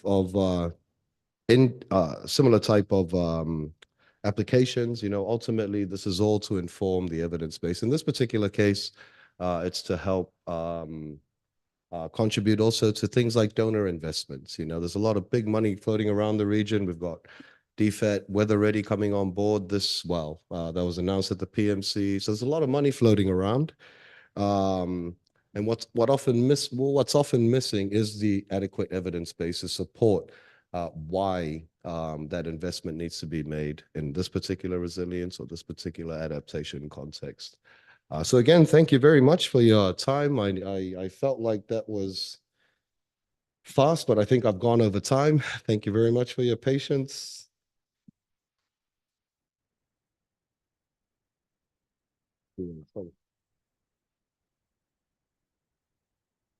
Any question for John?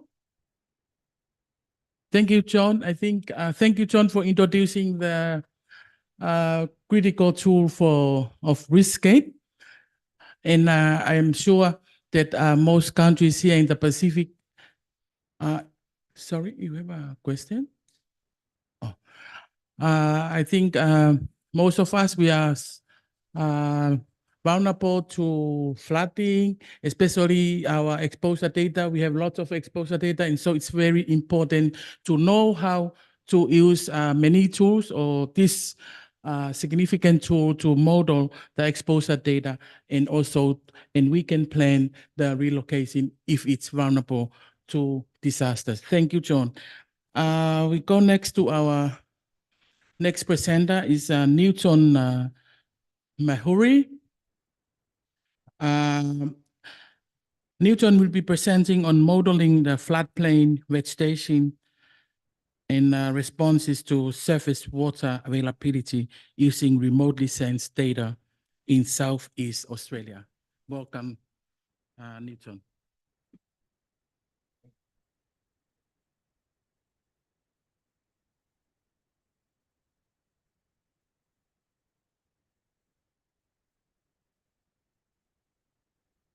Hello, everyone. Good afternoon. I'd like to thank Pacific GIS and Remote Sensing Council and their team members for allowing me to present my abstract of the journal paper I made for my PhD degree. I would also like to pay my respect of the people of the island.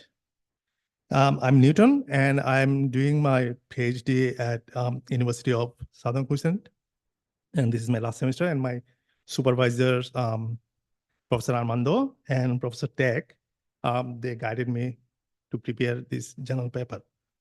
So I'm going to present the abstract of the journal paper, like modeling floodplain vegetation responses to surface water availability using remote sense data in Southeast Australia, like as part of New South Wales. The presentation is outlined the following sections: the introduction, objectives of this study, the methods and data used in this study, results and discussion of this study, and conclusion. So you all know the global climate has been continuously changing due to various regions, some of the centrological, some of the human-made, but it's changing. So the changing climate directly impacts our water resources because the climate system can influence directly or indirectly hydrologic cycles of the region, especially in arid and semi-arid regions across the globe.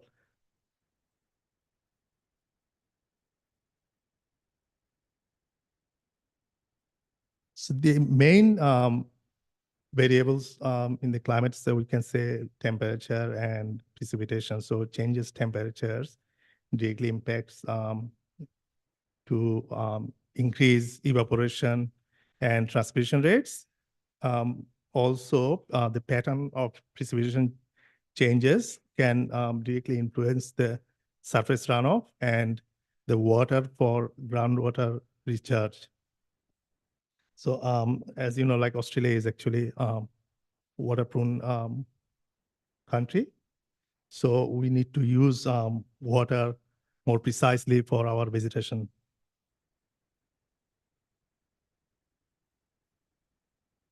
So you can see some data about like climate, atmospheric changes. So in last 100 years, all over like globe,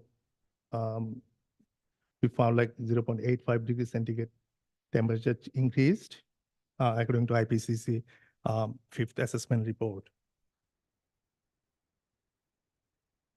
And Australia also having the same climate change impacts. And in the last 50 years, it's drastically changed. And we can see like one recent heat wave incidents happened in 2020, mostly in Southeast Australia.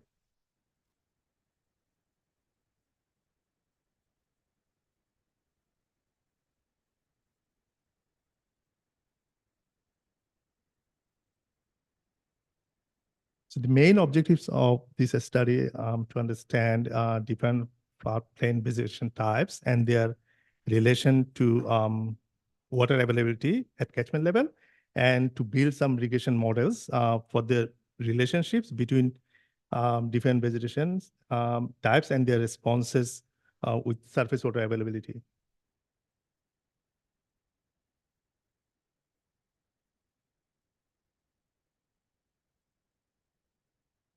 So this is an overview of the methods. I think it's cut off some part. Anyway, so the methods we used in the study. So basically, we use two types of data. One is meteorological data. Another one is remotely sensed data. So we collected those data, some from station and some from online data portal. And we process this data with available to like Microsoft Excel and ArcGIS 10.6 version. So we process data and we prepared to apply to the SIMHIDE model. This SIMHIDE is a like rainfall runoff hydrological model. We applied that model to mimic runoff simulation for the catchment. And that simulated runoff data we applied to Weka machine learning tool. So to get some regression models from there. This is an overview. This is the right side of the, that is the study area. So that study area resides within upper Marumiji catchment of the Marumiji River. And the Marumiji River is actually one of the main river in the Murray-Darling Basin. So it's located in Southeast Australia and is like 55 kilometers close to I.T.S City Council and approximately 330 kilometers southwest of Sydney CBD.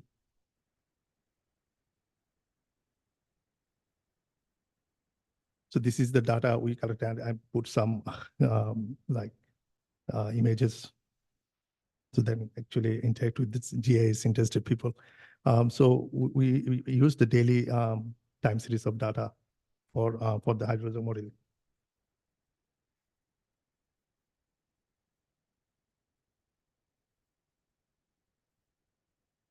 So we the top one that actually screenshot of Google Earth Pro. So we use that Google Earth Pro to locate the vegetation area within the catchment. And we did the field measurement to match with this data. And then the bottom one is the interface of the OECA machine learning tool. So we use that tool for regression analysis.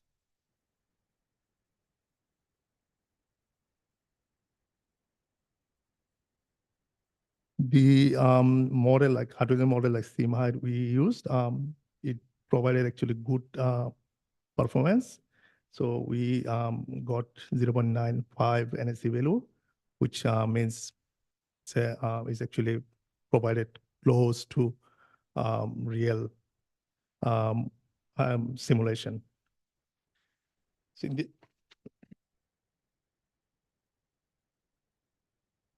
the modeling result, we got some good idea about like how vegetation actually responds. So we got 6 types of vegetation. So 3 from close to the stream and 3 from distance from the stream, so both grass, shrubs, and trees.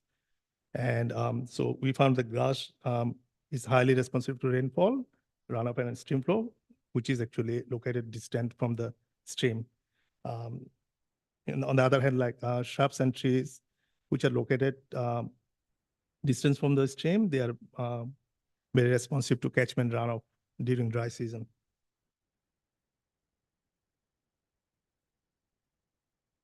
This is a cross section of the floodplain. So we use the distance as a variable. We did some regression analysis.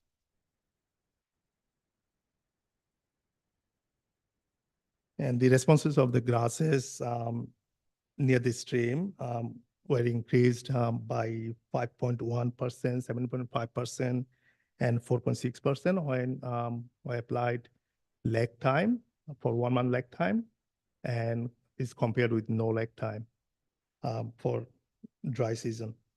On the other side, the shrubs and trees, we use that same comparison. It shows like it's actually decreased by 18% and 8.5% for shrubs and trees.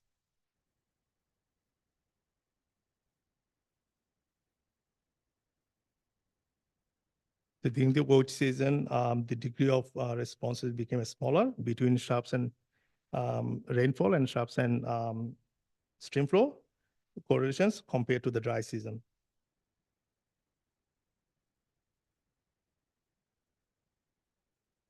This study actually shows the contrast vegetation response to seasonal surface water variability. The vegetation and surface water that actually varies, depends on vegetation types and their location or proximity to the stream flow.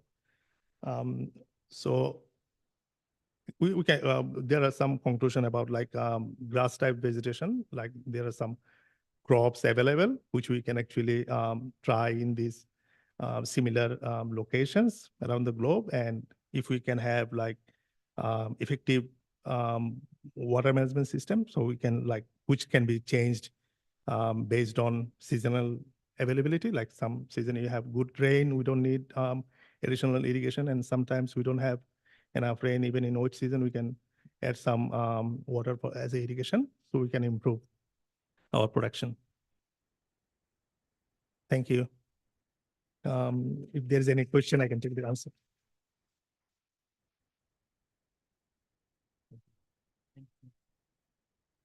Thank you, Newton, for the presentation. Our next presenter, any question to Newton? I think that student, this presentation is very important for you, for your future project or thesis. You can use this modeling, the methodology that Newton has introduced to us on how to model the vegetation responses to water surfaces. Thank you. Our next presenter will be Pierre Odisio. Pierre will be presenting on the monitoring the state of mangroves in the Pacific.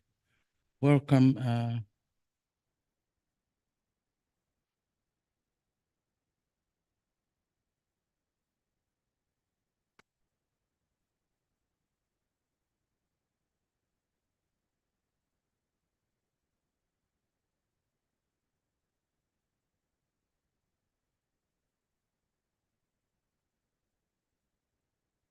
For just a second.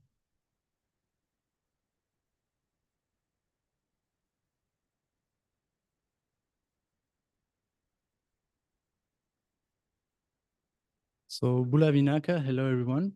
My name is Pierre Audizio and I'm currently working at the Espace Dev unit in Numia, New Caledonia. Today I will present you the work that we are currently doing with Marc Despinois, Léa Moyon and Franck Nivol concerning the monitoring of mangrove.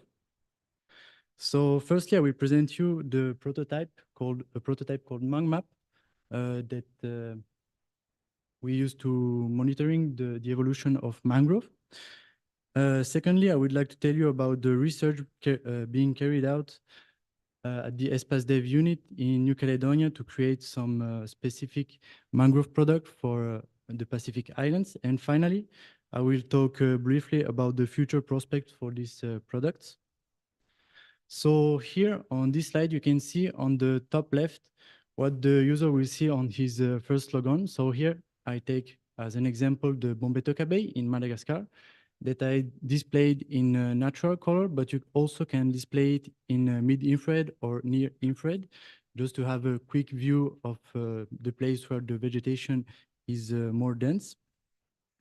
And on the bottom right, you can see the map of mangrove swamp, also in the Bombetoka Bay. So the mangrove is colored in green.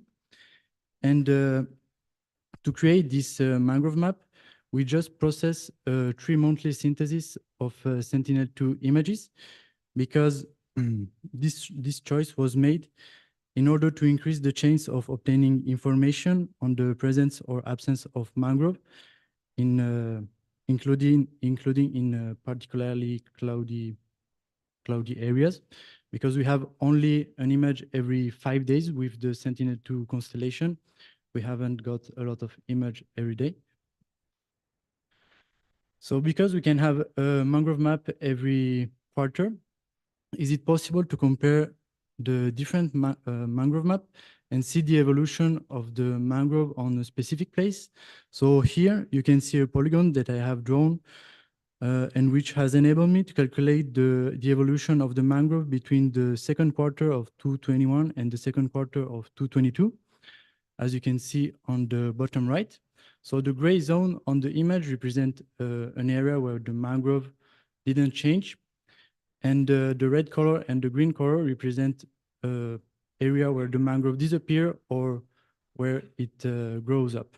You also have some numerical indicator on the left of this image. I don't know if the quality of the image is enough good for you to see it, but there is. Here there is the last slide to conclude my presentation concerning the MangMap prototype. I would just wanted to show you one final element of interest, which concerns the visualization of spectral indices, because the user of MangMap will be able to see 12 different spectral indices. Here I made the choice to just display the normal difference vegetation index.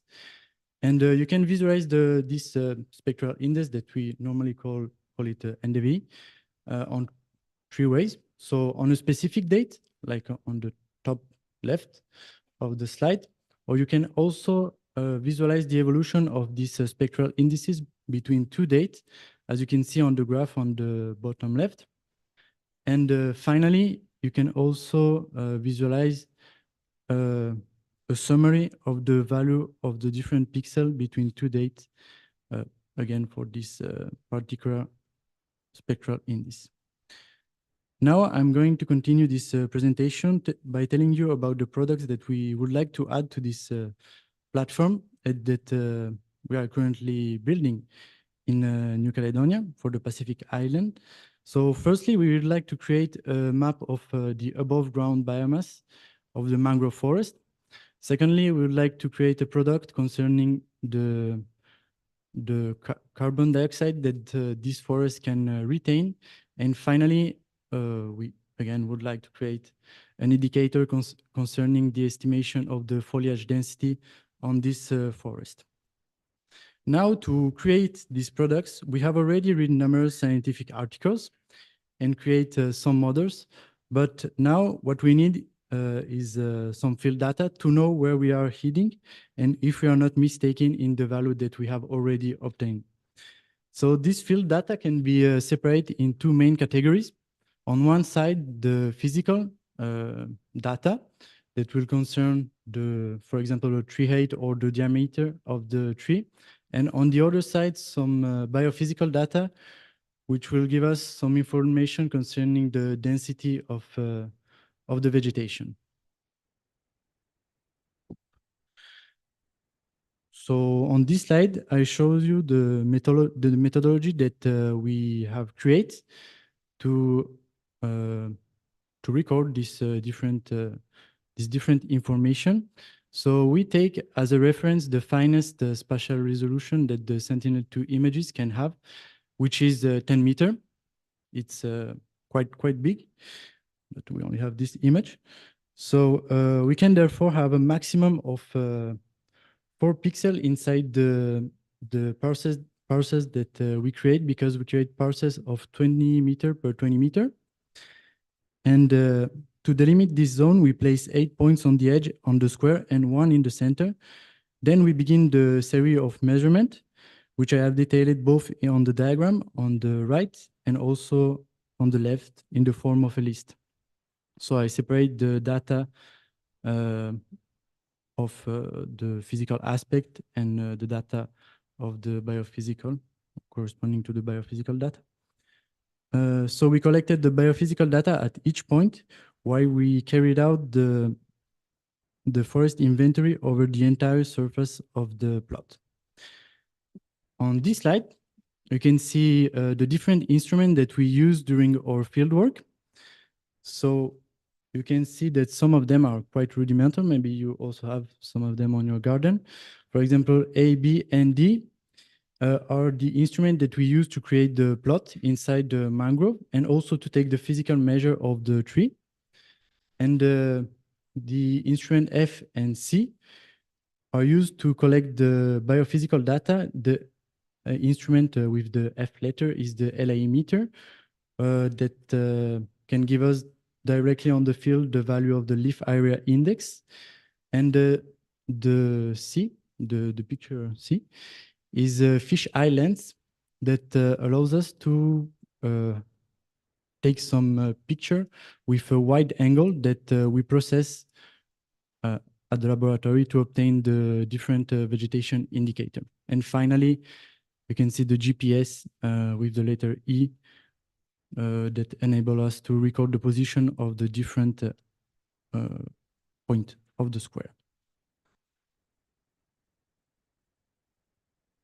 So here on this image, it shows you the Sentinel-2 TILs associated with the field mission that we have already carried out in New Caledonia. So we started with a field mission near our laboratory just to test our methodology. And our laboratory is situated in the till 58K FE, so in the south of the New Caledonia.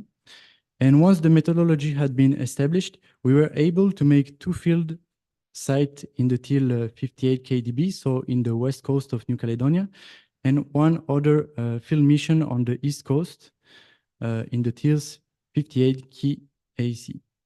So we deliberately choose to carry out fieldworks in both coasts in order to capture specific characteristics of the mangrove all around New Caledonia. You can take here a closer look to the areas that we consider. So the green area represents the mangrove. And the image on the top left is a zoom on the fieldwork that we carried out on the west coast in the town of Kone and Pointe-Bout. And on the bottom right, you can see the field mission that we carry out on the east coast in the Tiwande Bay. So the most difficult thing, despite the use of the DGPS, was to integrate as many as possible Sentinel-2 pixels inside our plot that we traced. Indeed, I don't know if you can see very well now, but each point in red represents the location of a point on the edge of the plotted parcels. And as you can see, the points don't always correspond to the pixel angles. So I said before that we can have a maximum of 4 Sentinel-2 pixels inside our parcels, but usually we only have 2. It's a bit sad thing. Here you can see the two software that we use to process our semi-hemispherical photo that we take with the fisheye. So on one side we use the HemiPhoto program that is open access code. And on the other side, we use the application Glamma that can be downloaded on the cell phone. So these two applications allows us to calculate the 3 types of indicator: the canopy cover, the canopy closure, and also the gap fraction. HemiPhoto has also the advantage to give us the leaf area index from the semi-hemispherical photography. And I just put on this slide an example of use of the Glamma application, as you can see on the bottom. So on the left, you can see an image that was taken with the fisheye with a wide angle. So we just drop this image inside the application. We apply a threshold to this image to separate the area corresponding to the sky and the area corresponding to the vegetation. And finally, by a magic way, we can obtain the different vegetation indicator that you can see on the right.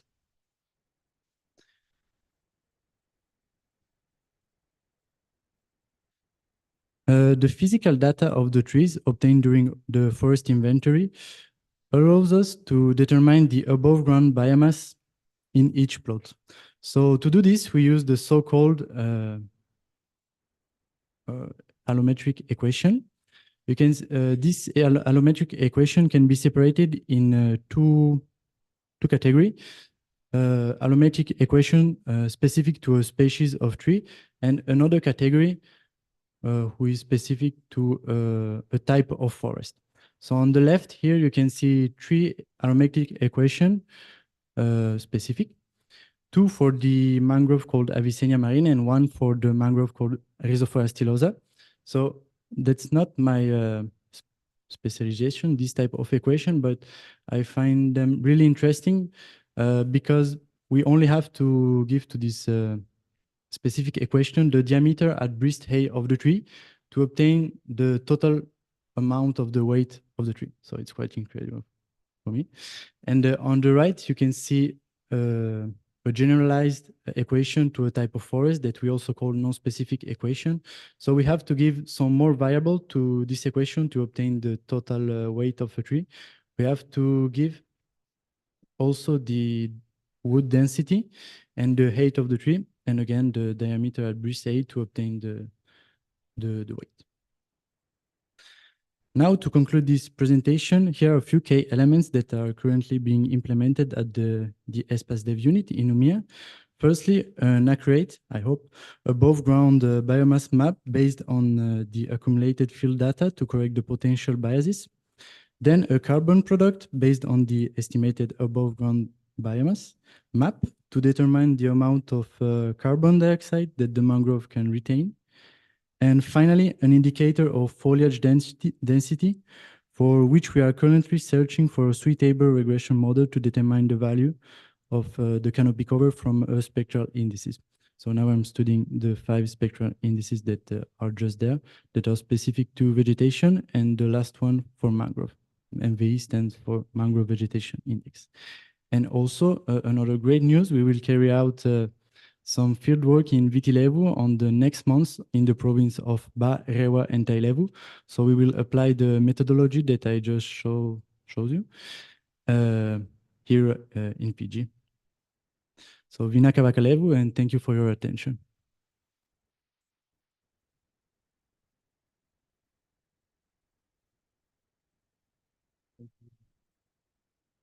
Thank you, Pierre, for comprehensive presentation regarding of how to monitor the mangroves in the Pacific.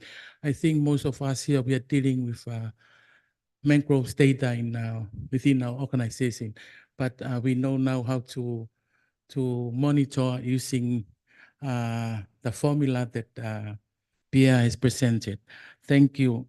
The next presenter is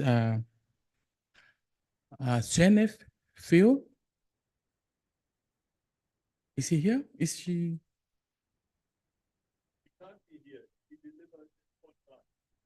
Okay, thank you so much. I think we finished our final presentation.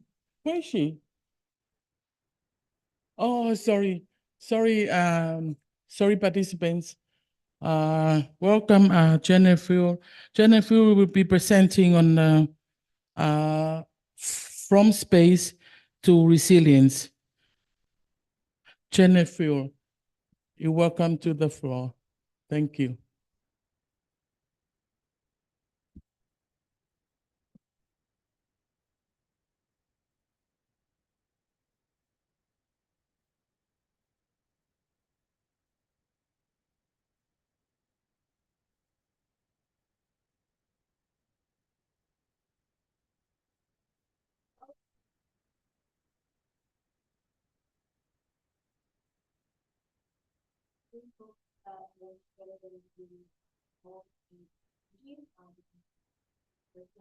But however, thank you so for having us, and I would like to provide you with insights on what Arnet Lab is up to in regional.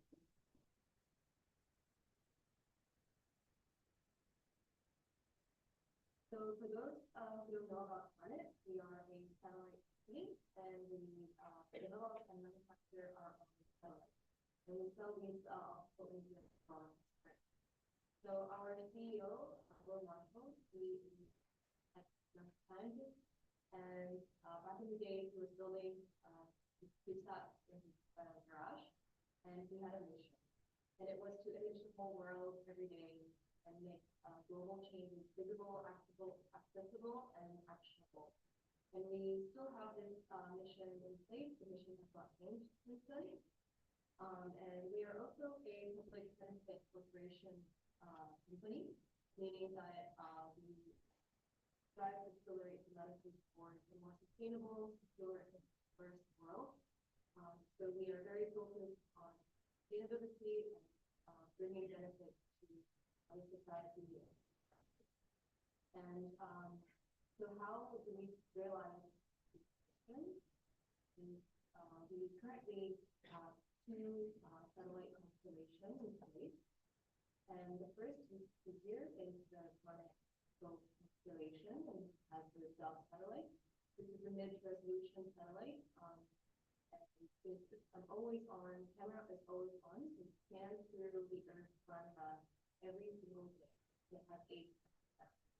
And on the right side is the GIS constellation. Now this is the high-resolution satellite.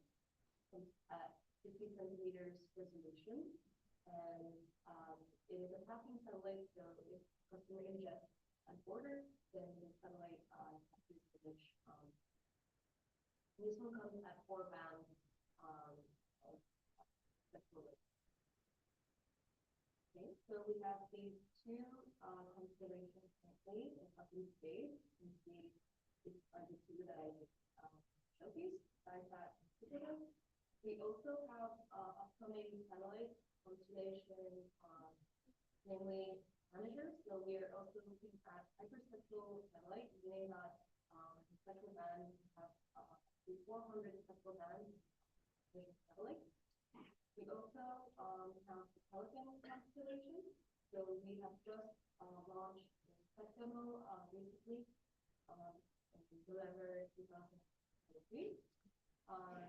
So we have the Spectral up in space, so we will have a commercially available satellite more coming in the future.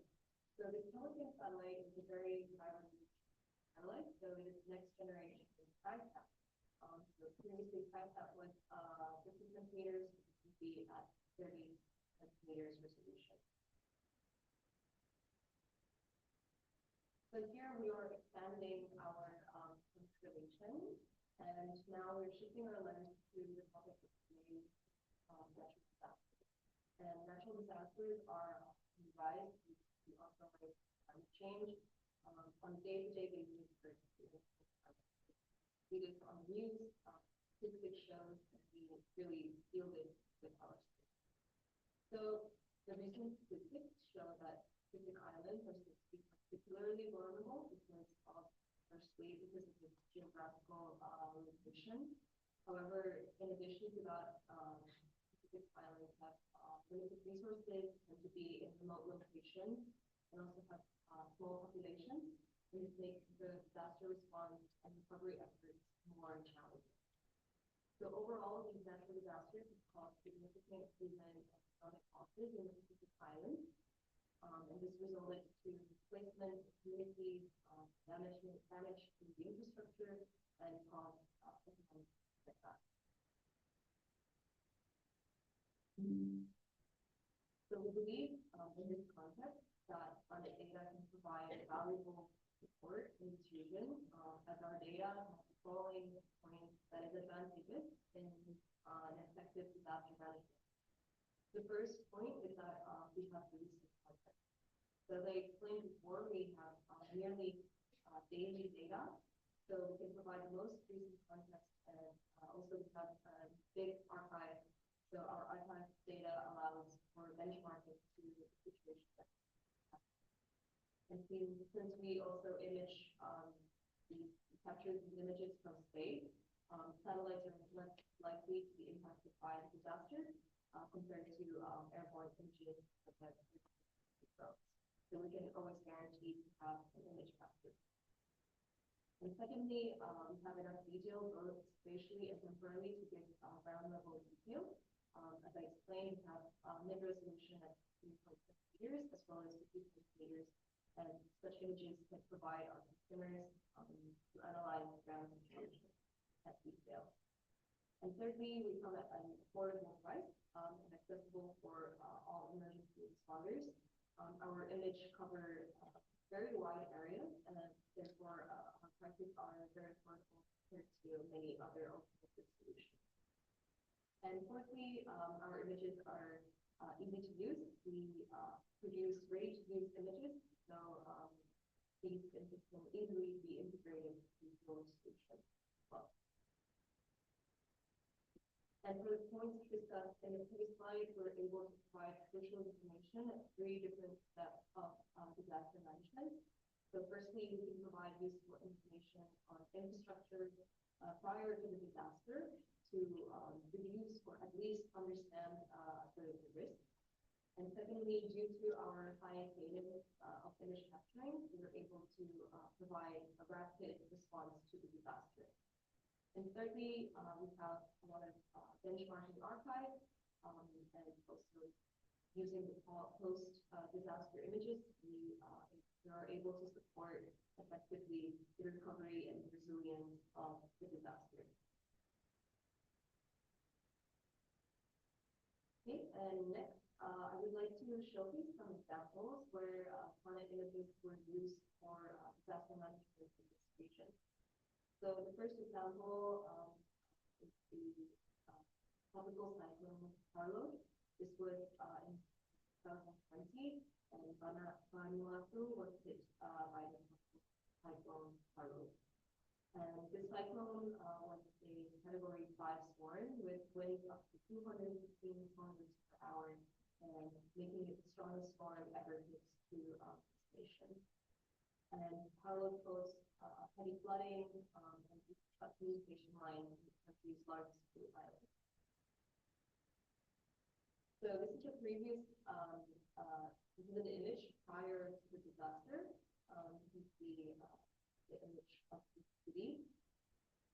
And after the disaster, you can see that the color of the vegetation got a little bit browner, so the vegetation was washed away by the cyclone.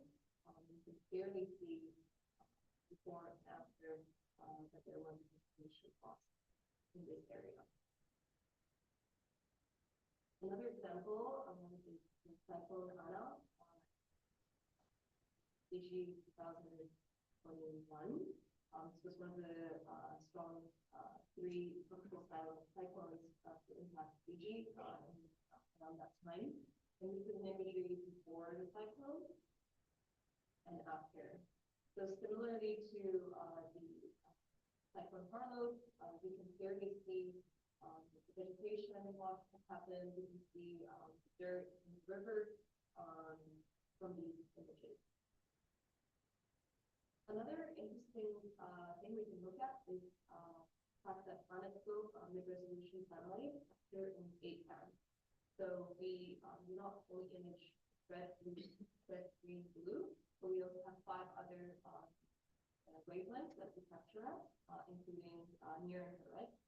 And using these different wavelengths, we can create indices like NVDI, which is normalized different vegetation index. And this describes the greenness of vegetation. So instead of visually assessing the impact, like we did before, we can also provide such metrics to quantify the impact. So you're looking at a NVDI prior to disaster, and this is after. Maybe it's a little bit hard to see in the screen, but you can see the NVDI went from higher NVDI to lower NVDI after the disaster, also confirming that there was vegetation loss. Another example I would like to share is the eruption of Sangha happened in 2022. You can also see the clear different image before the eruption, after the eruption. On the left, you can see before, on the right, you can see after.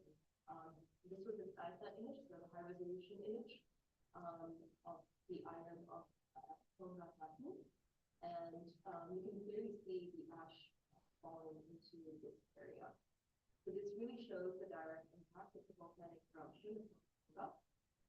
However, we also have recent developments that showing that this eruption caused a secondary indirect impact. So this eruption specifically sent about 58,000 Olympic-sized swimming pool worth of seawater into Earth's atmosphere. And scientists are currently exploring whether this kind of eruption is linking to extreme weather happening in the southern hemisphere. And this, they are thinking of the link between this eruption and Cyclone Gabrielle that had devastating impact, causing roughly up to $8 billion damage in New Zealand alone. So these adverse impacts are, of course, very difficult to predict, but it is possible to prepare communities when such adverse impacts occur. So there is a regional flagship initiative of the World Bank called the Pacific Catastrophe Risk Assessment and Financing Initiative, and they are trying to do this exactly. So they aim to provide the Pacific Island community with climate risk information and associated tools so that they can inform development planning and financial decisions. So their primary activity includes the developing of an application for rapid disaster impact immediately following disasters and therefore to strengthen existing risk information. And this is a database containing detailed specific information on assets, duration, hazards, and risk. So actually, a Planet customer and a Fiji-based Secretary of the Pacific Community, FPC, they've used Planet Scope and also TriTech products to help identify infrastructure footprints to inform the national inventories infrastructure assets, such that are exposed to natural disasters. So they are currently using our data to get these assets. So as you can see, we're currently part of these large Pacific community, and we really hope that our data plays an important role in disaster management and keep the impact as minimum as possible.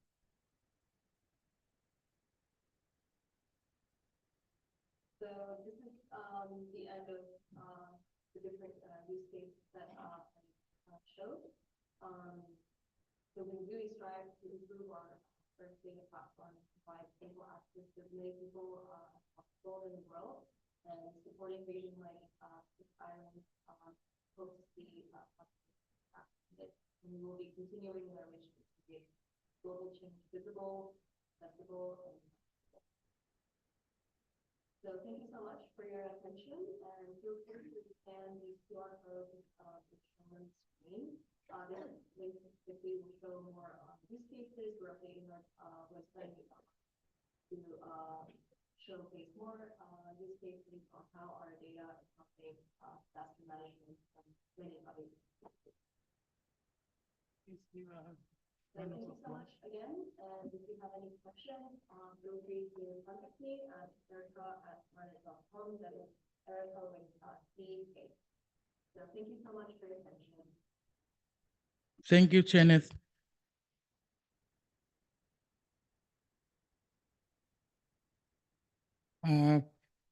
We have come now to our final presentation, and we thank Jenny for her presentation regarding of how we use space or remote sensing satellite imagery for rapid disaster risk assessment. And I'm sure that most of us, we deal with remote sensing product on modeling the resilience, adaptation, and reduction, and even response and long-term recovery from disaster. Thank you so much for being with us this afternoon, and thank you for your attention. And so now I pass over to Wolf for any further announcement. Thank you so much.